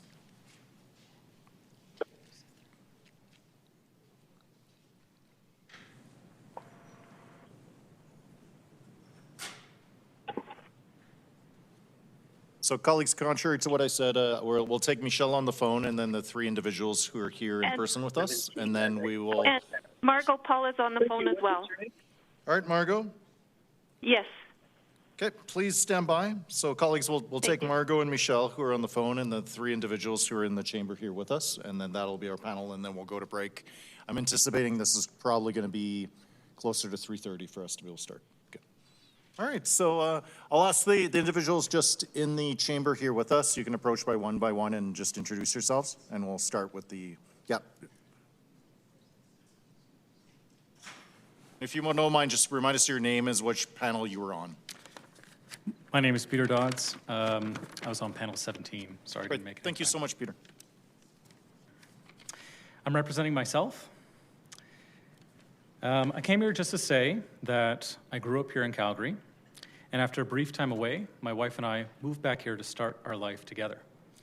Coming back to Calgary felt like coming home for me, but it was a struggle to find a place to call home. We managed to find a place to rent. It was a basement suite, but moving forward with our lives feels like a goal that is always getting farther from reach. We have done what we can to improve our lives. We've pursued advanced degrees, looked for better paying jobs, and saved as much as we could. This is amidst paying off student loans and dealing with prices rising all the time. But whenever we look to the future and consider houses, we find that the goal of home ownership seems a little farther than before. We feel that we have not been able to catch up until the rezoning. Since the rezoning, we've noticed that we are now getting closer to our goal. Prices aren't outpacing us anymore. At this rate, we're now more hopeful than ever to own our own home before we're 40. This conversation about housing is often, rightly, about new Calgarians and welcoming them into our fantastic city. We're growing and we need places for our new neighbors to live. But this is also about those of us, like myself, who grew here and are trying to start families of our own. The rezoning was the right choice for the city, and I ask you to vote no to the repeal. I want Calgary to continue to be a home for our growing family. Thank you for listening. Thank you so much for being here with us. We'll take our next guest just seated there. Please approach. Hello, I'm Sarah Emanuel from Panel 21. Thank you. Mayor Farkas, councillors, thank you for having me. I am involved with the Calgary Alliance for the Common Good through St. Stephen's Anglican Church. I'm a member of Calgary First Mennonite Church, and I am an alum of Alberta Bible College. That said, I am coming to you today first and foremost as a Calgarian. I was born at the General Hospital before its demolition under Ralph Klein. I was raised right here in the view of the Rocky Mountains. I've lived in all 4 quadrants plus central Calgary. Over the course of nearly 4 decades, I have watched Calgary change and grow and spread out into a mind-boggling sprawl. This is my city. My life is deeply tied to this city, but it has been increasingly difficult for me to afford to live in this city. The 2023 City of Calgary Housing Needs Assessment indicates that 1 in 5 Calgarian households spend more than 30% of their income before tax on housing. I am one of those Calgarians. Throughout my adult life, I have rarely, if ever, spent less than 30% of my income on rent. Most of that time has been in precarious housing that left me vulnerable to abuse or at risk of becoming unhoused. I've lived in friends' basements, often without the protection of a proper rental agreement, and I have experience in having to be very careful with how I present my relationship to the people I live with so as not to endanger my AISH benefits. The last time I went looking for a new place, trying to stay in the same area where I was living, I intentionally looked only at the oldest, most run-down looking buildings in the assumption that I could not afford anything newer. That's already a degrading mindset to be going into a housing search with. But even then, everything I looked at was out of reach. At that same time, I got connected with a housing specialist through an organization supporting autistic Calgarians. In over a year, I received only 1 housing lead, an attainable rental program where 1-bedroom apartments go for $1,400 a month, and 2-bedroom for $1,660. I nearly wept when I got that email. That would be almost my entire monthly income. Currently, 34% of my total income goes into rent. Without the monthly stipend from my inheritance managed by my father, that percentage goes up to 44%.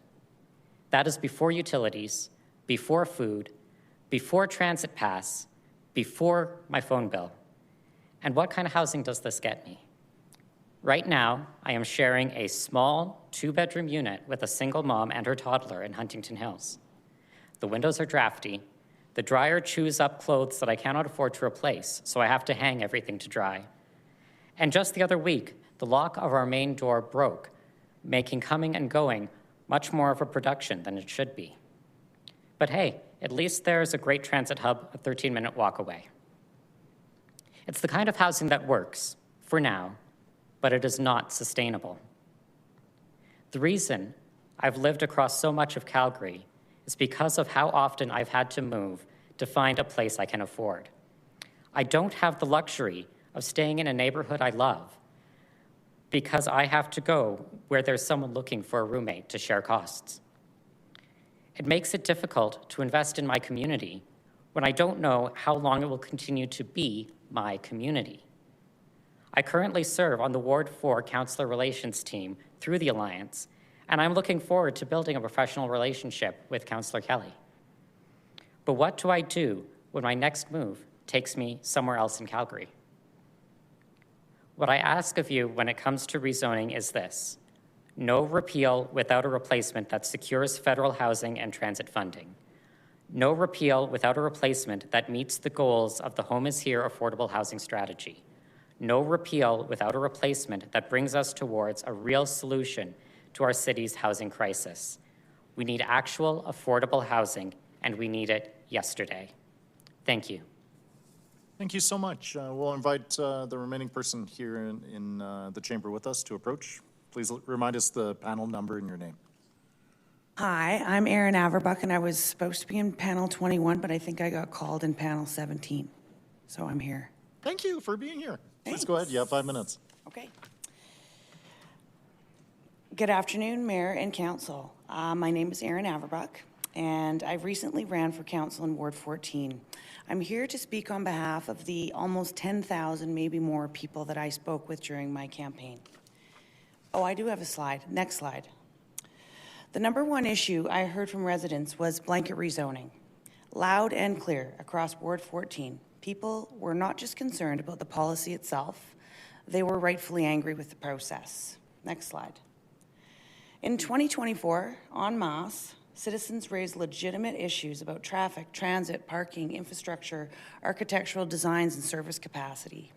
These were reasonable and practical concerns from people who would actually live with the consequences of these decisions. All they asked for was thoughtful growth. But as we all know, their voices did not matter. Their participation had no impact at all. And people were rightfully pissed. Presenting a false democratic test to Calgarians when the decision was already made was rude at best. It fundamentally eroded trust and was an abhorrent waste of time and money. Then painting those that opposed it as selfish, fearful, or anti-housing and casually branding them as NIMBYs, like caring about your neighborhood, is a character flaw. It's not. Next slide. Citizens have the right to question policy and have a voice in decisions that affect their communities. Trust and confidence collapsed in City Hall, and this new council has a duty to restore it. Every one of you campaigned to either repeal, amend, or reform blanket rezoning. Your constituents are watching. Next slide. Repealing blanket rezoning is a step towards restoring trust. The input from these hearings and the thousands of voices documented in 2024 must be part of the amendments. Council, whether repeal must come first or amendments can happen without it, get on with it. Calgarians insist this be done efficiently and effectively. The time and resources already poured into this exercise could undeniably be better used elsewhere. Next slide. If the purpose of blanket rezoning was to avoid all rezoning applications coming before council, then define the rules and replace that scrutiny with transparent standards. Address parking in a way that reflects access to rapid transit, establish clear architectural design controls, and ensure core infrastructure is healthy enough to support added density in older neighborhoods. If the goal was to create affordable housing, then make sure it's affordable housing. If the argument was that it was necessary to unlock federal funds, then City Hall should look inwards, govern leaner, cut your own red tape, and get your own house in order before selling blanket rezoning to Calgarians who didn't order it. And the pace of bureaucracy should be under immediate review. If the City of Calgary can suddenly accelerate a major water feeder main replacement from 4 years to 1 year, that tells us very clearly there is plenty of room to improve internal processes and delivery times across the board. Next slide. Now, I want to speak to the larger issue underneath all of this. Council is elected by and reports to the people. Administration reports to council and is hired to implement council's direction. That is the structure. That is the corporate order. And when that order appears reversed, and administration's agenda carries more weight than the voice of the people, it becomes a governance issue.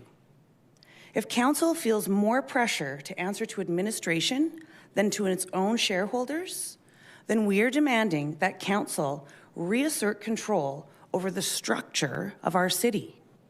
And if that does not happen, we will demand that council establish a succession plan for its only employee and replace that leadership with someone who understands and respects the structure. This is not personal, Mr. Duckworth, wherever you are. This is accountability. You do not hold more influence over the direction of Calgary. I'm just going to jump in. Earlier in the public hearing, I just asked members of the public to avoid making the commentary personal in that way, either to any specific city staff or city councillors. Certainly. So administration does not hold more influence over the direction of Calgary than the citizens who fund it and the council elected to represent them. Council, this hearing is your opportunity to prove that City Hall understands who it works for. Repeal, repair, restore. You were elected to be the voice of the people, not the shield for administration. And it's your duty to correct the ship. Thank you. Thank you so much, Aaron. We'll go next to Michelle on the line, please. Thank you. Would the staff be able to put page number 320 of the agenda on the screen, please? Could you just clarify what you're seeking? Did you have a presentation submitted? It's part of my public submission. Yes, it's the graph. Page 320. So I will start while we get that done, if possible. So my name is Michelle Salim. I'm from the community of Forest Lawn. I call on all city councillors to keep the blanket rezoning as is, with no change for the following reasons. First, the idea of single family on RC1 is such an outdated notion. According to Statistics Canada, July 2022, one-person household in Canada rose to 29.3%, which is the highest in Canada's 150-year history. The growth of one-person household has implications for the demand for various types of structural dwellings. Number two, parking is not a human right. Housing is. Parking-less housing development should be encouraged and incentivized. Building an automobile-dependent city is very costly financially and environmentally. Number three, according to the United Nations, the number of people aged 65 or over is projected to reach 201 billion by 2050. More than double today's numbers. We need a mix of housing types so residents can downsize easily in their own neighborhood, keeping their routines, networks of friends and destinations. Higher density mixed housing helps the elderly age in place and keep them connected to their community rather than feeling lonely and isolated in out of the city seniors housing. Number four, as you see on the screen right now, Alberta is projected to lead all provinces in population growth within 25 years. According to Statistics Canada as well, and that's only medium growth scenario, Alberta's population from about 5 million residents today is expected to be 7.5 million in 2050, at an increase of 46%. Alberta's population growth over the projection period is the highest of any province, with the national population growing by more than the modest of 17%. So that speaks to whatever decision we are making today is going to affect the housing in the near future. Thank you. Thank you so much, Michelle. We'll go to Margot next to wrap up the panel. Mayor, can you hear me? Yes, we can. Please go ahead. Okay, thank you. Mayor Farkas and City Councillors, my name is Margot Paul. I support a full repeal of blanket rezoning. I suspect, however, that is not the final position Council or administration wants to achieve. Residents understand that the city is growing and that additional density is required. We want to direct that density to appropriate places and provide meaningful feedback on development that occurs in our communities. Blanket rezoning has not increased affordability. We have an affordable housing crisis which can only be addressed through heavily subsidized housing. Meanwhile, blanket rezoning has very negatively impacted established communities. Density is being focused there with no new amenities being provided. To add insult to injury, both regional park space and perceived park space have been sold off by the city. Instead, density should be supported along the LRT lines and in master planned communities. The greatest negative impact of blanket rezoning has been a direct result of the increase in maximum building height and maximum lot coverage.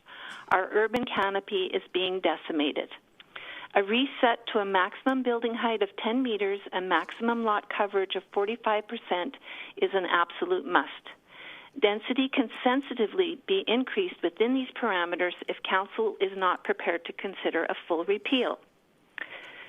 It may be easier, more cost-effective, to change the definition for the RCG land use into the prior RC2 land use definition, as it allows you to keep the new land use maps and LAPs. Using the prior RC2 land use also eliminates the single-family designation tied to the federal HAF. Hopefully that will be enough to meet our contractual agreement. A new designation label would then be needed to be created for those properties which are redesignated to RCG prior to blanket rezoning and those properties which currently have RCG DP applications. This could be something like RCGS and would follow the definition currently being used for the RCG land use district. As was the case prior to blanket rezoning, current owners can also choose to go through the original process of redesignating their property to RCGS. Mid-block RCGS land use should not be allowed.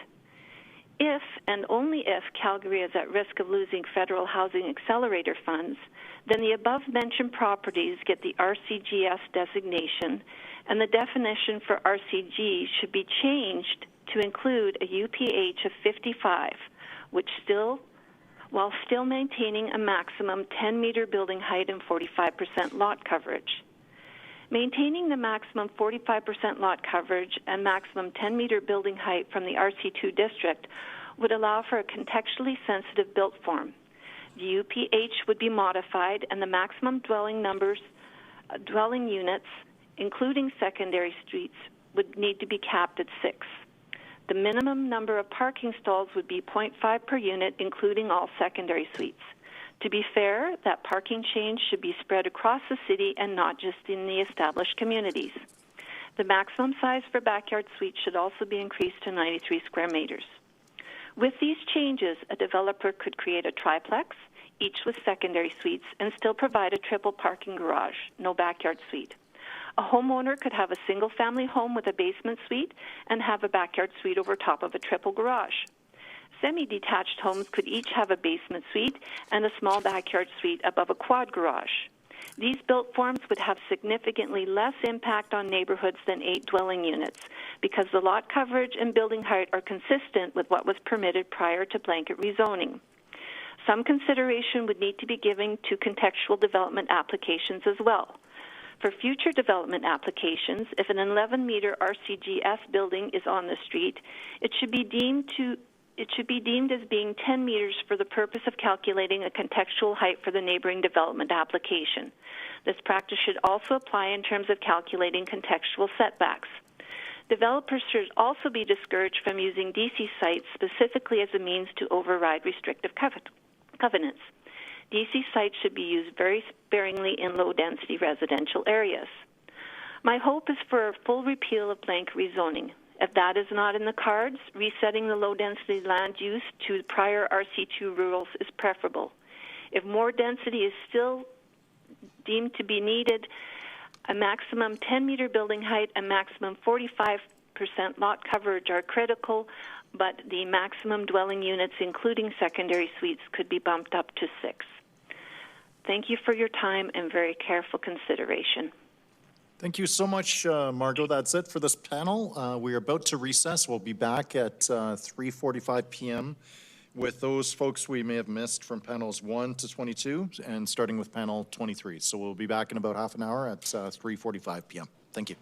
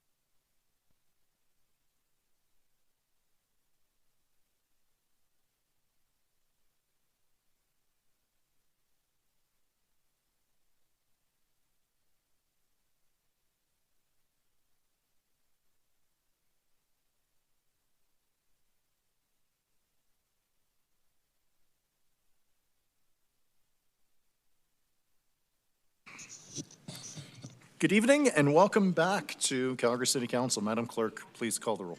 Thank you, Mayor. On the roll, Councillor Tyers. Here. Councillor Ward. Councillor Ward. Here. Councillor Wyness. Councillor Ewell. Here. Councillor Atkinson. Here. Councillor Chabot. Present. Councillor Clark. Present. Councillor Dhaliwal. Here. Councillor Jameson. Present. Councillor Johnston. Here. Councillor Kelly. Present. Councillor McLean. Here. Councillor Pantazopoulos. Here. Councillor Schmidt. Here. And Mayor Farkas. I'm here. Thank you, Mayor. So we haven't quite finished the public hearing, so we will be proceeding through the last names that we have,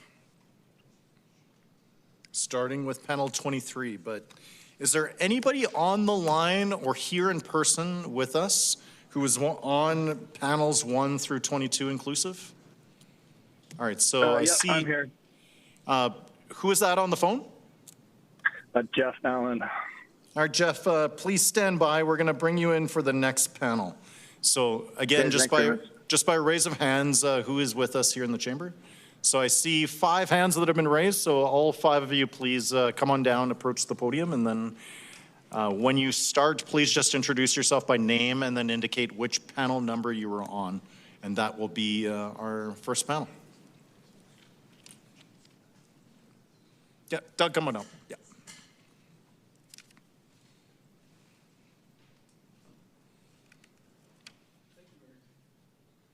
Turn this on. It's on. Apologies. Thank you, Mayor and Council, for the opportunity to make this submission. I hope today that you will fully repeal a blanket-up zoning bylaw, restore the previous land use bylaw, and rebuild public trust through fresh consultation as part of the proposed Calgary Plan and Land Use Bylaw. My name's Doug Layton. I'm here as a private citizen and proud Calgarian. I'm a professional planner and past registered architect, and I've served on the city's Planning Commission, Appeal Board, and Design Panel. I have extensive experience planning, designing, and delivering all types of market, attainable, and affordable housing. I was one of the founders of the Banff Affordable Housing Corporation, for example, so I'm certainly on side with what staff and administration were trying to achieve. I support densification, housing affordability, unfortunately not this rezoning, upzoning. I have 4 major concerns. First, in my professional opinion, the blanket rezoning is neither an effective nor an efficient solution to solving Calgary's housing problems. It doesn't address the most important parts of our housing crisis, which is the need for social, subsidized seniors and rental housing. This must be our #1 priority. I would also question its impact on affordability, and that may be going against the current here. I do think it's increasing supply, but not necessarily affordability in the areas we need. The RCG townhouses often sell for more than the houses they are replacing, and even the basement underground apartments that are often created are relatively high rent. I would also say that I think that blanket upzoning has major impacts on infrastructure, and I know you had a council report on the impacts so far. I think the impacts go far beyond that to not just established areas, but to the cost of housing in new areas. Because having had some experience in this area, the engineering firms are going to have to build in the risk or the potential for far more units on each lot than they would have before. We're going to end up with oversized infrastructure, and that cost is going to be pushed onto purchasers. So it's going to increase the cost not only for existing homes, but future homes as well. Finally, I have to say that the RCG zone, the way it's structured and written, which is unique to Calgary, is not for everyone. It fulfills a certain market, and it does it very well. But many of the units can be, in fact, what I would call parasite underground apartments, sometimes with just a single window in a window well for a fire escape and susceptible to flooding and radon gas. And if you've been following a lot of the research, radon gas is a serious issue in Calgary, and we have no requirement for it other than, I think, in daycares. Secondly, blanket upzoning is, I suggest, the opposite of smart growth. And as a planner, this is the cornerstone of Calgary's municipal plan, our infrastructure investment, and every local area plan. Smart growth focuses densification and supporting infrastructure downtown, around transit stations, in growth areas, growth nodes like Mount Royal University or the university. And blanket zoning represents a dramatic reversal of that approach. And we did not, it was quite rushed to drop this on us all when we've had many, many years of smart growth planning. Blanket up zoning creates community instability. Land speculators move in, homeowners move out, and holding properties are often left to decay. Trees, vegetation, and architectural character features of an area can be lost. This affects people's value, use, and enjoyment. Those are three key words. Those are protected in the Municipal Government Act. And I think the reason that you're seeing such a reaction from so many existing residents is because it threatens what they see, the value, their value, use, and enjoyment of their property. And that's, I don't think that's received the coverage it should have in this whole debate. Thirdly, the costs, benefits, and outcomes of the proposal remain undefined, unpublicized, and uncertain. The international experience of blanket up zoning is mixed as a planner.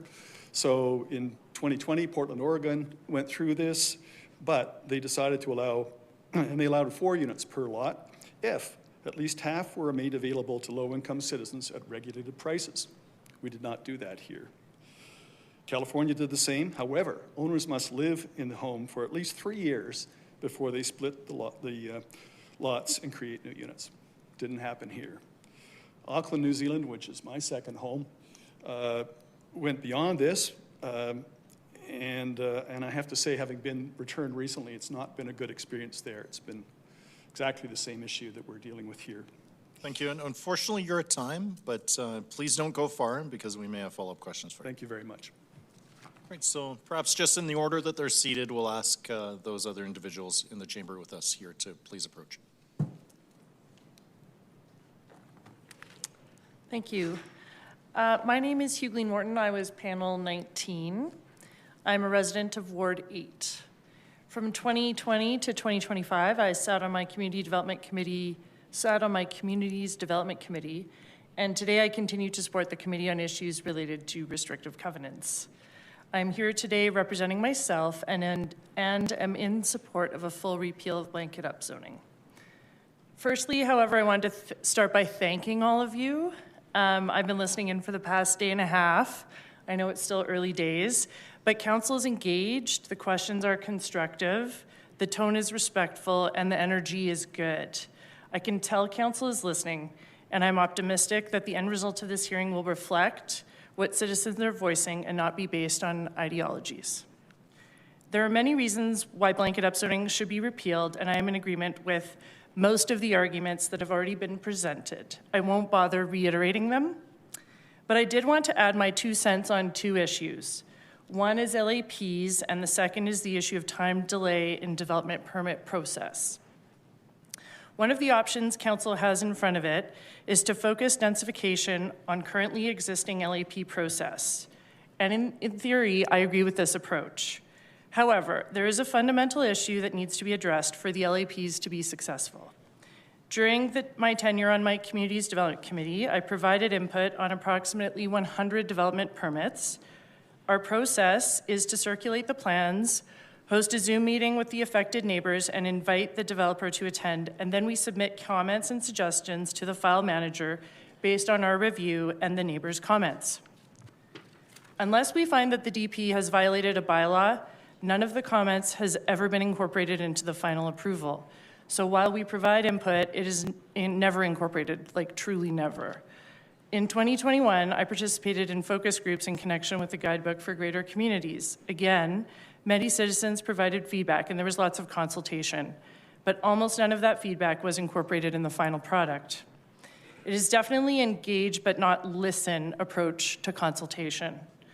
Later that year, as the LAP process began, I met with the city administrators and my community association president to sort of get in front of the engage but not listen approach.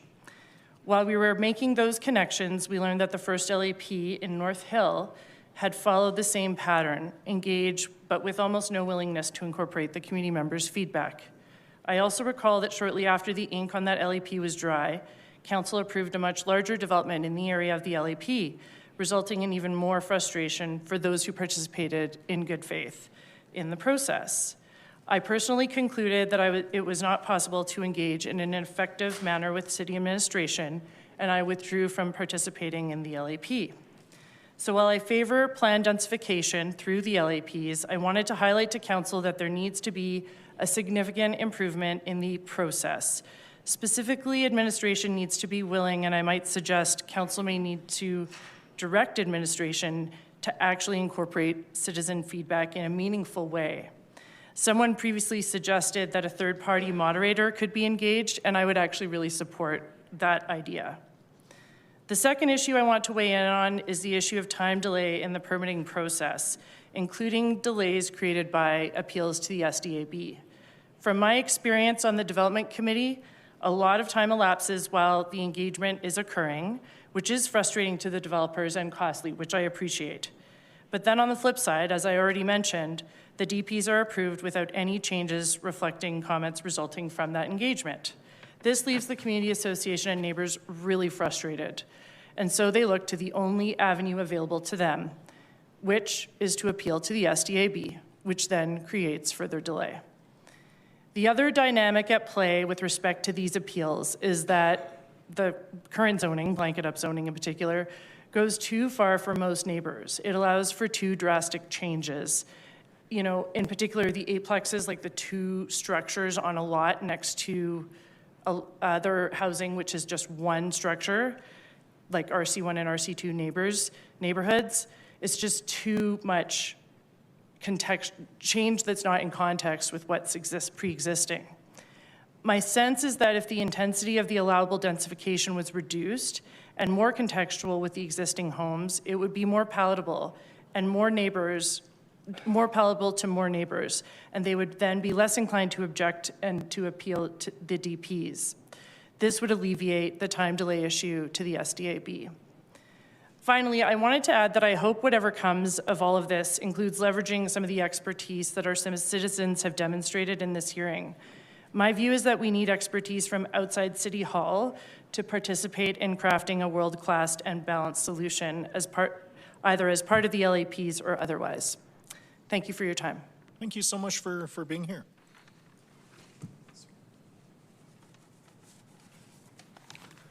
My name's Kevin Dubé. I was on panel 19, I believe. I was having lunch, thought I had 4 to go, and heard my name called, so I'm here now. It was the first. We were faster than we thought we were going to be. Good morning, Mayor Farkas and esteemed councillors. My name's Kevin Dubé. I'm a longtime resident and homeowner in Collingwood Northwest in Ward 4. I'm here today to speak on behalf of myself and my wife, Maria. To give some context to my comments, I am currently involved with the Triwood Planning Committee, and that involvement has informed some of my comments today. But to be clear, I am speaking on behalf of myself and not that committee. That I participated with that committee in a written submission to this meeting. I begin with congratulating my fellow Calgarians on the quality and thoughtfulness of their engagement so far. Additionally, I commend each of you around this table in your engagement. It's been heartwarming to see how I echo what I just heard. It sounds like we're being heard, which is really what I want to share. I don't think we were heard, and I think that's why we're here. I know that's why we're here. I am in support of a full repeal of blanket zoning. I may not be in support of changes to RCG, and I am, along with others, frustrated, and I would support what I heard earlier this morning from one of the councillors, I'm not supposed to say names, but one that wants to bring questions after this process. So I would be definitely, I'm in favor of the full repeal. The Municipal Development Plan, beautiful document. I think of my research, 16,000 pieces of input, hundreds of public engagements, and we came up with this plan forward. And this is These are policies. These are not just guidelines. We have an infill guideline. We have other guidelines. This was policies, the highest level planning document that is available to our municipality. In the section on respecting and enhancing neighborhood character, the objective states that it's the identity of a character of a neighborhood is a function of how people interact with the history, built form, and landscape, and the visual qualities. This interaction defines how people feel about their neighborhood and place. I think you've heard a lot of people tell you how they feel about their place.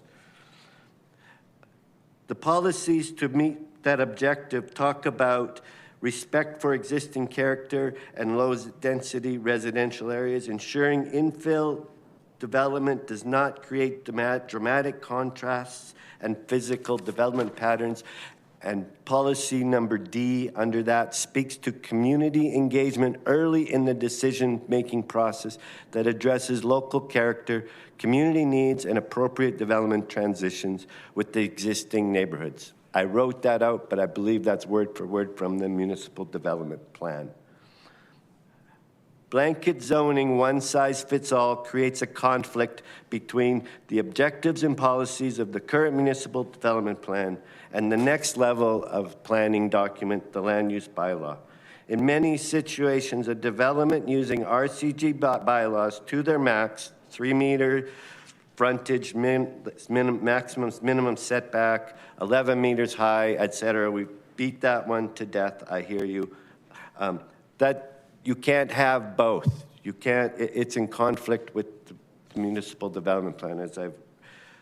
I'm rushing, I'm trying to get through my 11 pages, sorry.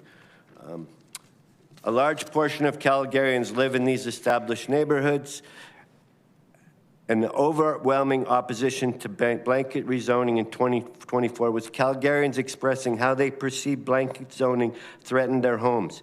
Yesterday and today, we've heard more of those stories from individuals directly affected. This is Calgarians that value low-density neighborhoods with front lawns and backyards and front street parking because the lots are wide enough and there's a garage in the back that you can get to from an alley. Wanting to preserve the character of an established neighborhood and the uniqueness and lifestyle that accommodates does not have to disqualify someone from being compassionate and solution-oriented to address a housing crisis. I brought up the conflict in the municipal development plan to the blanket zoning discussion, not to discuss the merits of those, but to illustrate how the municipal development plan engaged stakeholders and sought input, and that was reflected in the document.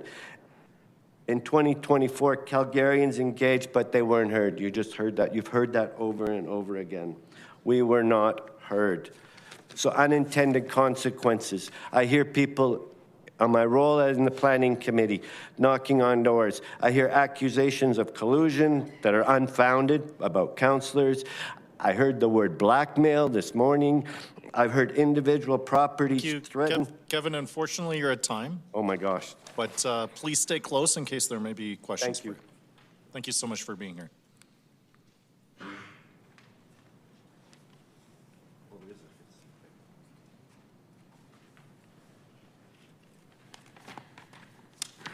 Good afternoon, Mayor Farkas and Council. Thank you for the opportunity to speak before you all today. My name is Elaine Bruce. I was assigned to Panel 20. Thank you. I'm a resident of Ward 8 and a renter in the Beltline neighborhood. I'm also a member of the organization ACORN and co-chair of our City Center chapter. I'm here to speak to you today on the issue of the proposed repeal of the rezoning for housing bylaw. I also will say a few words about landlord licensing. I'm asking Council not to repeal this bylaw. There have been and will be many more people more knowledgeable than me speaking to you during this hearing process who will be bringing all kinds of facts, figures, and data for you to consider that will support their positions either for or against repealing the blanket rezoning bylaw.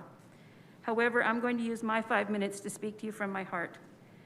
It is my understanding that the main purpose or thrust of the blanket rezoning is to increase housing supply and diversify housing types for many low-density residential areas in Calgary.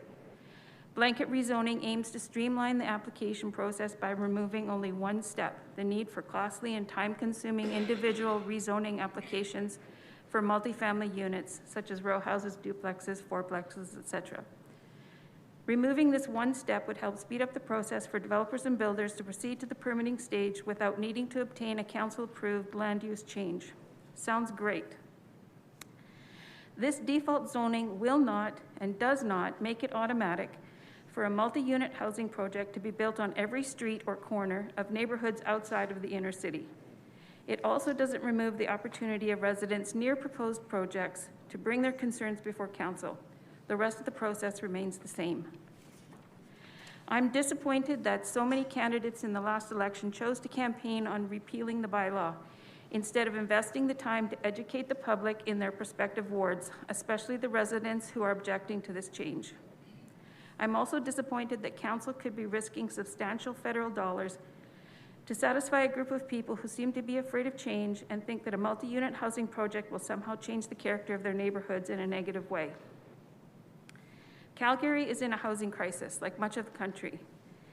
Can the city really afford to risk the loss of these federal dollars when the city is already facing a very expensive water feeder main project, a tax grab by the provincial government, and the potential funneling of hundreds of millions more dollars to yet another unaffordable community sprawl project on the outskirts of the city?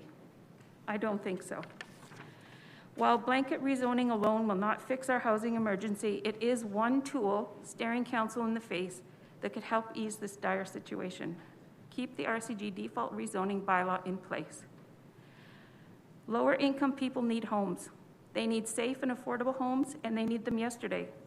But it seems to me that every single City Council is always and only concerned with the wants of developers and single-family homeowners. Renter families deserve good neighborhoods too. It's very hard to hear so many people in the preceding panels imply or outright say that all multi-unit projects should be placed in or near commercial areas or high-traffic roadways. Someone yesterday even compared lower-income people to animals. I've heard many people talk about trust being broken, that single-family homeowners don't trust council anymore. And even someone mentioned the social contract being broken with single-family homeowners. Does anyone worry about building trust with lower income and working class people? I look around and I don't see the different levels of government trying to build trust or maintain a social contract with lower income folks and working class people. That privilege is beyond our reach, it seems. It appears no level of government has the backs of lower income people, of those on fixed incomes, or more vulnerable to the actions of moneyed interests and powerful lobbies. Who will step forward and protect us from wealthy developers and rich corporate landlords who appear to always be calling the shots? Who will protect us from our provincial government? The last time I spoke before council was to request the formation of a landlord licensing program. This is one way tenants in this city can be protected from both wealthy corporate landlords and our provincial government. I am still asking council to move forward with this request and implement a plan to make it a reality. In summary, I'm asking the question, will anyone care enough about us lower income people to do the right thing by keeping the blanket rezoning bylaw in place, as well as fast-tracking a landlord licensing program? Thank you for your time in listening and considering what I've said here today. Good afternoon, Mayor and Council. Thank you so much for being here with us.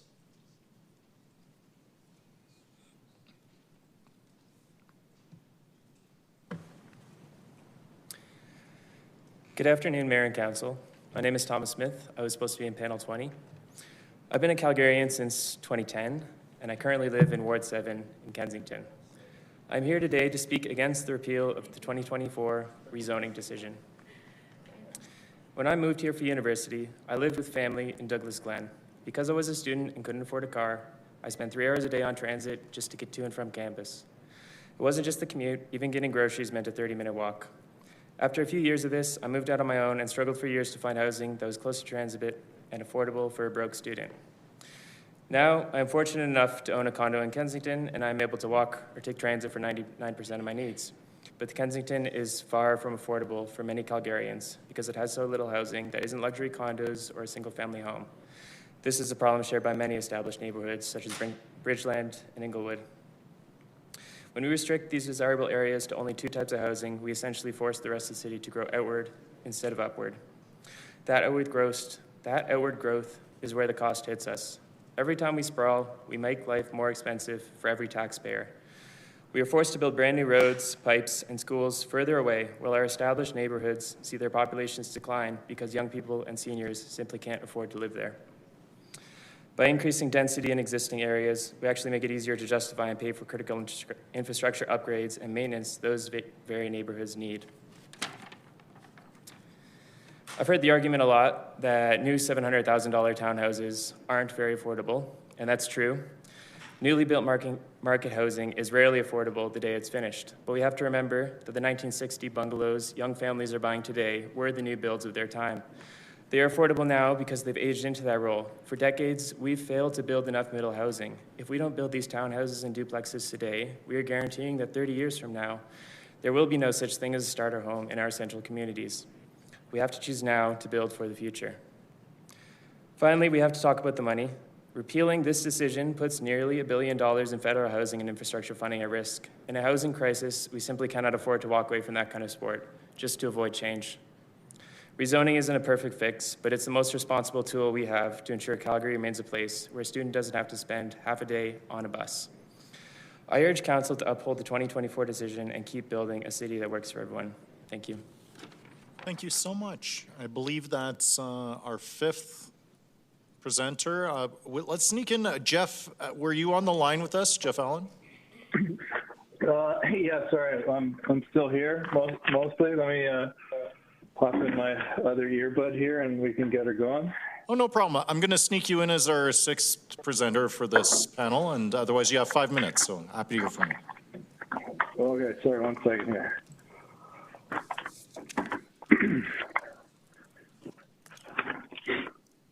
Okay, thanks for having me. First of all, I just want to mention, mine are mostly comments. So I'm echoing and trying not to repeat everybody from earlier today. You still hear me? Yep, please go ahead.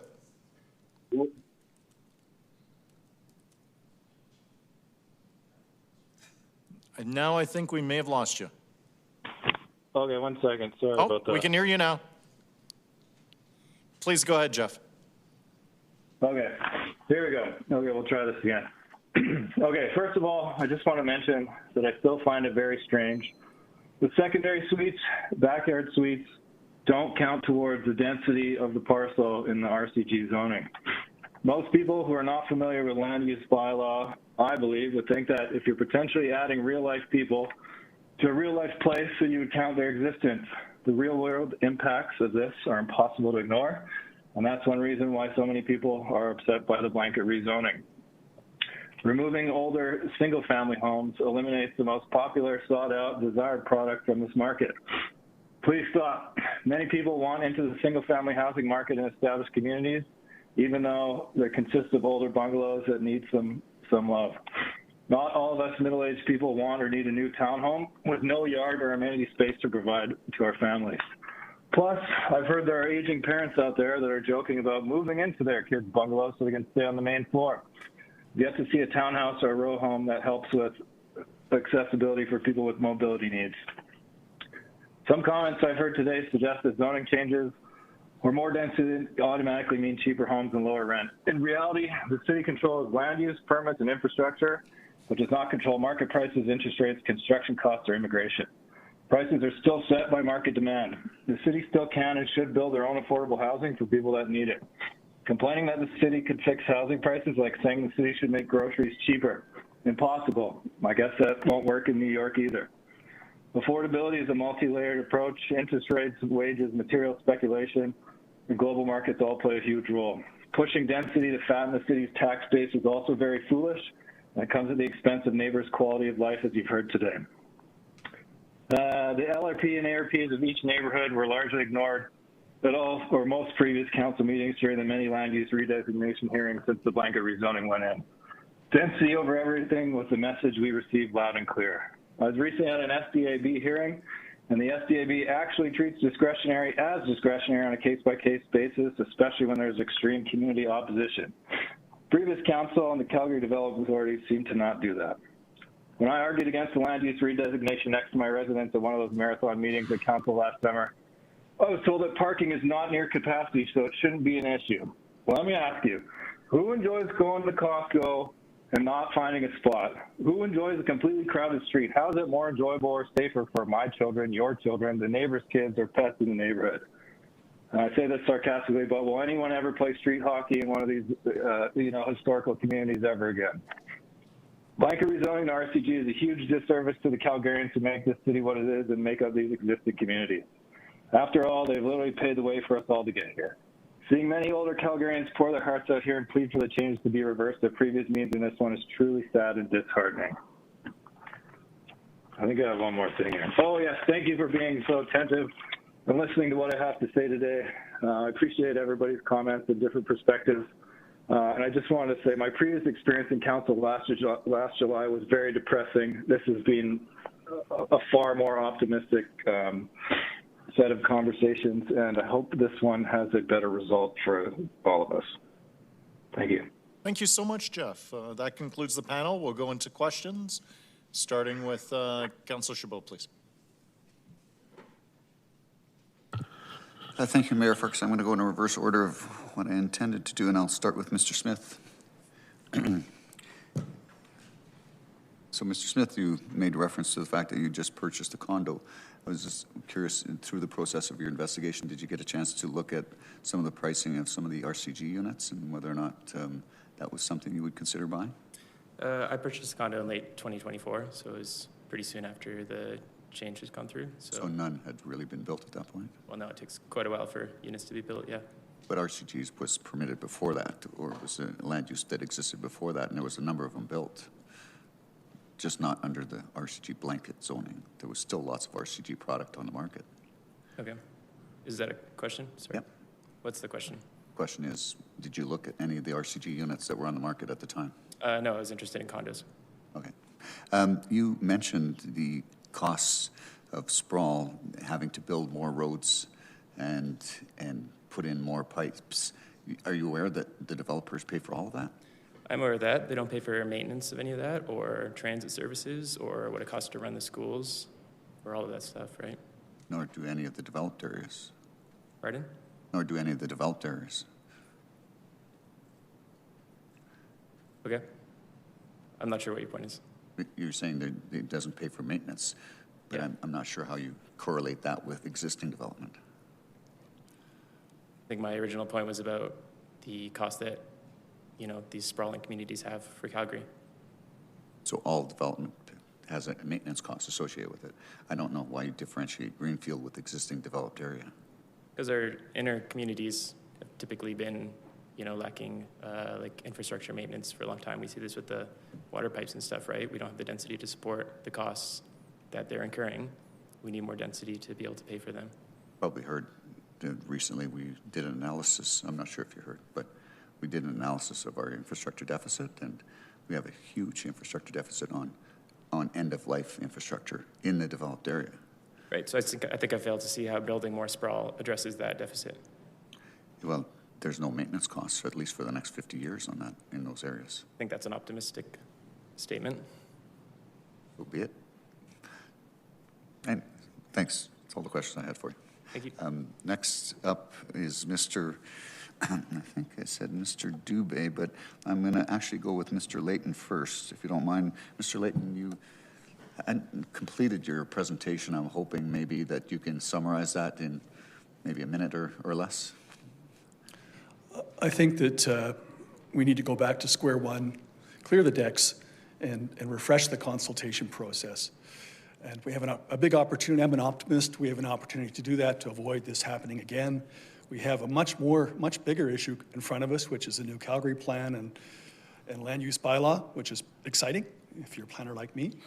And I think that I would take this back to square one, refresh the consultation, rebuild trust with people, because I've never seen such a shocking consultation process, and then avoid this happening again. We're going to go through these hearings again with the Calgary plan and land use bylaw.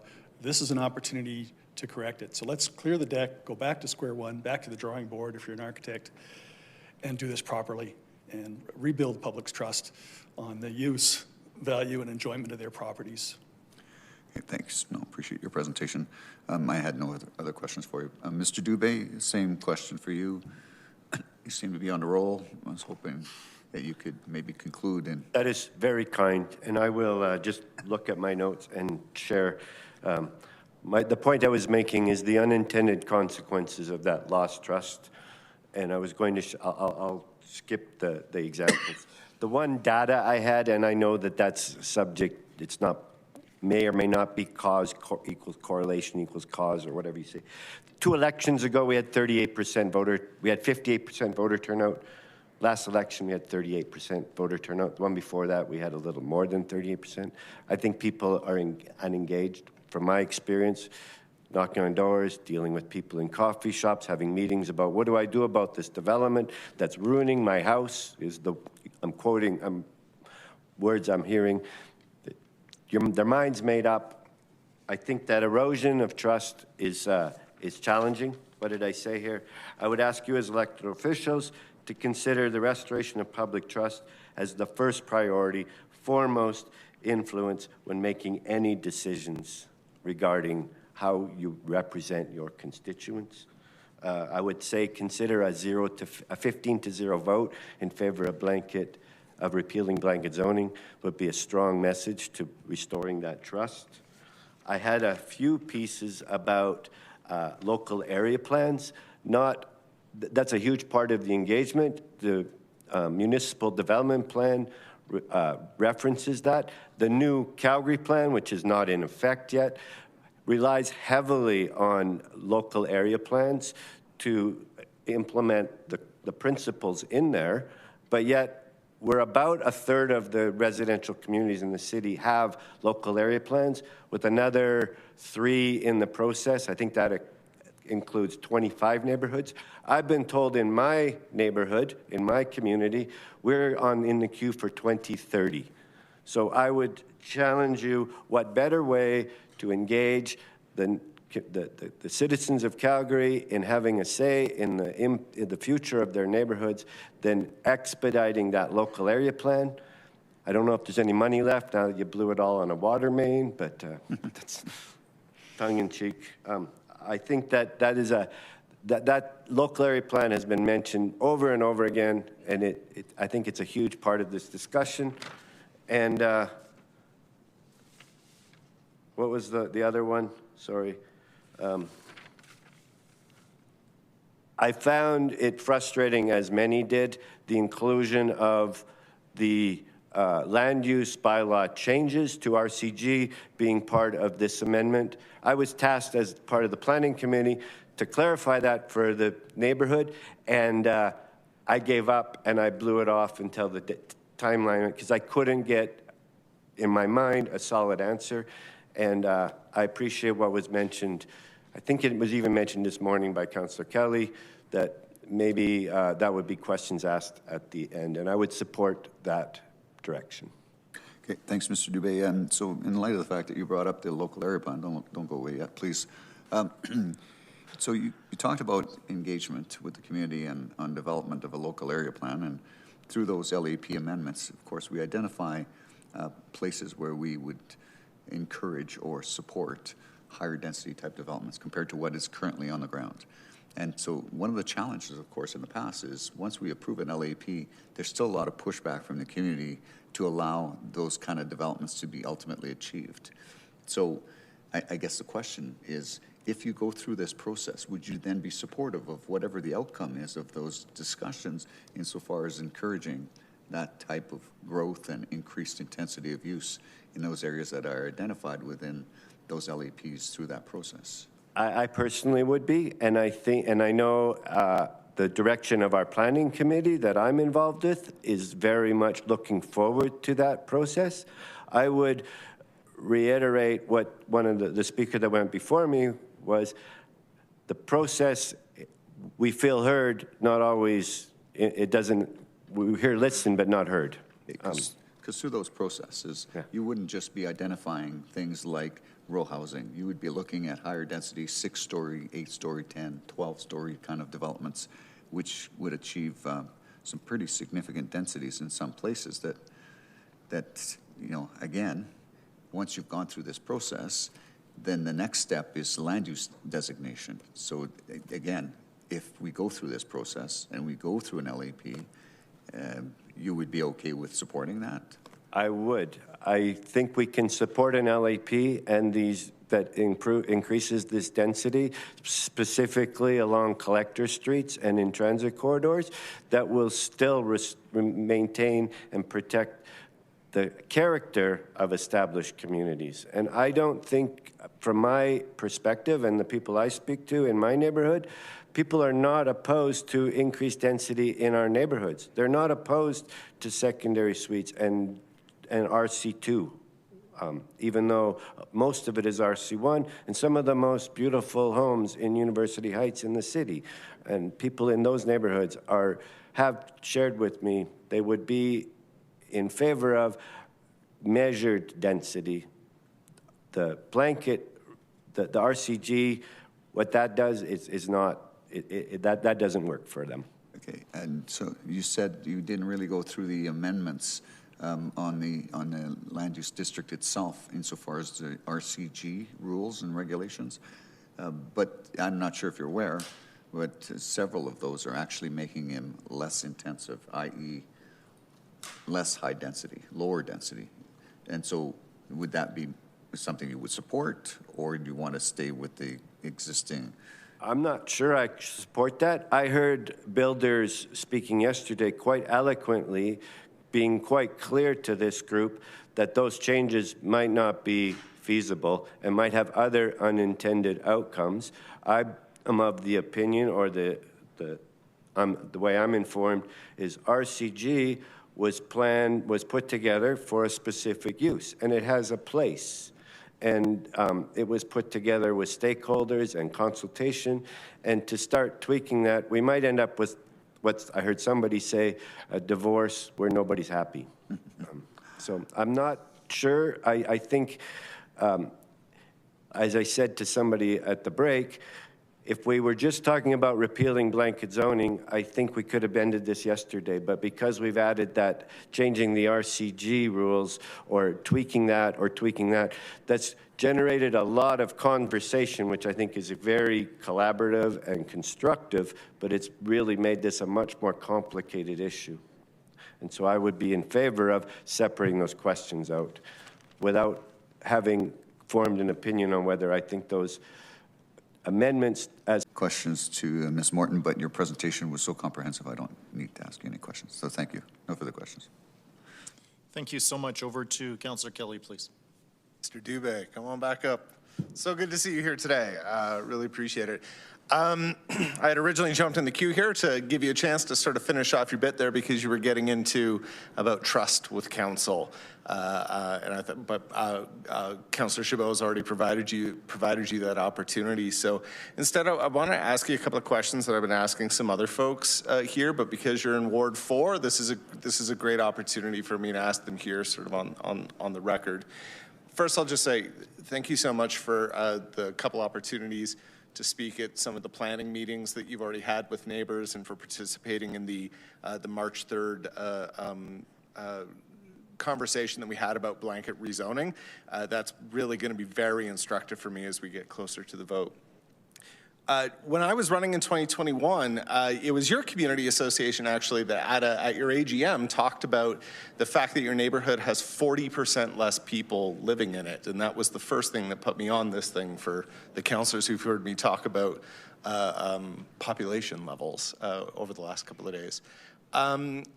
You were touching on this with Councillor Chabot, but I just wanted to ask you sort of directly, if we were to repeal the blanket rezoning and have a real good, solid conversation with Triwood Community Association about where can we get that extra 40 people back into the community, I'm wondering if you could expand on that a little bit and say, like, from your perspective, where would you see the appropriate places for that within Triwood? I think there's near end-of-life apartment buildings and duplexes along North Mount Drive. The entire north side of North Mount Drive between 14th and 19th Street is all bungalows. I think there would be room for RCG type homes especially on the corner lots along there, if respected setback, and the views of the affected neighbors. I think the Collector Street, I think the one that lines up with Brisbois, you might find some pushback. Those are some nicer, more established homes. But I think the next one over that lines up with what used to be the Turbo gas station, 19th Street, and on 14th Street, those collector streets, I think there's room for more densification, not a full-on row house. I think those are things that I think our community would be interested in giving you feedback at the LAP process that maybe we could have next year instead of 3 years from now after we paid for the water main. You and I are on the same page here, my friend. I'm glad you brought up the LAPs, and certainly I think most of my council colleagues will say here that I'm doing what I can to advocate on behalf of our neighborhoods to be able to get an LAP in your area specifically. They've heard me. Last question for you here. Just wonder if you have any advice for me and any of the other councillors who may not have run on repealing blanket rezoning and are sort of open to a little bit of a modification. There's a majority of council who are definitely in that vein to begin with. Wondering if you have any advice for someone like me who, you know, in your neighborhood, for example, I received more than 50% of the vote. Wondering what sort of advice you'd have for someone like me in terms of how we respond to residents who did vote in favor of someone who was not a straight-up repeal person. I think I would take it from the perspective of trust and the consequences of that loss of trust. I have been in those meetings, a few that you attended and others, and I've heard people shouting things like, "You have a long ways to go to regain our trust." That was massive betrayal, a long ways to go. Restoring that trust should very much factor into why you would support repealing this, and recognize repealing blanket zoning is not an indictment on affordable housing whatsoever. We can have both. Our Calgarians deserve elected officials that are willing to do the hard work. I've heard you quoted, I've heard our mayor quoted, I've heard others quoted. We're going to go back and do the hard work. That's what we want. And so is that an okay answer? Good. I couldn't ask for better instructions. So thank you very much, Mr. Dubé. I really appreciate it and look forward to continuing working with you and your committee. Thank you. Over to Councillor Bentopoulos. Thanks so much. Mr. Layton, thanks so much for your presentation. I found yours very interesting given your planning background, work on CPC, and also your recent work for non-market housing. And what took me aback was commentary, these are my words, not yours, but essentially, this isn't the solution. This isn't the one that we need. We can still have non-market housing. There's better solutions, et cetera. And that, I don't want to quite say contradicts, but we've had many others come through similar backgrounds and saying we absolutely need this. It's going to be a detriment. How can I reconcile that, given your professional experience? Why is your opinion different from other folks that have said, if we do not have blanket rezoning, we were going to have a shortage, a crisis, et cetera, in non-market housing? I think because I'm older, I'm one of the few independent planners who I have nothing to lose. I'm not a consultant. I'm not doing any work for the city, although I have lots of friends who are in the city and lots of colleagues. I was a vice president of a major development company. I have no interest from that perspective either. I'm purely giving you my professional opinion as a very experienced professional planner. I work outside the city. I've got no skin in the game. So I come here actually a bit intimidated and feeling a bit at risk, and I know that a lot of my fellow planners don't agree with me. I think I was termed the minority opinion at the last round of hearings. But as a professional, having worked internationally, beyond Calgary, and particularly in this area of affordable, attainable, and non-market housing, I did a lot of work in New Zealand for Housing New Zealand Corporation. So this is a bit of a passion of mine. and I've worked in seniors housing as well. So I bring those perspectives. I'm just firing it the way I see it. Others, I won't say they have a conflict of interest, but sometimes they guard their words carefully when they come before council, as I would have previously when I was a consultant or as the planning director in Banff. So you don't, the trickle-down effect, you know, essentially, if I build a single-family home, it'll obviously trickle down because then somebody moves up and it's down. So you're not buying into that. And that's part of the logic of if we build, even though it's $800,000-900,000 for a townhome, it'll sort of trickle down and trickle up. So you don't subscribe to that? No, I'm not a believer in the trickle-down effect. I do, and I think a couple of the other speakers put it well earlier. We can have both. We can have the housing supply and affordability. As planning director in Whistler, we mandated that every single family home would not only have an accessory dwelling unit roughed in, it would be built, whether it was in the backyard or as part of the home. So that's doubling the housing right there on those lots.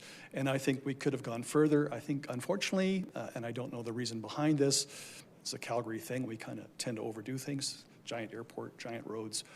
Instead of going for 4 units per lot or 3 or 2 homes plus accessory dwellings, we went for 8, 9, 10, 11, 12. So we overcooked it. You've seen the reaction. I saw the reaction of the public hearings last year. I've never seen hearings guarded by police before. So again, going back to the other speakers, the time has come to go back to square one. We made a mistake. Let's reset it. Let's consult properly and sincerely and start over. It's that simple. We've heard a lot about amendments, you know, if there's repeal. What are, in your professional judgment, some quick wins to if we revert, if we repeal and we go back to what we had, some things that would change? I heard you mention maybe your experience in Whistler, but what are some other things that would achieve the objective of increasing housing but not putting an eightplex in every street corner? Well, the quick wins you're already onto. I mean, CMLC and Attainable Homes are working on areas around the LRT stations, if I'm not mistaken. I worked on the LRT line as a young architect, and I can't believe there's still the holes in the donut. I mean, why has development not happened around those stations? Real estate and development services has freed up a lot of city land. The city is doing the right things, and those are direct, impactful results. Having worked in policy planning, we tend to think policy planning is the way to do it. Zoning by itself doesn't do it. There are other much more direct actions. Maybe specifically on non-market housing, what are some things the city's doing right? What can we do a little better as we exit here for this council to make sure that we address that need? I was fortunate enough to serve for a while on the board of Silvera Senior Living. I think that you have development partners like Silvera that could receive a lot more support and be moved to, and those projects could move ahead much more quickly. Cooperative housing is back on the table again. I helped form a co-op as a young architecture student here, and then moved to Vancouver. But cooperative housing is an opportunity, and I think there's a lot of areas of land the city has that could be converted to housing. As Banff planning director, I swiped a piece of land from our recreation director to create an employee housing cooperative. If you go to Banff, you can see the 3 apartment buildings that resulted. The fire chief didn't like me because we took the top floor of the fire hall and built affordable housing in it. So there are immediate actions that can be done far beyond the blanket zoning, and much as I think zoning is important, take your time on that. We got into trouble. Let's reset that one. But there are many other things the city could be doing right now to move more quickly. Heard a lot of talk, R1, R2, and so on. We moved to RCG, which allowed sort of, building wherever you want and kind of whatever you want. What do you think would be a better base planning level, zoning level? Comfortable with R1, or what do you think in achieving all those objectives, non-market, market, the whole stack? We could get into a long discussion over the mechanics. I don't think that's the important part today. Big part. But I'd be happy to sit down with you or other councillors or with my colleagues on city staff and run through what I think could be solutions. Well, I really appreciate your perspective. Again, that unique of being a developer, being a planner, CPC, as well as focus on non-market. So thanks so much. I learned a lot from this and your presentation. Thank you so much.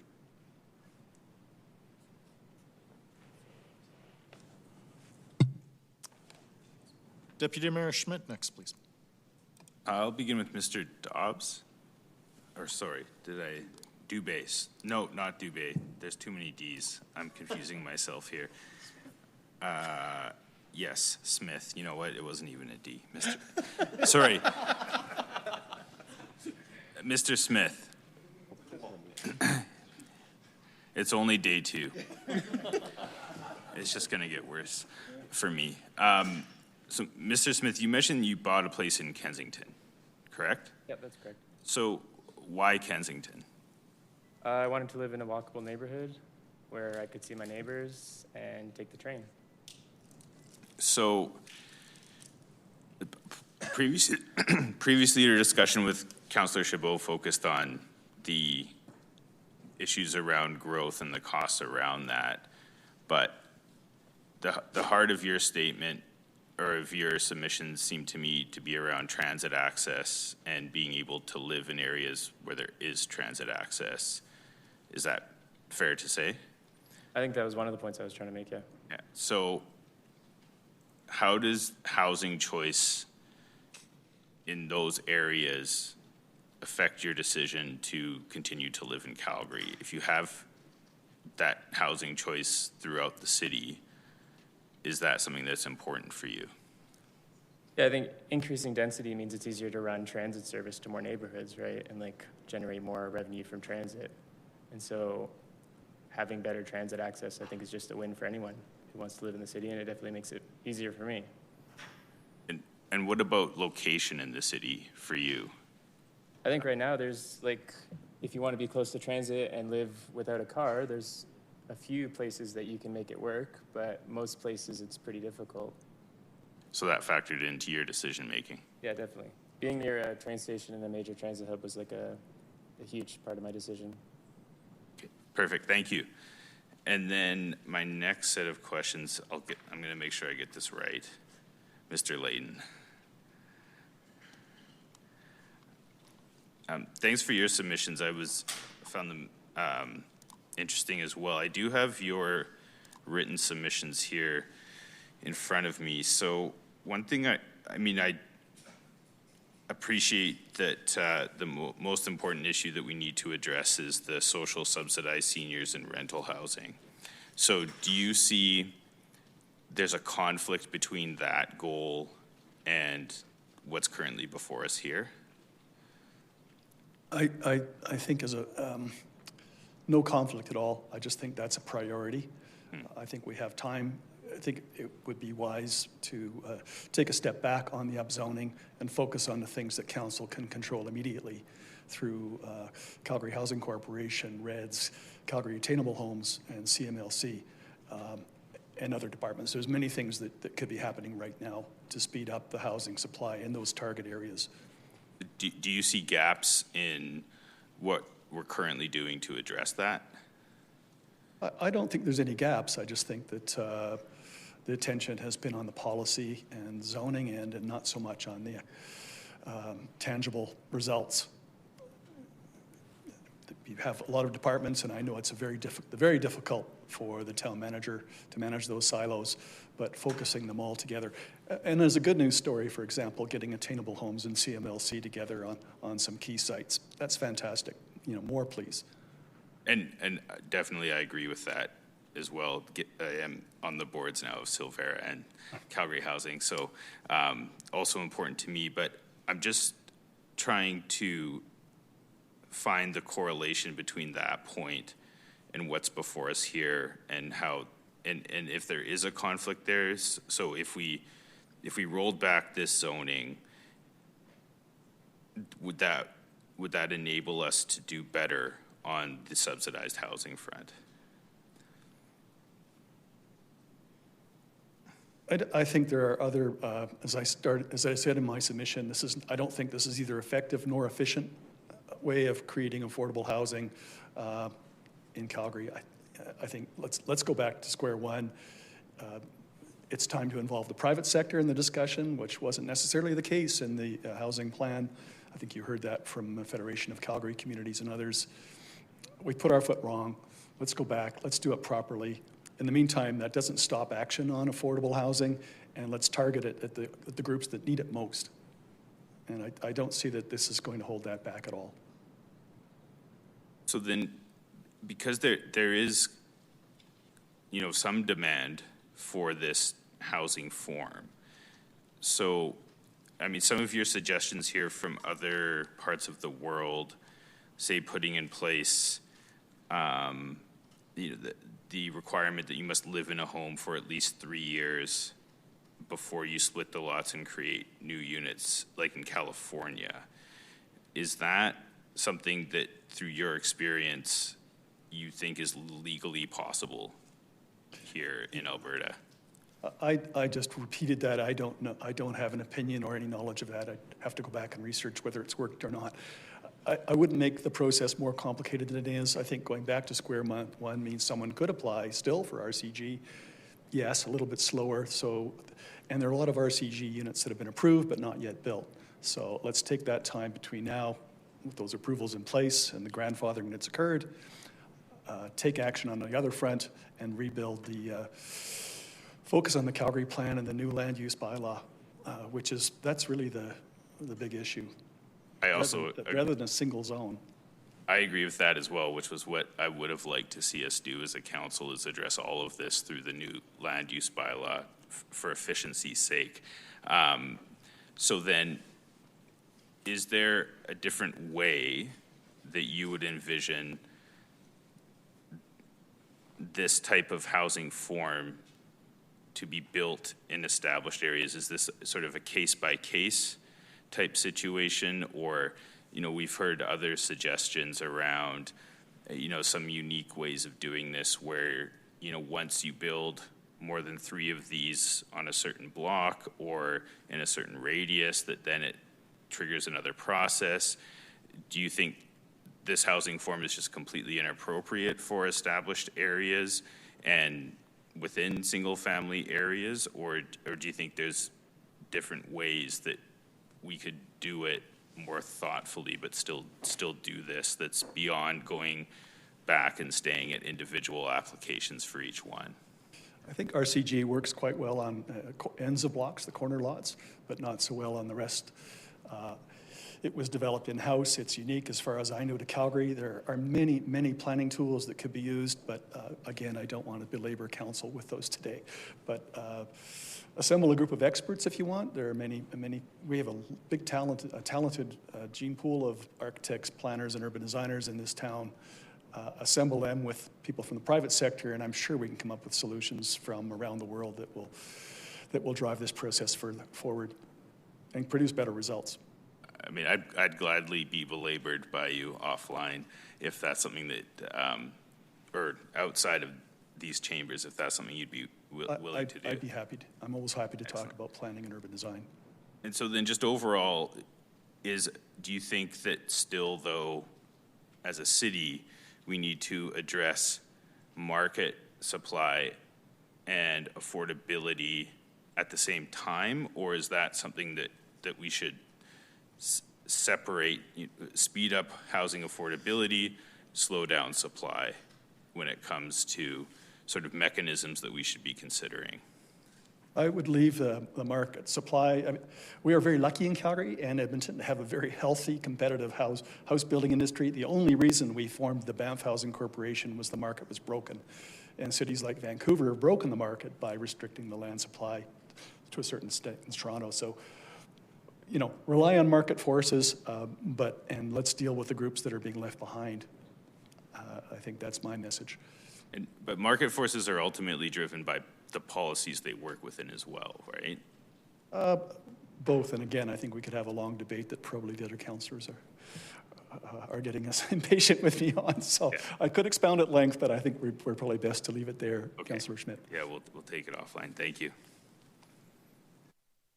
I think that was the most polite, let's take this outside, that I've ever heard in this chamber.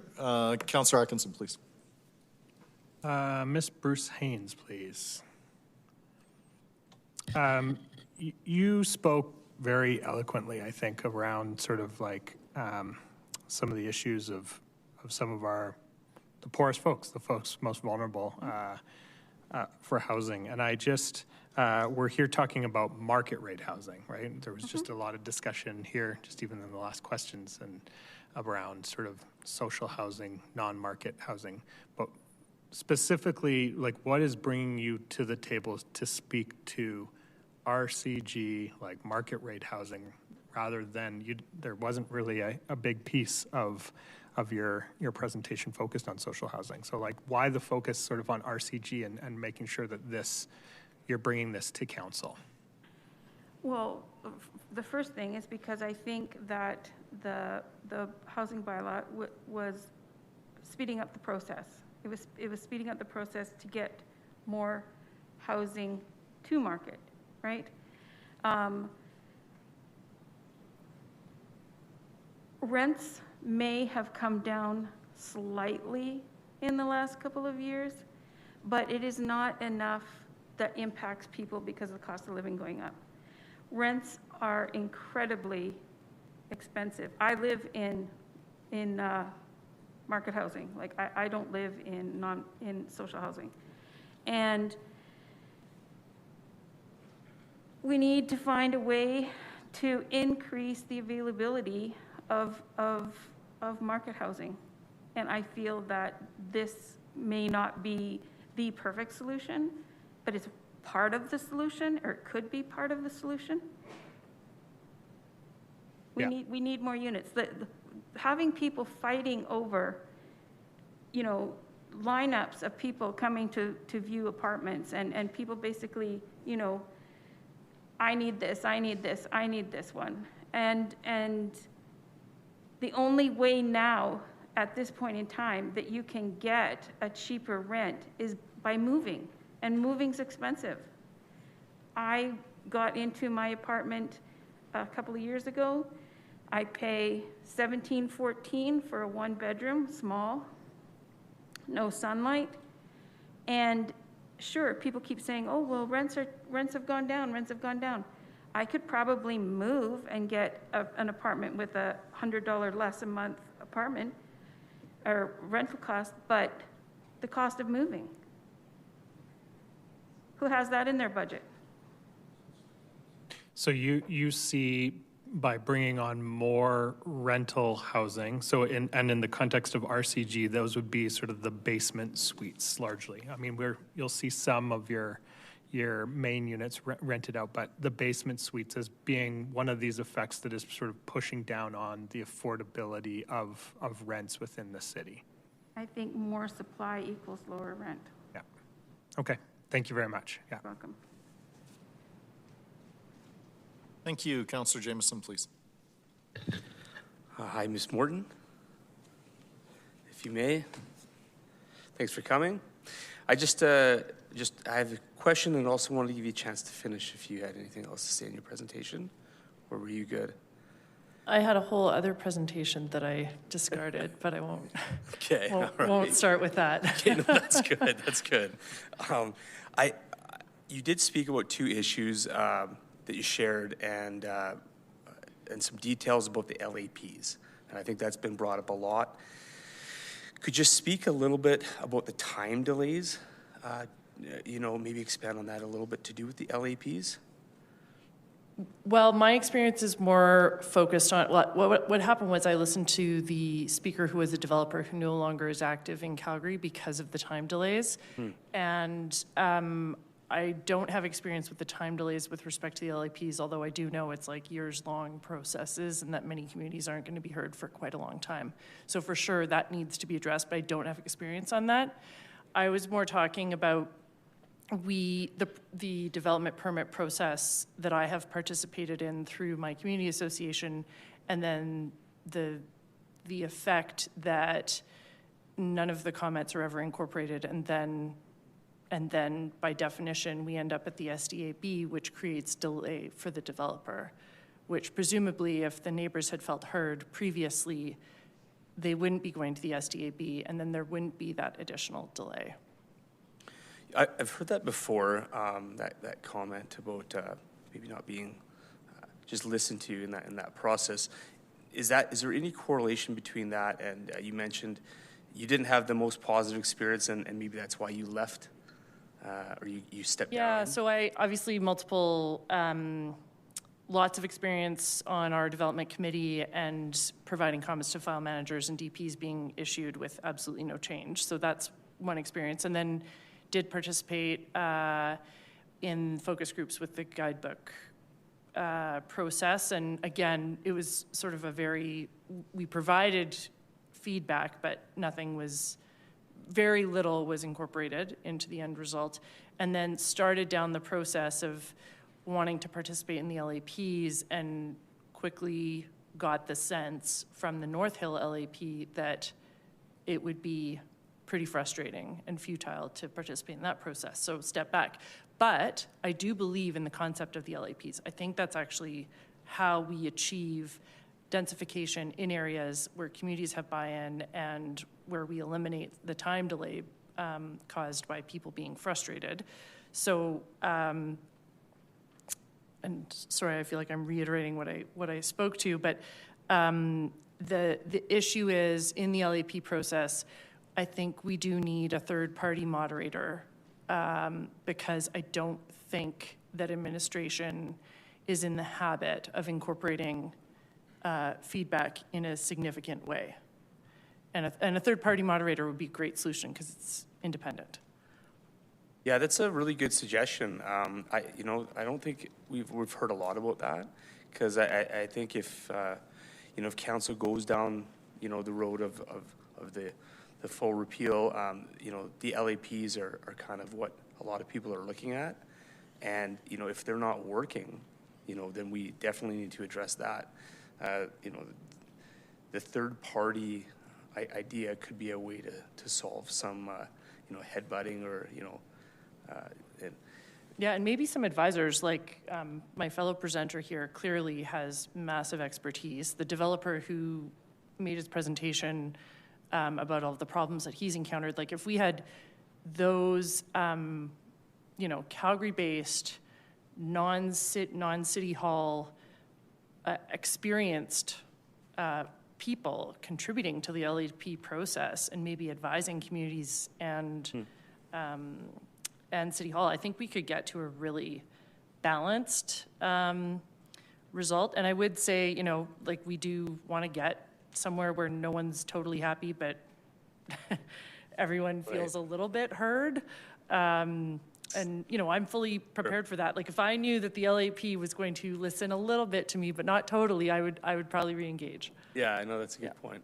If everyone's a little bit bothered, then you're probably, where you need to be. Got to the right result. But okay, so after this, I'd like to just connect maybe in the future with my office, because I'd like to go down this road of LAPs a little bit better. And, I like finding solutions to problems. And it sounds like there's a lot of experience on this panel here. And so we'll connect with you. Thank you. Sounds great. Thanks. All right, thank you very much. I think that's it for council questions for this panel. We will start calling some more names here, and once we've assembled 5 people, we will start hearing from everybody.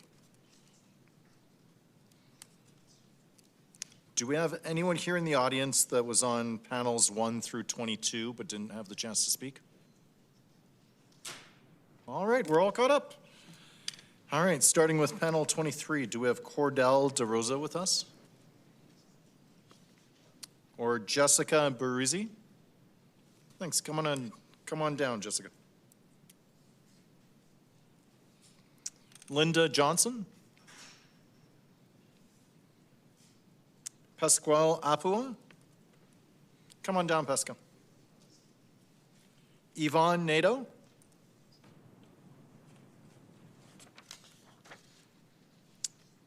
Next to panel 24, Robert Will. Come on down. Steve Wong. Joni Lewitt. Cam Kernahan. Yep, online. Thanks. Please stand by, Cam. Okay. Ross Vogan.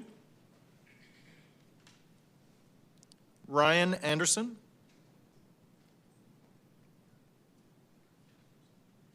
Krish Naramesh. Ashish Panda. Jonas Cornelson.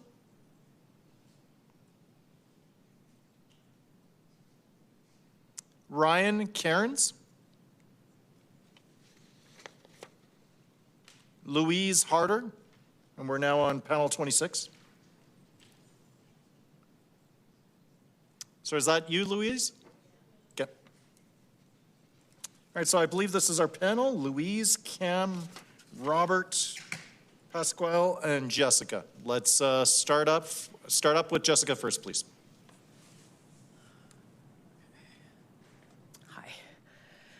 So, good evening, early evening, Mayor Farkas and councillors. Thank you very much for the 12-hour days you're putting in for this hearing and for the opportunity to be here.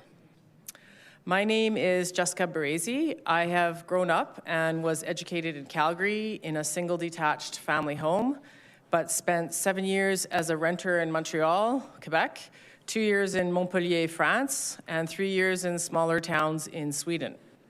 I am currently a substitute and contract teacher in the Calgary public school system. I'm here as a member of the Northwest Calgary chapter of ACORN. ACORN is a multi-issue membership-based community union of low and moderate income people. On April 5th, ACORN is hosting a bus tour of substandard rental housing in the city. All of you have been invited, and I would urge you to attend. Shout out to those who have already confirmed their attendance. And thank you.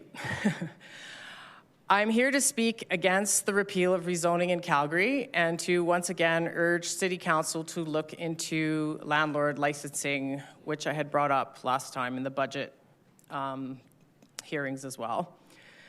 First, a bit of background on myself. I recently chose to mostly work with children and youth with complex needs, who are often non-verbal, i.e. they don't speak, some of whom are violent, many who also have visual or hearing impairments, and some of whom are confined to wheelchairs and or are fed solely via a stomach tube. These kids grow up, and if mom and dad can no longer care for them in a single detached home, they will need a place to live with wraparound services. I currently live in the Northwest in Ward 3 in Hidden Valley, though recently moved there this past November from Ward 7 in Sunnyside. I grew up in Thorncliffe in Ward 4, where my two sisters also grew up and where my parents still reside. One of my sisters and her family lives in Ward 8 with her family, and my other sister also lives in Ward 3 with her family. I'm providing these personal details to highlight how, though I am one person, through lived experience and familiar connections, I'm connected to other cities in the world and to other wards or neighborhoods in the city.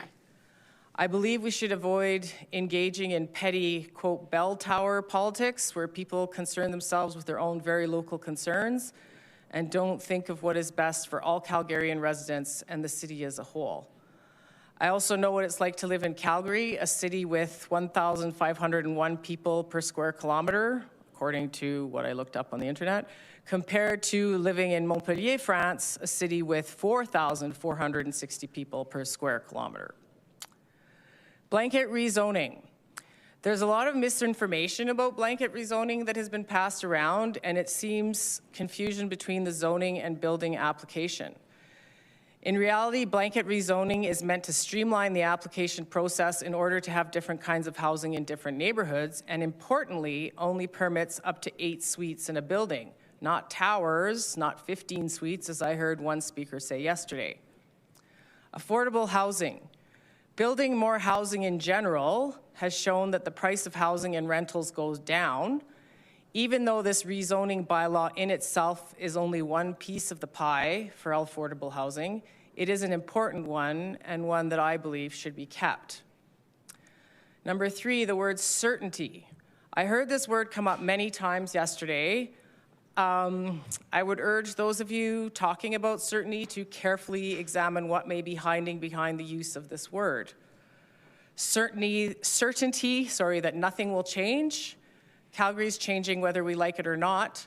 Certainty that you'll continue to have neighbors that look like you and talk like you and won't have unruly kids riding bikes on your sidewalk. I think of my own mother, who is in her late 70s, is of a different generation, grew up white and Christian, and has had her own preconceptions of things. She now goes for a walk every day with her neighbor, who is Muslim and wears a hijab. The walk is beneficial to both of them, for my mother's joint pain and asthma, and for her neighbor's diabetes. Change in density is a good thing for both old residents and newcomers. Blanket rezoning is one important way to allow for a more streamlined and cost-effective approach for the change in density that we need. In conclusion, I'm asking Council to not repeal blanket rezoning and direct City Administration to study landlord licensing for Calgary. Thank you. Okay, thank you, Ms. Baresi. So I am just going to find Pasquale Apua.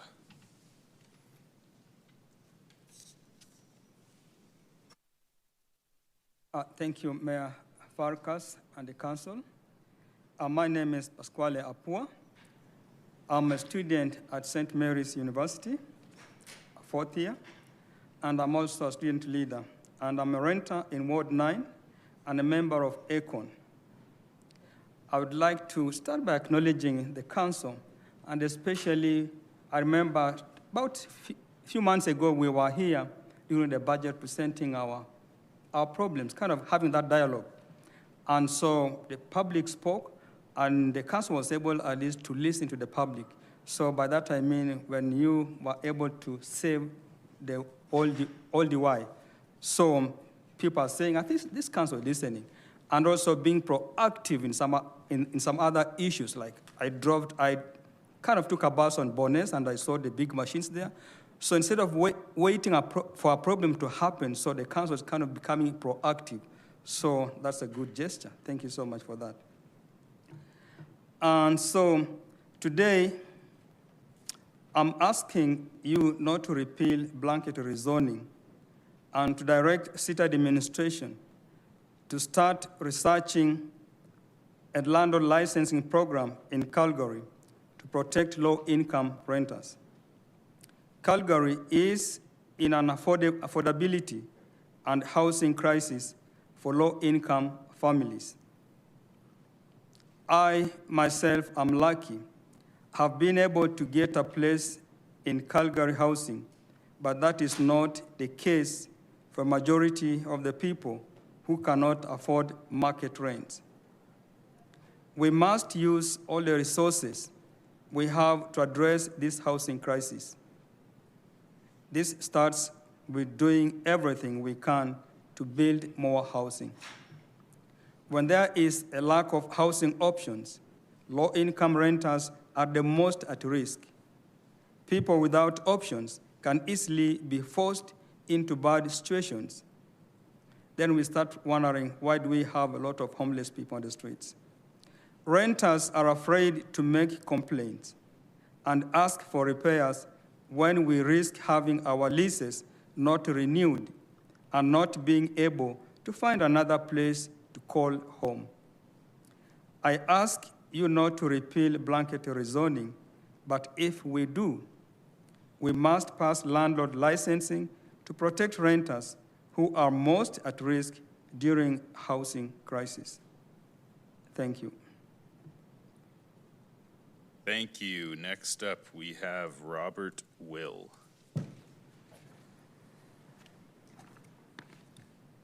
Okay, my name's Robert Will. My wife and I are residents of Ward 11 and live in a single-family detached home, and I'm representing myself here. So I'd first like to thank the Mayor Farkas and the rest of the council for having me here to address you, and also for the residents that are listening.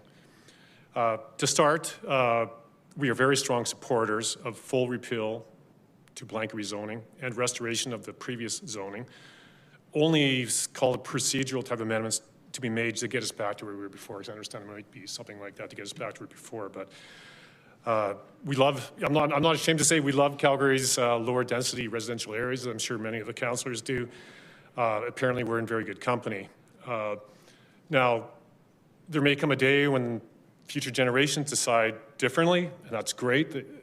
Someone mentioned London, England today, which is 2,000 years old, whatever. they apparently have a different thought on this, but that's not Calgary. So, and I think there was a lot of trust lost with the last council Nat, and city administration. And I think we definitely need to go back for a full repeal to regain trust. And then any future changes need to, in my opinion, to start from there, not from where we are today. So, and if it wasn't already perfectly clear, results of last year's civic elections certainly made it very clear that the strong majority of the Calgarians desire a repeal of blanket rezoning. Basically, the election could be considered a very large poll with a very, very large sample size. And now we have the submissions, which also show a large majority. So I feel like we're in very good company. I'm not going to apologize for being in that majority. The majority of residents want to be able to decide whether you live in a high-density neighborhood or a low-density neighborhood, or anything in between. Each option having many great benefits. Every time I clean my gutter, I kind of wish I lived in a condo, and I think there's many benefits. I don't think this has to be us or them type of thing. I hate that whole winners and losers thing. We absolutely need to consider, the needs of all Calgarians as the city grows. And upon a full repeal, or all along the way, we need to continue to work very hard, collectively, all of us, to find ways to address Calgary's housing issues without dramatically impacting the character and livability of lower density neighborhoods.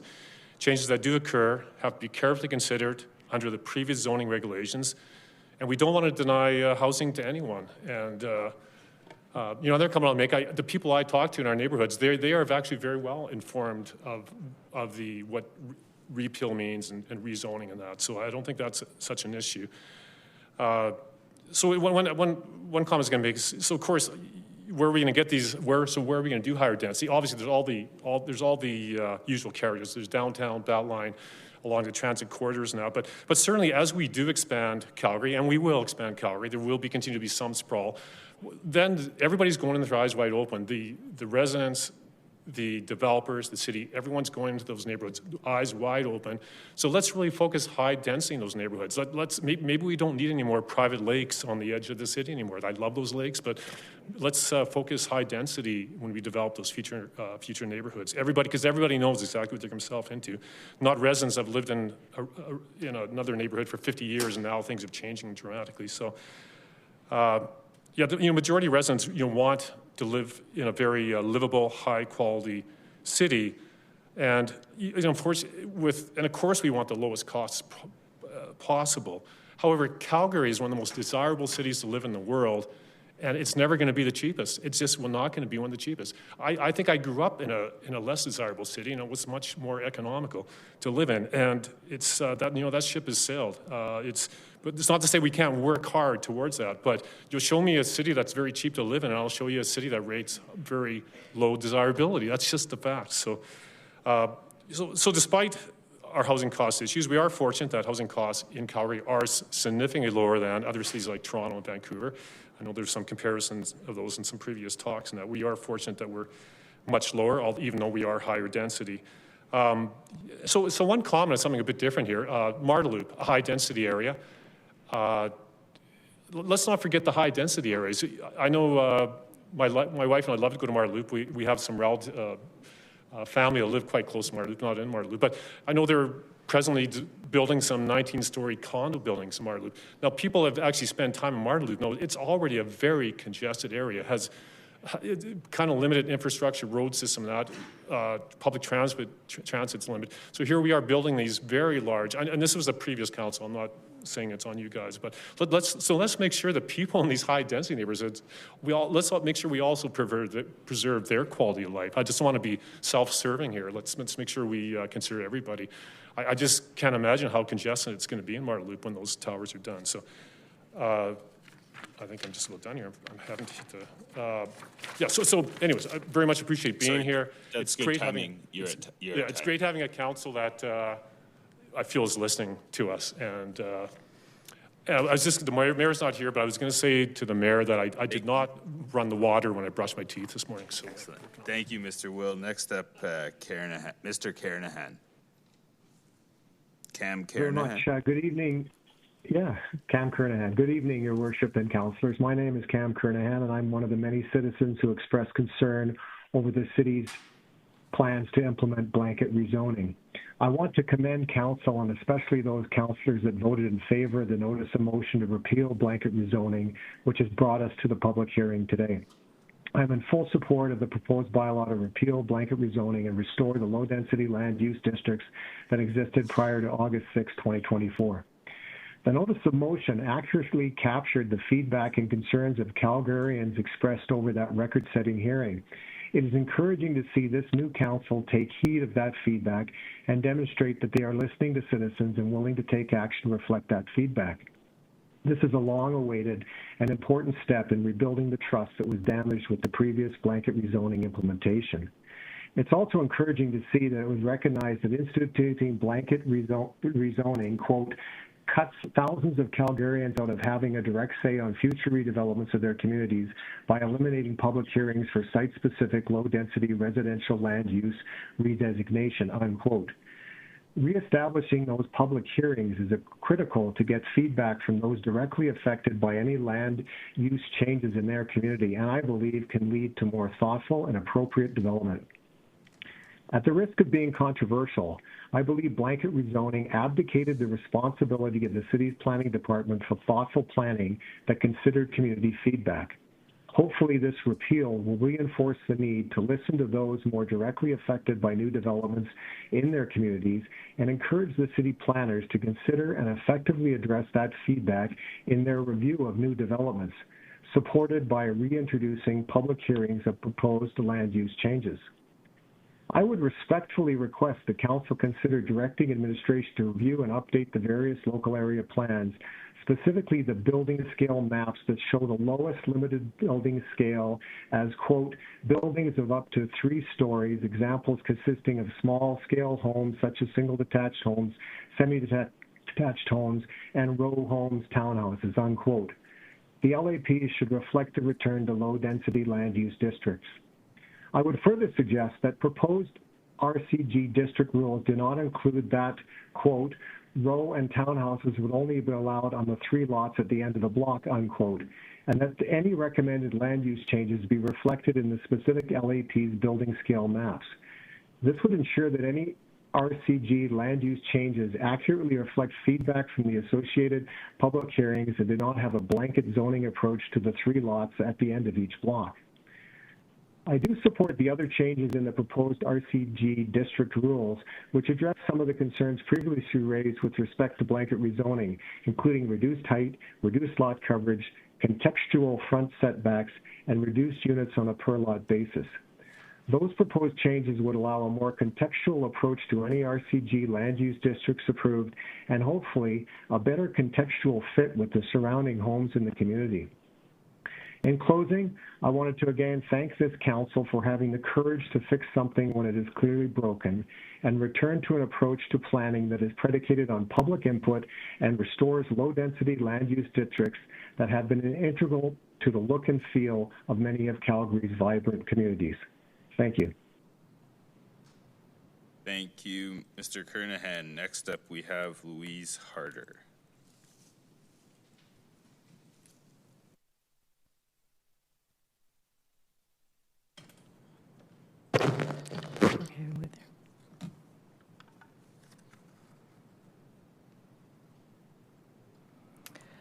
Louise Harder, Lakeview resident. Mayor Farkas, council members, congratulations to the new council.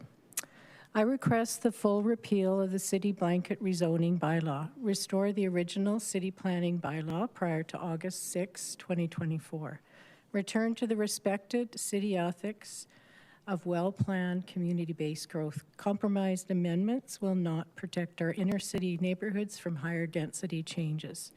I'm a born and raised Calgarian with a 4-generation history of living in 3 Southwest stable R1 communities. So I've known many city councils that respected each community's voice for wise development plans that protect their existing low-density living and treasured parks. Our gorgeous treed canopy that are a natural noise buffer in the old neighborhoods are being bulldozed for ugly row housing and infills. You never know what it's like till it's gone was Joni Mitchell's 1970s famous song of lost trees for urban development. Our mature trees are a community gift, not a disposable commodity. Don't sell our parks for condos. My deep regrets on behalf of my deceased husband and many citizens who saw their unique neighborhood blindsided by the 2024 Council's majority vote. This bylaw decision just opened the floodgates for our city building frenzy. Key community issues. 1, public consultation was overruled. During the 2021 civic election, that City Council voted to include a city plebiscite on water fluoridation to improve our teeth. Yet spikingly opposite, our 2025 City Council vetoed a plebiscite with the last election. The rezoning repeal was shown to be a major community issue, with the election results reaping the evidence. 2, the futile hearing process. Tell us what you think. The city notification signs now just mean bad news to come, the red flag of unwelcome density. The developer frenzy came crashing in with the federal fund incentives to outbid family home buyers and got their permits fast. City barriers of unrealistic response deadlines of 3 weeks were time bombs for our community action. Poorly visible small sandwich board signs have triggered angry, shocked Lakeview owners. Notification has become a simple formality. The Lakeview story, not low-cost housing solutions. The Lindstrom Drive Village subdivision infills had no city notification signs required by the developer. 907 community members signed petition, was rejected. The Resale Valley, $1 million per infill. 3 row housing units on R1 single lots. The owner directly behind the 8-plex on 66th Avenue had 800 submitted community letters and funded 2 costly rejected city appeals. 2 longtime tax-paying property owners both sadly sold their homes. They faced reduced property value with undesirable living changes. This developer's window and garbage bin revisions didn't change this 2-story footprint dominance over their property privacy. Both the Lionel Crescent and Lakeview Drive 8-plexes received high volumes of opposition letters. The domino selling demise replayed when the neighbors sold out by the Lakeview project. Row housing resale estimates, over $700,000 per housing units. Long-standing property owners are the financial losers. Community objection letters are also trumped by this extended lot size bylaw changes, example, 8-plexes. The city revenue bonanza for multiple units per single lots is quickly eliminating our choices for once affordable, simple home plans. They are not low-cost housing projects, just a breach of city's trust for density solutions. 3, poorly planned multiplex parking projects are just a breach of city's trust for density solutions. Only the full repeal of blanket rezoning is essential to keep community-based stability we once knew. Thank you very much. And thank you again for the opportunity to speak.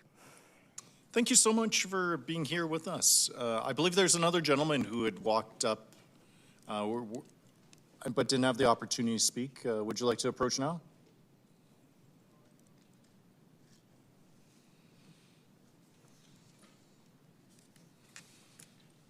Thanks. If you don't mind just introducing yourself and indicating which panel you're on. Panel 24. Thank you. Please go ahead. Okay. Your Worship, Mayor Farkas and members of council, my name is Ross Bogan. I am representing myself and in support of repealing the blanket upzoning. I've been a resident of Wildwood community for 57 years.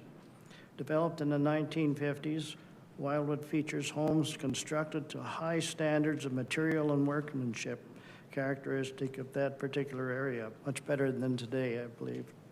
Many properties have since been upgraded, reflecting the residents' commitment to maintaining their homes. Wildwood is notable for its extensive tree cover. This urban forest distinguishes the neighborhood and serves as a habitat for a diverse range of birds and wildlife, including larger species residing in the old-growth forest along the southern escarpment of the Bow River.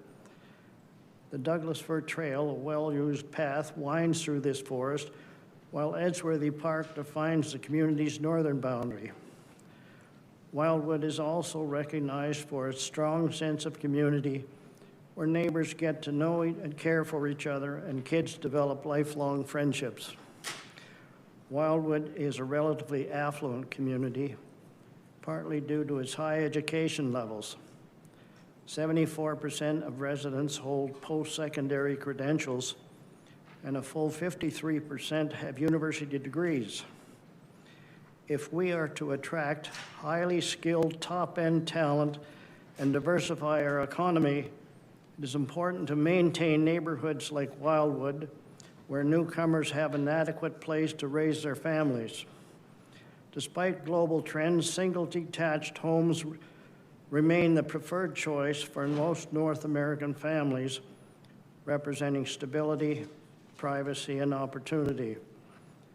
I recognize the value of increasing density, but I believe that without more focused and thoughtful planning, the present rezoning could bring issues to communities like Wildwood, similar to those seen in the city's inner core neighborhoods.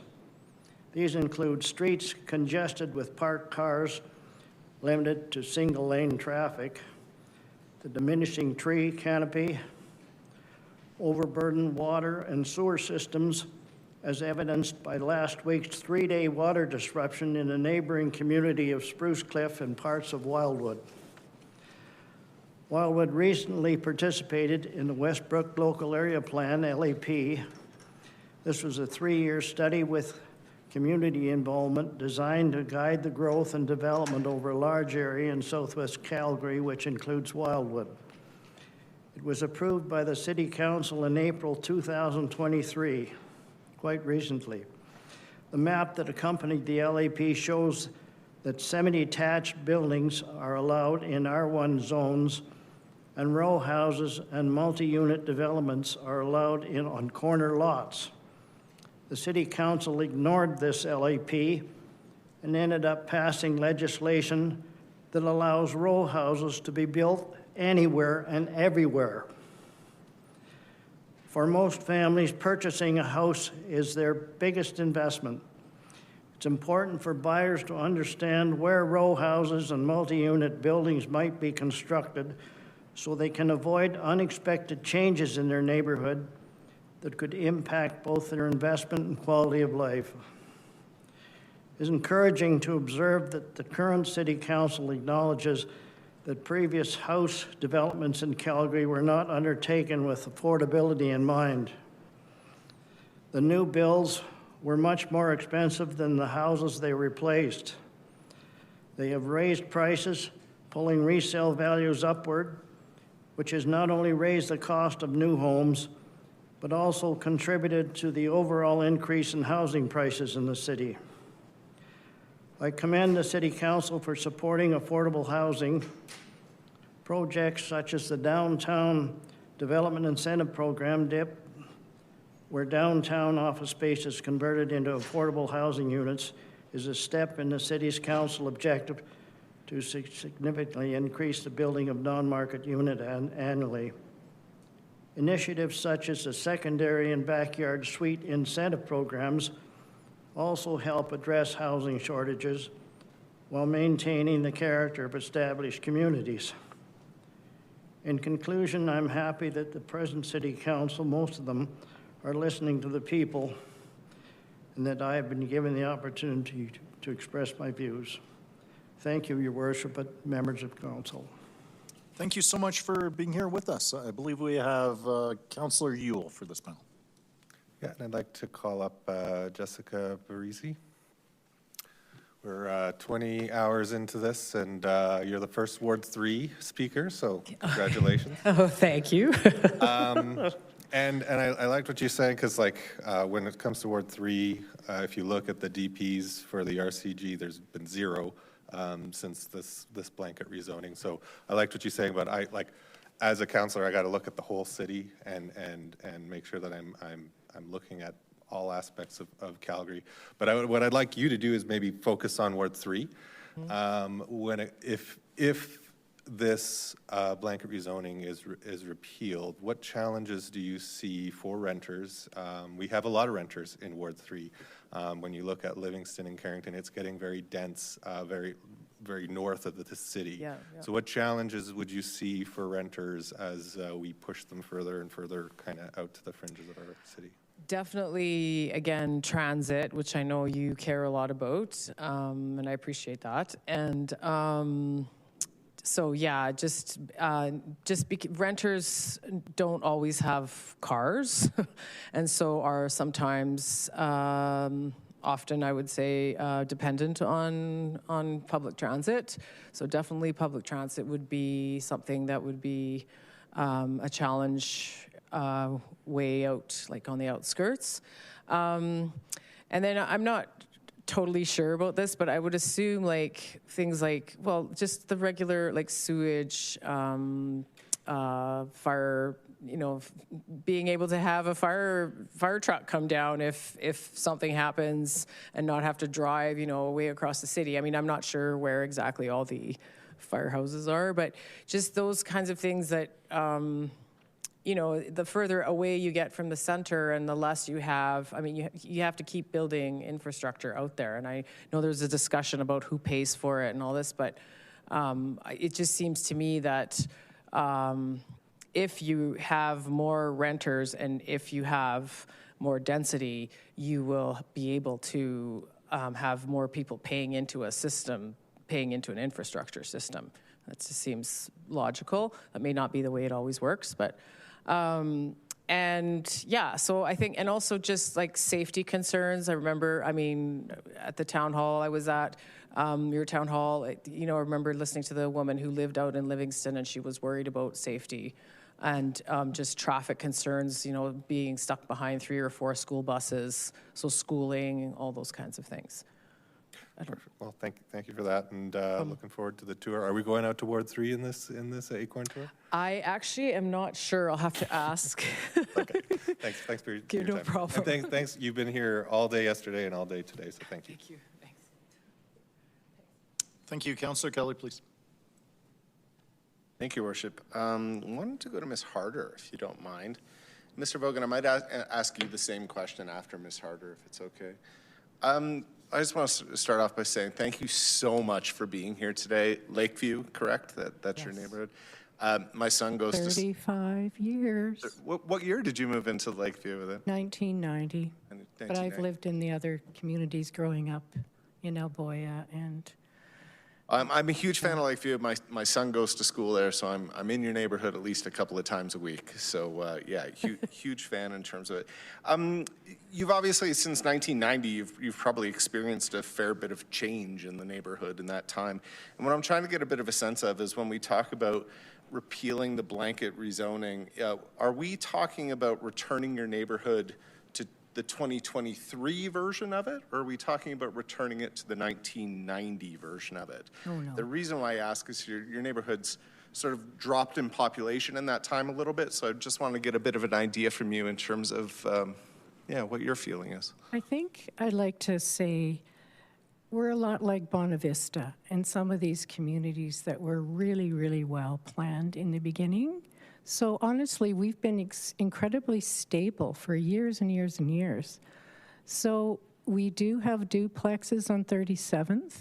We do have 2 huge apartment blocks, like up at the top of 37th, and also Lakeview Mews at Crowchild. Then we have over 340 condo units. Then we have bungalows. Then we have splits. Then we have 2 stories. Then we have the village. And so we've had 4 schools. So it's a very stable community. And you know what? I've seen, my kids have gone in university and everything. So I feel like we've gone through that whole stage.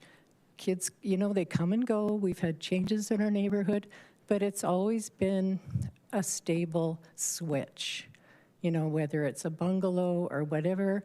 And our population's gone up and down, and I think that's pretty normal. It's not, and I don't feel we have to fill it. I feel like we have this pressure to fill it. And I think maybe some of these backyard things that you're talking about, suites is a good way in different parts of the community.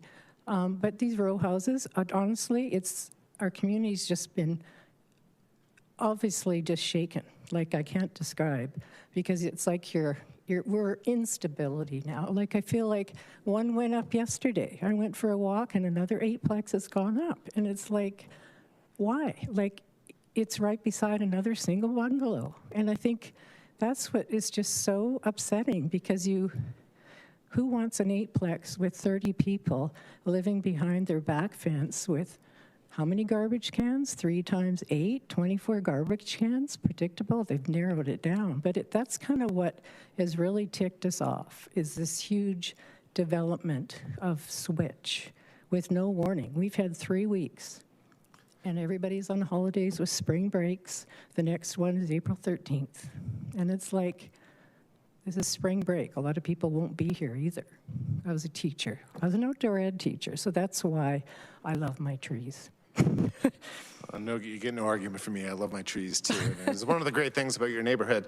You know, it's interesting. You brought up the garbage cans, because that is absolutely something that I've heard a lot in my neighborhoods from my neighbors, specifically as it relates to the RCG. And this is kind of the thing, I guess, in terms of the development, is that we used to in Calgary, Lakeview specifically, we used to have a lot more people per house than what we did before, and as a result, you would have less garbage cans, for example. We're starting to see less people living in a house. So in order to maintain our population, as we were just talking about there, like we have to have more of those, as you said, duplexes and small apartment buildings, et cetera. It's already there in Lakeview. Like I said, we've got everything that you could want as choices. So I think just forcing us to become dense when we are a stable community. I think this is what rocks is we were stable for how many years? It was built in the early 60s, and suddenly it's unstable because we don't know if a house goes for sale. It's like, oh my goodness, is it going to be a row house? Is it going to be an infill? So we're very on edge ever since this blanket zoning went in. It's very unstable. Yeah, I can and definitely, I can hear that in your voice. Rocks everybody. And I would just say, I agree with you on the stability. You mentioned you started there in 1990.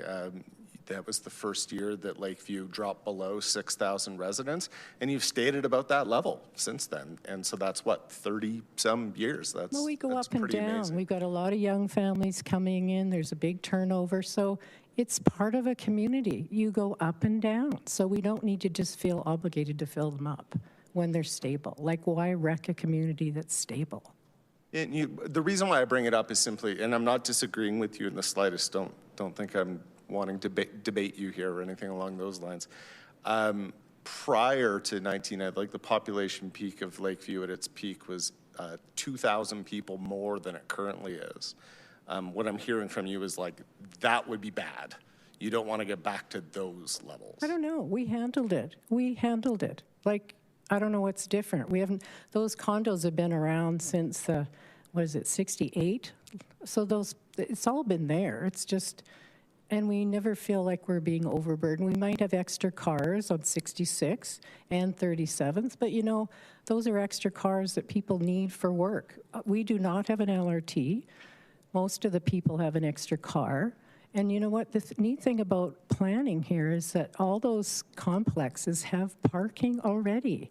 Like the Lakeview Muse, all the condos have their own garage, and they have a parking spot. And even the apartments usually have one parking spot at least.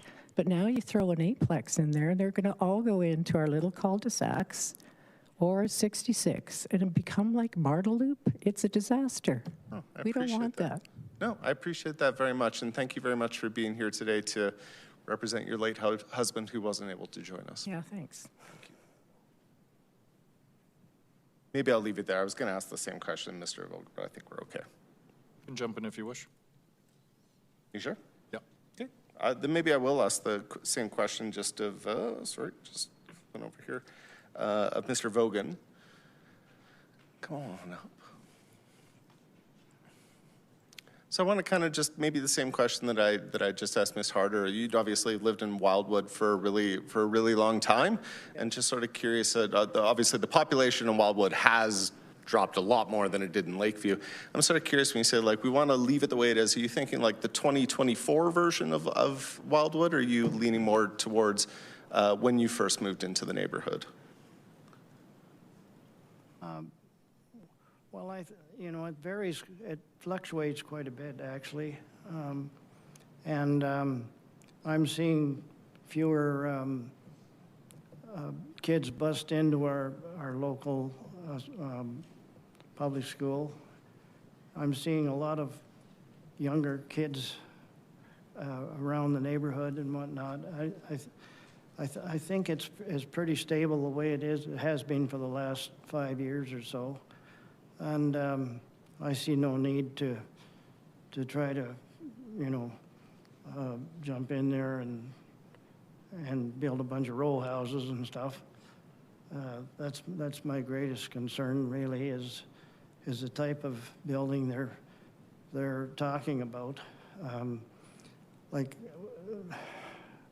the LAP involved a tremendous amount of effort by people over a 3-year period to come up with where these developments should take place. And I believe things like row houses and multi-unit buildings were limited to corner lots. And at least we should know where these things are going to be built. That's my main concern. But the last council seemed to put, the idea they can put anything anywhere, and that's not fair to the people that invest in communities and whatnot. Very well said. Thank you very much, sir. Really appreciate you being here today and providing that, the longevity of perspective from Wildwood. Thank you. You're welcome. Thank you. Councillor Prantazopoulos, please. Mr. Vogan, don't go too far. Mr. Vogan? Ross, come back up. We have your Councillor Prantazopoulos for you. You're very popular. You're a popular guy. What can you say? We need your infinite wisdom, everything Ward 6 and everything Wildwood, so that's why. Thanks so much for coming down and presenting. I just wanted to ask you a bit about changes that you think would be acceptable in Wildwood. So I think you mentioned backyard suites and things, maybe talk about loud and clear aplexes. Yep, those make sense. Row houses, duplexes, backyard suites, things like that. Maybe just speak about that evolution. And as the community grows, as the community changes, and allowing families like yourself 70 years ago when they moved to Wildwood to now open up for the next family. How are you thinking about that and your neighbors and friends? If Wildwood had to have some density, what would that look like? Well, I think it's, we have to compromise and realize that you can't have everything the way you want them. And if I could keep things the way they are, I would, but that's a little bit being too optimistic. I think with time, some of these smaller bungalows and whatnot, as the older people die off, the kids will sell them and developers will jump in there and try to make money on it. I have a friend in the developing business. He says what we do is we buy a bungalow for $600,000, and then we put up a duplex, and we charge between 1.2 and 1.4 million for each side. So that's what the economics are. I think in Wildwood, because of demand, I think even the bungalows are up in the $800,000 or $900,000 value. So that kind of puts it out of range, I think, for probably some of the developers, and also the people are pretty active if somebody's putting something up that doesn't look right, you know. You get a lot of community support to get after the city council to try and make it right. But I admit actually I live on Wildwood Drive. Yeah. And there's a duplex going up just down the street. And it's quite nicely designed, and each side has a double garage attached to it. And that's kind of comforting in the sense that it's going to have enough parking for the people that live there. And I just think a lot of these communities have been, the quality of life has gone down with the parking and cutting down trees and whatnot. This, as I say, the LAPs were designed in such a way that it seems to serve most people, and to get away from it is the wrong way to go. And I think I'm perfectly willing to see some sort of development part, and also the program to provide incentives for putting in secondary and backyard developments and whatnot. I think that's a very useful way to go in a community like Wildwood. And I know I have a friend whose kids are building him an apartment in their backyard for him, whatnot. And that sort of thing, I think, is doing very well for communities like Wildwood. I think that gentle, I was just looking at, we call it DMAP, which has all the listings of developments, and there's quite a few backyard suites on the back alleys that are being constructed in Wildwood. Yeah, yes. I think for the exact reason. So you're that gentle density, if it looks the part, what I mean by that is, you take down a bungalow, you put up a side-by-side or a duplex that looks part of the neighborhood, it's not overpowering, that gentle, you think, a community like Wildwood and established. Right. You'd be okay with that generally if it fits the community and makes a lot of sense. Yes. I guess if I could change the LAP, I would take each LAP and look at where places, the LAP covers too big an area, really. And it doesn't, some things that are planned may not be quite the thing to do in Wildwood. And I think maybe take an LAP and further subdivide that in terms of where development should take place and where it shouldn't, Well, look, thanks so much. I think there's lots of conversations that are going to be happening about LAPs, and we've heard that pretty loud and clear. You take 10 communities, they're very different. Wildwood's very different from a Westgate, from a Spruce Cliff as well. Yes, exactly, yes. Thank you so much for coming down, and really appreciate you speaking in City Hall. Thank you so much. You're welcome. Thank you, colleagues. 10-minute warning for the break. Councillor Tires, please. Yeah, my question is for Mr. Will. The man by two names. Yeah, I really enjoyed what you were saying about building trust back with residents of Calgary and City Hall, and how all future changes need to be informed by the community, and in the process also considering all needs of Calgarians. I think that is what our council is trying to do, so appreciate you saying that. I'm just curious about your thoughts of the new definition of RCG. You did mention that you were only interested in going back, like repealing blanket rezoning. Does that include the RCG definition that was updated? I would have to look into that in more detail, to be honest. And that might actually But in general, I support going back to, pre-2024, everything back, and then go from there. That might actually be my point, because I'm trying to figure out whether the public is actually informed or not about those changes that are also included, like in those amendments. So Right.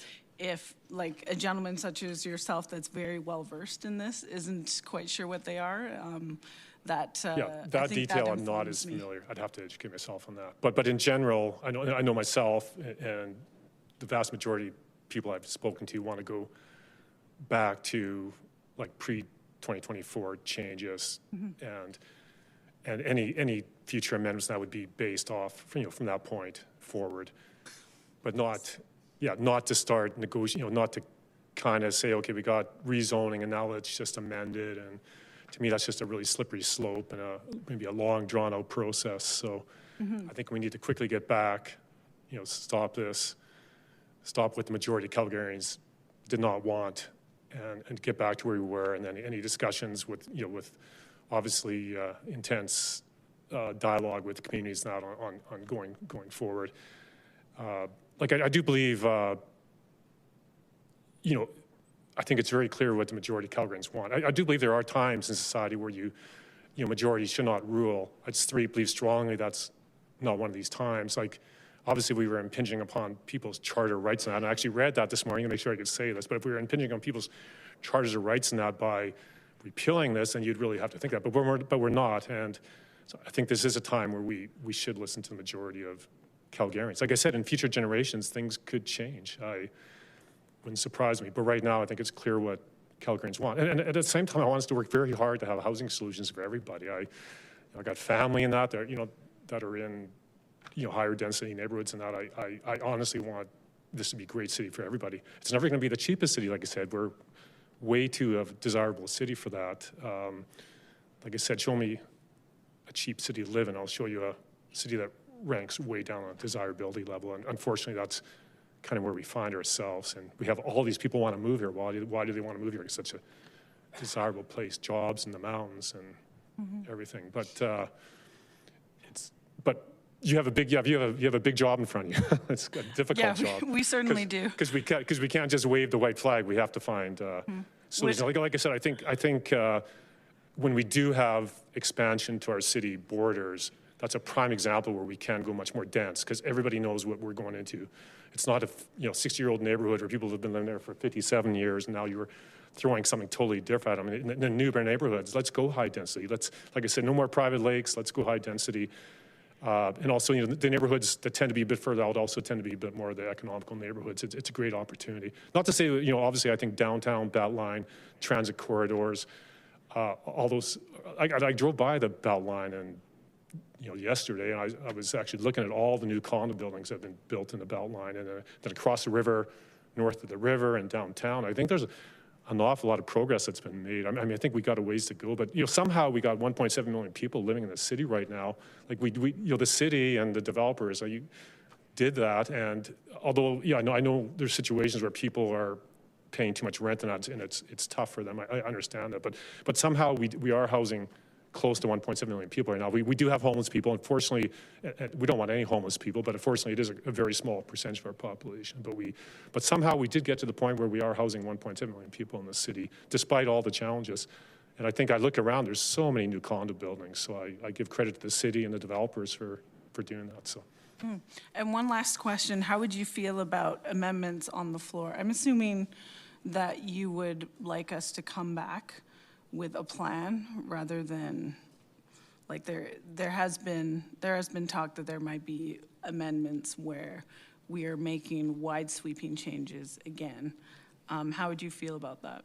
Yeah, I think, and I think I speak for the majority of Calgarians here, like very clearly a full repeal, go back to what was in place pre-2024, and then any amendments discussed from there with full consultation on that. So like it's not for a second when I say we can't do things better, but let's go back, because that's a slippery slope to start from here and then start amending. And I think it'd just be a really long, drawn-out process too. And meantime, the developers continue to do things in our neighborhoods that we're not so happy about now. So let's quickly, repeal and start from that starting point.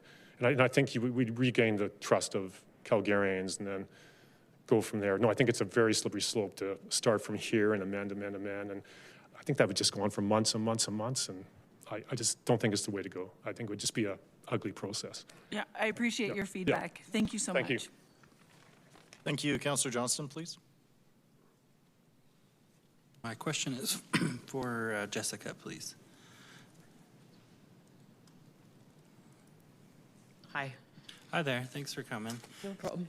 And my question is, I have to tie it back to the matter at hand. So if we were to repeal what's at hand, and I were to introduce landlord licensing, what do you envision rent prices would do? Go up or down? So, sorry, I'm just repeating. So if we were to not repeal it or to repeal it? Sorry, to. Either one. It doesn't really matter. If we were to bring in landlording licensing. Well, I don't know if landlord licensing would bring rents down necessarily, but it's more a question of the